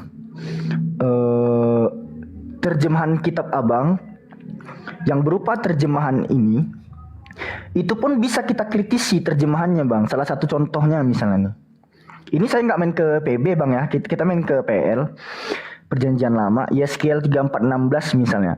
Yeskiel 3416 terjemahan baru tahun 1974 menyatakan begini, serta yang gemuk dan yang kuat akan kulindungi. Sini ya, pada terjemahan tahun 74, yang gemuk dan yang kuat, serta yang gemuk dan yang kuat akan kulindungi. Tiba-tiba tahun 2018 terjemahannya apa dibuatnya di sini? Tetapi aku akan membinasakan yang gemuk dan kuat. Tadi katanya dilindungi tahun 74. Tiba-tiba terjemahan tahun 2018 mengatakan yang gemuk dan yang kuat itu akan dibinasakan. Jadi kita nggak bisa bang, kita nggak bisa hanya berpedoman sama terjemahan, karena itu adalah usaha manusia untuk menerjemahkan kitab, dan itu rawan mendapatkan kesalahan bang gitu loh. Teman-teman bisa baca ya, ini bahasa Indonesia semua. Serta yang gemuk dan yang kuat akan kulindungi menurut terjemahan baru tahun 74. Sementara AYT Alkitab yang apa ya AYT ini ya, ada kepanjangannya itu, dikatakan di sini tetapi aku akan membinasakan yang gemuk dan yang kuat. Ayat yang Katanya tersembunyi, tadi ayat itu. ayat yang tersembunyi gitu loh. Jadi di sini menggunakan kata akan kulindungi, di sini aku akan membinasakan orang yang mana? Orang yang gemuk dan yang kuat. Jadi kita nggak bisa berpedoman sama terjemahannya bang ya. Sekali lagi saya hanya mengajak abang menuju kebaikan. Belajarlah bahasa asli abang. Biar apa? Biar abang paham kitab abang sendiri, apa yang ditulis oleh penulis kitabnya pada mula-mula gitu loh. Karena orang yang gemuk itu biasanya orang-orang bapak-bapak pendeta kayak si Bom-Bom gitu, Delvin. Makanya ayatnya dipelintir, diubah. Jadi kelindungi gitu ya. Padahal kubinasakan gitu ya. Dihanguskan itu. Bom-Bom misalnya. Bom-Bom misalnya. Bang, saya mau tanya lagi, Bang. Oh, boleh silakan. Ini apa namanya? Ka'bah itu ya apa namanya? Kalau umroh itu yang dicium-cium. Iya, dicium-cium itu batu atau gimana itu cuma? Batu itu, Bang, batu betul. Oh. Terus kenapa, Bang? Enggak, saya kan cuma mau apa? Kalau kenapa kok batu dicium-cium? Ada apa manfaatnya itu? Gitu aja. Ka'bah maksudnya Ka'bah ya maksudnya ya. Kata Umar bin Khattab, sesungguhnya aku tahu engkau adalah batu yang tidak mendatangkan manfaat maupun mudarat. Jikalau aku tidak melihat baginda menciumimu, maka aku tidak akan menciumimu. Gitu loh, Bang. Jadi jangan kira kami cium-cium batu itu kami menyembah batu. Tidak, Bang. Beda. Masa kita mencium tangan orang tua, kita nyembah tangan orang tua sih, kan lucu. Dan juga gini, Bang ya, seringkali Kristen ini salah kaprah mengenai Islam. Kami menyembah Ka'bah, suka-suka mereka aja ngomong. Padahal Ka'bah itu pada saat digantikan kiswahnya, Ka'bah itu dipijak-pijak. Tapi umat muslim gak ada yang marah, gak ada yang bilang oh Tuhan kami dipijak-pijak. Abang tahu nggak, Bang, kalau di Ka'bah itu yang kotak abang bilang itu, kotak kubus itu pernah diganti-ganti kan kiswahnya, dan sampai sekarang pun masih, Bang. Kan kiswah itu masih diganti-ganti sampai sekarang tuh. Kain yang hitam ini yang menutupi kubus yang kalian bilang kubus itu dipijak-pijak, Bang, pada saat digantikan kiswahnya. Ini orang-orang semua nih di atas ini nih. Ntar pakai alat mereka naik ke atas, terus mereka naik ke atapnya, terus dipijak-pijak. Umat muslim gak ada yang marah. Oh Tuhan kami dipijak-pijak. Karena kenapa? Kami tahu, kami gak nyembah Ka'bahnya. Kami hanya berkiblat kepada Masjidil Haramnya. Kami itu berkiblatnya tuh kepada tanah sekeliling Ka'bahnya, Bang. Gitu. Iya, jadi bukan bangunannya, Bang ya. Bukan bangunannya. Yang diberkati oleh Allah itu tanahnya. Tanahnya. Misalnya ada bom nyasar ketika ada peperangan misalnya, dan Ka'bah itu mau kemudian hancur, tidak ada masalah, tinggal dibangun lagi. Karena yang diberkati oleh Allah itu adalah tanahnya, yaitu Makkah Al-Mukarramah kan gitu kan, yang dimuliakan, tanah yang dimuliakan, tanah yang diberkati. Gak ada masalah dengan bangunan itu, walaupun misalnya kena bom kemudian hancur, itu tidak ada masalah, tetap tanahnya yang diberkati, daerahnya yang diberkati. Kita tinggal bangun lagi Ka'bah itu, gitu Bang. Terus mengenai Hajar Aswad tadi Bang, itu bukan kewajiban Bang, karena kenapa? Abang kalau buka NU online, ini kan source keislaman Indonesia. Abang lihat tragedi Karamitah. 22 tahun Ka'bah itu pernah tanpa Hajar Aswad Bang. Hajar Aswad itu pernah hilang, dimaling orang. Kita nggak usah sebut oknumnya siapa. Yang jelas Ka'bah itu pernah dalam 22 tahun dekade, Ka'bah itu tanpa batu Hajar Aswad. Apakah umat muslim mengatakan, oh Tuhan kami hilang, seperti ada mayat Tuhan yang hilang gitu kan ya? Nggak pernah Bang. Apakah pada saat batu Hajar Aswad itu hilang selama 22 tahun, umat muslim itu mencari-cari batu penggantinya untuk dicium-cium? Nggak ada Bang. Nggak ada loh. Tetap umat muslim itu melaksanakan haji dan umrohnya. Karena itu bukan kewajiban tuh. Bunda Mira, jangan di mirror langsung Bunda. Bahaya sekali. Jadi gitu Bang ya, batu Hajar Aswad itu pernah hilang 22 tahun, umat muslim gak ada yang mengatakan, oh Tuhan kami hilang, gak ada. Tapi mayat Tuhan pernah hilang Bang, di dalam kitab suci ya Bang. Gitu ya Bang ya. Ada lagi Bang Kendis? Ya, saya lupa banyak pertanyaan, tapi agak lupa. Mungkin coba saya cari tahu dulu ya. Itu juga dicium-cium itu. Cium-cium nanti ada kotak masukin duit gitu kan. Masa dulu pernah tampilkan itu, kelamaan kebenet Bunda. Iya, nanti kebenet Bunda jangan Bunda. Tuh. Tangannya masukin kotak tuh. Itu duit persembahan kasih namanya. Katanya. Tanya lagi Bang. Aku bantu dia Abang bertanya. Pak Ustadz. Ya Paman. Kenapa Nabi Muhammad menikahi bocil Ustadz? Tanya aja Bang.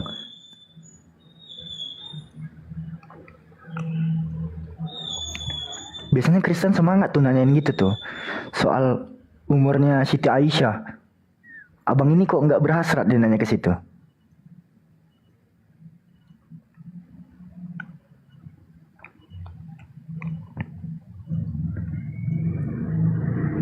Bang Kendis. Iya bang. Aku boleh bertanya nggak Bang? Boleh, sepengetahuan saya ya. Oke, Yesus itu sepenuhnya manusia, sepenuhnya Tuhan nggak Bang? Betul ya? Iya betul. Saya pengen tahu Bang, sepenuhnya kemanusiaan Yesus ini dia seorang yang bertuhan atau ateis Bang? Kalau menurut saya sih sepenuhnya firman.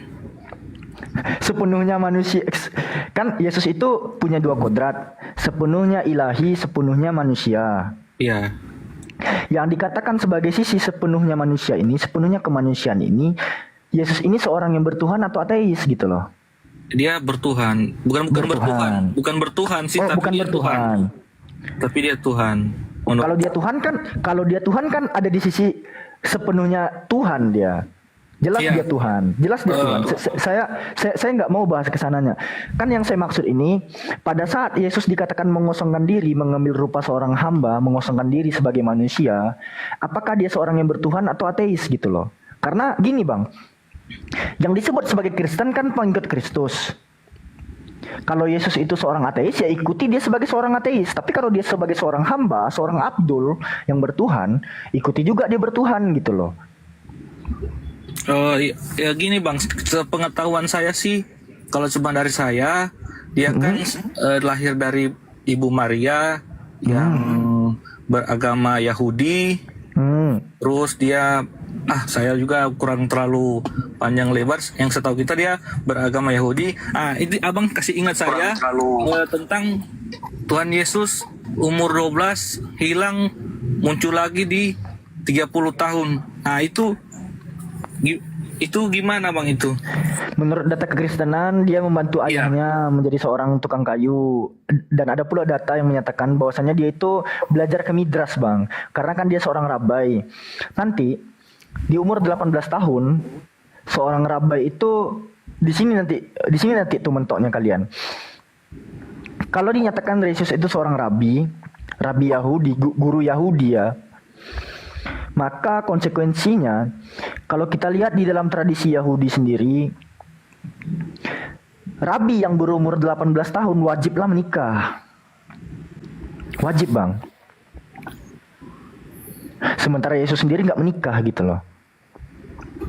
Makanya Kristen itu lebih dominan menggunakan data bahwasannya Yesus dari umur 13 sampai 29 tahun itu bantu bapaknya jadi tukang kayu. Bang, saya mau tanya ini ya. Ini saya ingat juga Bang. Ini tentang tadi sempat Bang Zuma bilang sama siapa itu yang berdebat tadi, saya dengar tentang bahwa Tuhan Yesus adalah juru selamat, kebenaran dan hidup. Tiada seorang datang kepada Bapa kalau tidak melalui aku.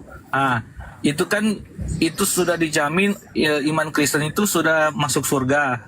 Terus kalau di Islam masuk surga itu dijamin atau bagaimana Bang? Dijamin Bang. Kullu ummatin yadkhulunal jannah ila man aba. Itu ada di riwayat. Kullu ummatin yadkhulunal jannah ila man aba. Ini langsung aja nih Alfi kasih datanya nih. Boleh Bang. Di dalam satu riwayat, misalnya di dalam kitabnya Kitab Wasunnah bab al-i'tiqad bisunnah bisunnah Rasulullah. Itu dikatakan kullu ummati yadkhulunal jannah ila man aba. Setiap umatku itu pasti masuk surga kecuali yang enggan. Man aba ya Rasulullah? Tanya sahabat ya kan. Siapakah yang enggan itu ya Rasulullah? Sorry Bang, itu Abang bilang kan dijamin. Tapi saya dengar dari Ustadz siapa ini yang sering di Kobuser tuh yang sering ngobrol itu, yang di Rojin itu sama. Makanya di sini saya kelarin dulu boleh? Oke, sorry. Kan Nabi Muhammad mengatakan An Abi Hurairah radhiyallahu anhu an Rasulullah sallallahu alaihi wasallam qala. Ya, dari Abu Hurairah radhiyallahu anhu dari Rasulullah sallallahu alaihi wasallam berkata, qala kullu ummati yadkhulunal jannah ila man aba. Setiap umatku pasti masuk surga kecuali yang enggan, illa man aba. Ada istisna di sana, illa. Terus Terus sahabat Nabi bertanya, "Man aba ya Rasulullah?" Apa jawab Rasulullah? "Wa man ata'ani dakhalal jannah wa man asani faqad aba." Barang siapa yang mentaatiku, niscaya ia akan masuk jannah, masuk surga, dan barang siapa yang bermaksiat kepadaku, maka dialah orang-orang yang enggan itu, yang udah pasti tidak masuk surga. Gitu loh Bang. Assalamualaikum warahmatullahi wabarakatuh. Waalaikumsalam warahmatullahi. Nah, kan dikatakan mana to'ani dakhalal jannah, barang siapa yang mentaatiku dia masuk surga. Apa saja yang diajarkan oleh Rasulullah ditaati Bang. Yang diajarkan ya. Gitu loh. Contohnya ibadatul ilahil wahid, menyembah Tuhan yang satu. Siapa itu?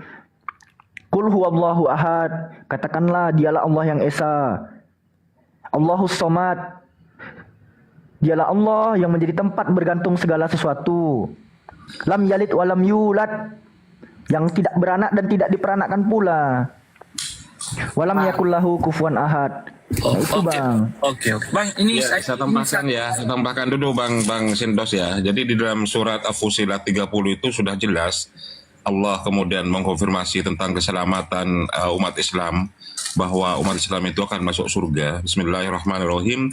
Innal ladzina qalu rabbunallah tsumma istaqamu tatanazzalu alaihimul malaikatu alla takhafu wa la tahzanu wa abshiru bil jannah allati kuntum tu'adun.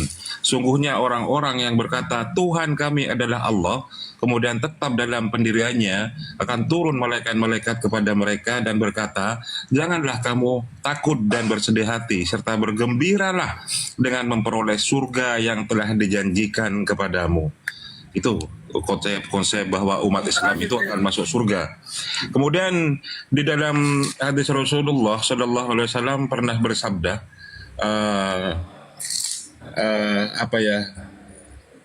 maka akhirul kalam la ilaha illallah dakhalal jannah. Barang siapa yang kemudian di akhir hidupnya berkata la ilaha illallah, bahwa tiada Tuhan selain Allah, dakhalal jannah, maka dia akan masuk ke dalam surganya Allah. Itu Bang, kalau di dalam Islam Bang, sama semua ajaran-ajaran para nabi, Nabi Muhammad, Nabi Isa, hidup yang kekal, Nabi Isa ya, atau kemudian Yesus, itu juga mengajarkan sama, hidup yang kekal untuk memperoleh keselamatan surga itu mengenal satu-satunya Allah yang benar, dan kemudian mengenal Yesus Kristus sebagai utusan, kan gitu Bang. Sama dengan Nabi Muhammad, bahwa la ilaha illallah Muhammadur Rasulullah, bahwa tidak ada Tuhan yang disembah selain Allah dan Nabi Muhammad adalah utusan Allah. Begitu juga dengan Musa, sama. Jadi ajaran para nabi itu sebenarnya sama, mengajarkan agama tauhid, tapi yang agama-agama yang berasal dari samawi. Tapi kalau yang kemudian mempersekutukan Allah seperti adanya konsep Trinitas, Tritunggal, itu saya kira ajaran pagan, itu bukan ajaran samawi Bang. Gitu Bang, makasih ya. Kriston, gini dulu Kriston. Saya mau tanya lagi Bang, ini terakhir saja ya. Soalnya sudah mau malam di sini, sudah mau gelap. Ini cuman mau tanya tentang isi ayat Al-Quran, ayat surat Al-Fatihah yang ke-6 yang berbunyi tunjuk, yang tahu bahasa Indonesia, tunjukilah kami jalan yang lurus. Itu kan saya mau bertanya, kenapa harus ditunjuki kami jalan yang lurus, sedangkan di dalam Alkitab Yohanes 14 ayat 6, akulah jalan kebenaran dan hidup. Gimana Bang? Saya jawab. Sebentar dulu Bang Alfi. Gurunda belum standby. Belum ini Gurunda. Oke, bagaimana kalau kita kasih kesempatan Ustadz Arif atau Ustadz Felix, Bang Alfi ya? Kasih kesempatan yang lain juga. Silakan Ustadz Arif kalau mau menjawab, atau Ustadz Felix, silakan. Boleh saya jawab? Baca ayat selanjutnya. Silakan. Jadi di situ ayat ke-6 seperti yang ditanyakan oleh Bang Cendos ini, apa ihdinas siratal mustaqim itu ya? Ihdinas siratal mustaqim kan gitu kan? Artinya bimbinglah kami ke jalan yang lurus. Maksudnya di sini umat Islam itu diperintahkan oleh Allah Subhanahu wa taala untuk selalu berdoa, memohon bahwa tunjukilah kami jalan yang lurus dan teguhkanlah kami di jalan itu, yaitu jalan hidup yang benar yang kemudian dapat membuat kami bahagia baik itu di dunia maupun di akhirat kelak, serta dapat mengantarkan kami untuk menuju atau mencari keridhaan-Mu, wahai ya Allah. Kemudian ayat ketujuhnya kan itu masih ada Bang, jangan sampai di ini ayat ketujuhnya, siratal ladzina an'amta alaihim ghairil maghdubi alaihim waladdallin, yaitu jalan orang-orang yang telah Engkau beri nikmat, bukan kemudian jalan mereka orang-orang yang dimurkai, dan bukan pula jalan orang-orang yang tersesat seperti orang-orang kafir. Begitu. Jadi di situ jalan orang yang telah Engkau beri nikmat kepadanya berupa keimanan, kemudian hidayah, dan kemudian ridho Allah. Jadi mereka itu seperti dijelaskan kemudian ada kaitannya dengan di surah An-Nisa ayat ke-69 kalau nggak salah ya, bahwa para nabi yang telah dipilih oleh Allah, bukan hanya Nabi Muhammad, tetapi semua para nabi yang diutus oleh Allah, Nabi Musa, Nabi Isa, Nabi Muhammad, dan nabi-nabi yang lainnya, itu telah dipilih oleh Allah untuk memperoleh bimbingan, menjadi jalan. Misalnya Nabi Muhammad di dalam surah Yasin itu, ala siratim Yasin wal Qur'an al-Hakim, innaka laminal mursalin. Sesungguhnya engkau Muhammad adalah satu utusan, innaka laminal mursalin, salah satu utusanku, ala siratim mustaqim. Inilah jalan yang lurus. Jadi semua para nabi itu jalan, Bang, ya. Gitu. Jadi para nabi itu telah dipilih oleh Allah untuk kemudian memperoleh bimbingan, sekaligus ditugasi untuk menuntun manusia menuju kepada jalan yang tujuannya itu adalah kebenaran ilahi. Begitu, Bang. Kalau bisa saya simpulkan sementara, silakan dilanjutkan Ustadz Felix ya. Ya, silakan. Oke, izin Gurundaku ya, saya tambahkan sedikit ya. Pertanyaan ini sering sekali dilontarkan oleh teman-teman kita dari Kristen. Karena berasumsi bahwasanya kenapa Islam masih meminta jalan yang lurus padahal Islam adalah jalan keselamatan. Pertama, dalam Al-Quran telah divalidasi bahwasanya Allah Subhanahu wa Ta'ala berfirman, "Inna hasihi sabili wa la tattabi'us subula." Ikutilah jalan yang lurus itu. Wa la tattabi'us subula. Tidak ada jalan yang lain selain jalan ini. Kata Allah Subhanahu wa Ta'ala, itu Al-Islam. Kenapa kemudian kami dalam sholat, dalam 5 kali sehari meminta kepada Allah Subhanahu wa Ta'ala untuk memohon kepada Allah dengan khusyuk agar kami ditunjukkan jalan yang lurus itu? Pertama, karena manusia pada dasarnya hatinya berbolak-balik. Setiap hari berbolak-balik hati itu. Makanya bukti secara konkret, banyak di antara kaum muslimin yang ya tidak bisa bertahan, bahkan tidak istiqomah. Mereka murtad. Kenapa demikian? Karena apa? Ya lalai dalam kehidupannya, tidak berdoa kepada Allah Subhanahu wa Ta'ala. Makanya kami selalu berdoa dalam satu hari secara pribadi mengatakan, ya muqallibal qulub sabbit qalbi ala dinik. Ya Allah yang membolak-balikan hati, teguhkanlah hati kami dalam Islam ini. Makanya dalam setiap hari kami juga, ya Allah, memohon kepada Allah Subhanahu wa Ta'ala, tunjukkanlah kami jalan lurus sebagaimana jalan-jalannya orang-orang yang telah Engkau beri nikmat. Itulah tujuan kami seperti itu, berdoa. Lalu pada dasarnya Islam itu ada garis yang lurus, teman-teman ya. Sudah lurus. Islam itu jalan keselamatan.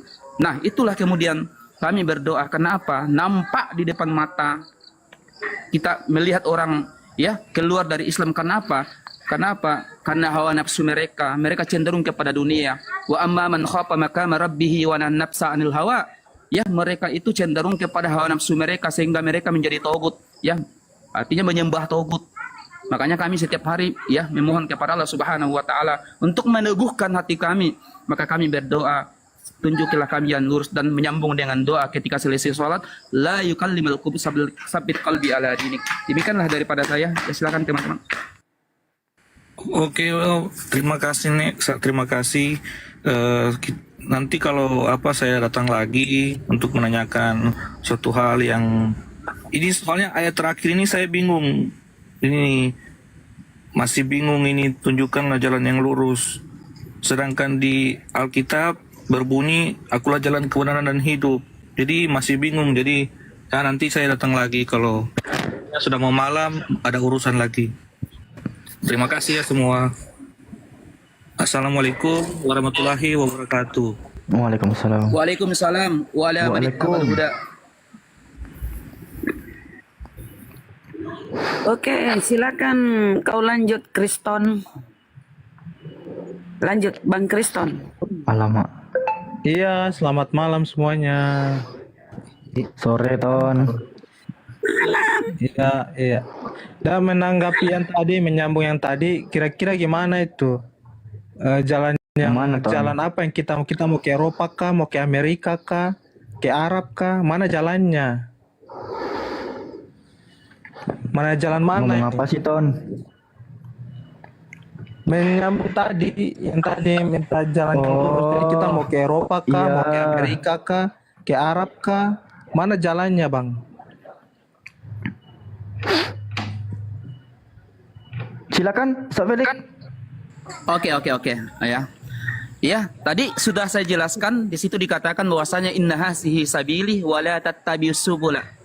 Jadi situ dikatakan bahwasanya inilah jalan yang lurus kata Allah Subhanahu wa taala. Bahkan Allah mengatakan wala tattabi'us subula, jangan mengikuti jalan yang lain. Kenapa? Wala tatafarraqum bikum am sabili. Pasti kalian akan tersesat. Jalan yang lurus seperti apa? Fa alaikum bisunnati wa sunnatil khulafaur rasyidin. Itu jalannya para Rasulullah sallallahu alaihi wasallam dan para sahabat. Yaitu menyembah hanya kepada Allah Subhanahu wa taala. Dan itulah yang diajarkan nabi-nabi terdahulu. Itu tervalidasi dalam surah An-Nahl ayat 36. Di situ dikatakan walaqad ba'asna fi kulli ummatir rasulan an ibudullaha wa jatanibut tagut. Tidaklah Allah mengutus nabi dan rasulnya kepada kaumnya kecuali membawa dua misi. Yang pertama su'budullah, menyembah hanya kepada Allah Subhanahu wa taala. Itulah jalan yang ditunjukkan oleh para nabi dan rasul yang sebelumnya. Nabi Nuh mengajak kaumnya untuk tidak mempertuhankan togut dan pagan. Mengajak mereka menyembah kepada Allah Subhanahu wa taala. Nabi Musa mengajak kaumnya menyembah hanya kepada Allah Subhanahu wa taala dan memperkenalkan Allah Tuhan langit yang bumi, yaitu walladzi khalaqalakum ma fil ardi jami'ah. Dia memperkenalkan Tuhan pencipta langit dan bumi. Begitu pula dengan Nabi Ibrahim menyembah kaumnya menyembah hanya kepada Allah, menyuruh kaumnya menyembah hanya kepada Allah Subhanahu wa taala. Nabi Isa juga mengajak kaumnya untuk menyembah kepada Allah Subhanahu wa taala. Kalau Anda menyamakan Nabi Isa dengan Yesus, Yesus pun mengajak dalam Markus 12:29, yaitu dengarlah wahai bangsa Israel, Tuhan kita itu satu, ehad. Dalam Yohanes 17 nomor 3 dikatakan, inilah hidup yang kekal itu, bahwasanya engkau mengenal Allah satu-satunya Tuhan yang benar dan mengenal Yesus Kristus yang engkau utus. Nah, begitu pula yang diajarkan oleh Nabi Muhammad sallallahu alaihi wasallam, bahwasanya ya Kul innani anallahu la ilaha illa ana. Tidak ada Tuhan selain Allah. Maka sembahlah dia dan berikanlah sholat karena untuk mengingatnya. Jadi jalan itu yang dimaksud di situ adalah jalan keselamatan untuk menuju hidup yang kekal itu. Itu dijawab sendiri oleh Bible loh, teman-teman. Jalan itu jalan keselamatan karena tidak ada sampai kepada Bapa tanpa melalui utusan. Jelas satu ayat saja, bre. Kamu baca, pasti kamu paham. Kalau kamu mengaktifkan akal kamu, yaitu inilah hidup yang kekal itu ditunjukkan secara eksplisit bahwasanya engkau mengenal Allah satu-satunya Tuhan yang benar dan mengenal Yesus Kristus sebagai utusan. Itulah jalan keselamatan yang ditunjukkan para nabi dan rasul, divalidasi dalam Al-Quran dan Bible. Cuma kalian salah paham. Kenapa kemudian? Karena Allah menganugerahkan kepada kalian hati, tapi hati itu mati. Makanya Al-Quran menerangkan bahwasanya ya walahum qulubun la yafqahuna biha. Mereka diberikan hati, kalian diberikan hati, tapi hati itu dimatikan dari segala sesuatu yang mengajak kepada kalian kepada sesuatu yang hak, mengajak kalian kepada sesuatu penyembahan hanya kepada Allah Subhanahu wa taala. Yang kedua, walahum azanul la yasmauna biha. Kalian diberikan mata, akan tetapi mata itu tidak digunakan untuk melihat tanda-tanda bahwa siapa yang menciptakan ini. Walahum ayunul la yubsiruna biha. Kalian diberikan telinga, tapi telinga itu tidak digunakan untuk mendengarkan sesuatu yang baik. Ketika datang guru Nazuma, Ustadz Alpi, dan Ustadz Arif mengajak kepada kalian untuk menyembah kepada Tuhan yang benar, maka masuk telinga kanan, keluar telinga kiri. Kenapa? Walahum qulubun la yafqahuna biha. Hati kalian mati, berkarat. Makanya kemudian Rasulullah sallallahu alaihi wasallam mengatakan, "Walladzi nafsu Muhammadin biyadihi min hasil umma Yahudi wan Nasara summa yamutu wa lam yu'min billazi ursiltu bil kana minas sabinar." Barang siapa yang aku diutus di atasnya Yahudi dan Nasara, apabila dia tidak mengikuti apa yang aku bawa, itu menyembah hanya kepada Allah, tidak ada tempat yang pantas bagi kalian kecuali neraka jahanam. Nauzubillahi min dzalik. Demikian dari saya, teman-teman. Silakan Kristen Ton. Iya, jadi saya tertarik itu yang mengenai jalan. Terdorong aja, Ton. Yesus berkata, akulah jalan kebenaran dan hidup. Aku yang punya hidup. Jadi tidak seorang pun kepada Bapa kalau tidak melalui aku gitu. Aku juga jalan. Oh, Rasulullah juga jalan. Dia punya hidup juga. Terus apa yang kau tanya? Hidup jalan itu hidup yang pada kekal, Nabi, hidup yang jalan yang ditunjukkan pada Nabi. Hidup kekal. Oke, hidup yang kekal itu bahwasanya engkau mengenal Allah satu-satunya Tuhan yang benar. Dan kekekalan itu dalam surga. Makanya Al-Quran menjawab, walladzina amanu wa amilus solihati ulaika ashabul jannah. Barang siapa yang beriman kepada Allah dan beramal soleh, Amal soleh itu mencakup segala perbuatan baik, mulai daripada yang terkecil sampai yang terbesar. Maka Allah menjawabnya, ulaika ashabul jannah, maka engkau akan dimasukkan ke dalam syurga. Penyambungan ayat itu yang sesuai apa yang kamu tanyakan, hum fiha khalidun, untuk selama-lamanya alias kekal. Apalagi? Iya. Hal kerajaan surga itu seperti apa, Bang? Oke, definisi daripada surga itu, makanya kita mau cerita tentang surga ini mana lebih rasional antara Islam dengan Kristen. Oke, definisi daripada surga itu adalah sebuah taman yang sangat luas. Bahkan diterangkan dalam Al-Quran dan hadis, surga itu seluas langit dan bumi. Maka definisi daripada surga itu adalah sebuah taman yang sangat luas. Di dalam surga itu ada sungai khalidina fiha wa aswaju mutahharat wa ridwanu minallah. Ada di dalam sungai-sungai yang terbentang yang airnya sangat jernih, kerikilnya terbuat daripada mutiara. Dan setiap manusia yang masuk ke dalam surga akan memiliki surga yang seluas 100 tahun perjalanan. Apakah kemudian kita hidup sendiri dalam? Makanya Allah mengatakan khalidina fiha. Allah menyiapkan pasangan-pasangan yang suci dan para pelayan-pelayan yang berasal dari manusia yang sebaya. Khalidina fiha di situ adalah pasangan yang suci. Jangan kita berasumsi mengarahkan pikiran kita kepada hubungan biologis, tapi khalidina fiha itu mengedepankan kebersamaan. Karena bagaimana jadinya dunia ini ketika hanya dihuni oleh perempuan, dan bagaimana jadinya dunia ini ketika hanya dihuni oleh laki-laki. Makanya Allah menghidupkan manusia dalam surga secara berpasangan-pasangan. Kenapa? Allah tahu hambanya, zuyyina linnasi hubbus syahwati minan nisa. Kecenderungan seorang laki-laki ada kepada perempuan, dan kecenderungan kepada perempuan adanya kepada laki-laki. Tapi jangan kita mengarah kepada hubungan biologis, tapi tentunya adalah kebersamaan.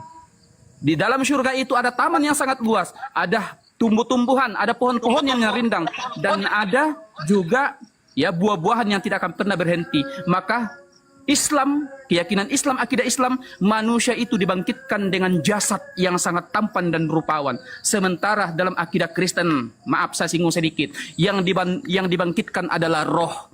Pertanyaan saya kemudian, dengan apa roh itu bisa menikmati tumbuh-tumbuhan? Dengan apa roh itu bisa menikmati pasangan-pasangan yang suci? Dengan apa roh itu bisa menikmati air? Dengan apa roh itu bisa menikmati pohon-pohonan atau buah-buahan? Dengan apa roh itu bisa menikmati segala fasilitas yang mewah yang ada dalam surga itu? Oke. Makanya Ustadz. Oke. Kita mau dengar dulu konsep surganya si Kristen. Silakan. Silakan, Kristen. Konsep di surga mau apa? Perang naga, perkawinan anak domba, atau apa? Silakan. Kalau Yesus berkata gini, hal kerajaan surga itu seumpama pohon yang rindang, di mana ada burung-burung yang hinggap, binatang-binatang melata, semua datang di bawah pohon itu. Artinya kita mau ibaratkan kita sebagai manusia yang di bumi ini, ketika kita masih ada di bumi, hal kerajaan surga kita bisa mengadakannya di bumi. Bahwa kalau kita itu berbuat baik, itu pasti ada banyak orang datang kepada kita, betul? Di Islam pun sama, ketika kita banyak berbuat baik, orang banyak akan datang kepada kita. Gitu, Bang. Jadi hal kerajaan surga itu berbuat baiklah sebanyak-banyaknya. Kalau misalnya kita mau lihat fakta kerajaan surga yang sebenarnya, lihat dalam Wahyu. Dalam Wahyu dikatakan bahwa di kerajaan surga itu kita hanya menyembah Tuhan, tidak ada kawin-mengawin di surga. Kita hanya makan roti mana, di mana itu terjadi pada bangsa Israel keluar dari Mesir. Itu roti mana akan dimakan di surga juga. Kita akan seperti pilar-pilar, kita seperti tiang-tiang, akan memiliki mahkota. Jadi kerajaan surga itu berupa kerajaan, bukan cuma padang rumput atau pohon-pohon atau sungai-sungai. Dalam Muslim mungkin berbeda dengan Kristen. Makan roti ada minumnya nggak, Bang Kristen? Kalau roti, hanya roti mana? Kalau roti itu Bang Kristen, kalau roh makan roti itu gimana ya? Karena hidup seperti malaikat. Ada. Karena hidup seperti malaikat. Yang bisa dimakan oleh roh. Kalau roh makan roti gimana, Bang? Rotinya gimana, melayang-layang? Karena hidup seperti malaikat, Bang Kristen. Di surga. Daging dan darah. Daging dan darah tidak mendapat tempat di surga. Nah, tempat di surga makan betul. roti. Daging dan darah tidak. Caranya roti melayang-layang. Gimana itu sesuatu yang tidak bisa dibayangkan, tidak bisa ditafsirkan, tidak bisa diilhami oleh manusia. Roti itu diciptakan oleh Yang Maha Kuasa, Yang Maha Besar. yaitu Roh makan Allah. roti. Kita tidak bisa mungkin Anda berpikir roti itu diciptakan dengan tangan, harus ada apinya, jadi Roh minum roti wine gitu. nggak? Tidak seperti itu. Cara Kalau roh makannya roh itu gimana? Coba. Roh itu makan gimana? Apa kelihatan Iya. giginya? Gimana caranya roh itu makan? Coba. Gambarannya roh betul. itu seperti kita, wujudnya kita, tangan kaki kita semua ada lengkap, tapi tidak berdaging dan berdarah. Ngerti nggak? Nggak kelihatan apa kelihatan kalau roh? Kelihatan roh itu ada, tapi kalau kita manusia tidak bisa melihat roh itu. Ngerti nggak? Hanya sesama roh yang bisa melihat roh. Tapi kalau kita manusia yang masih berdaging tidak bisa melihat roh itu. Jadi rohmu kelihatan. Rohmu kelihatan. Enggak. Kalau di sorga nggak ada nafsu menurut kekristenan, kalau minum wine itu nafsu nggak bang? Bagian dari nafsu nggak? Bagian dari keinginan nggak tuh bang?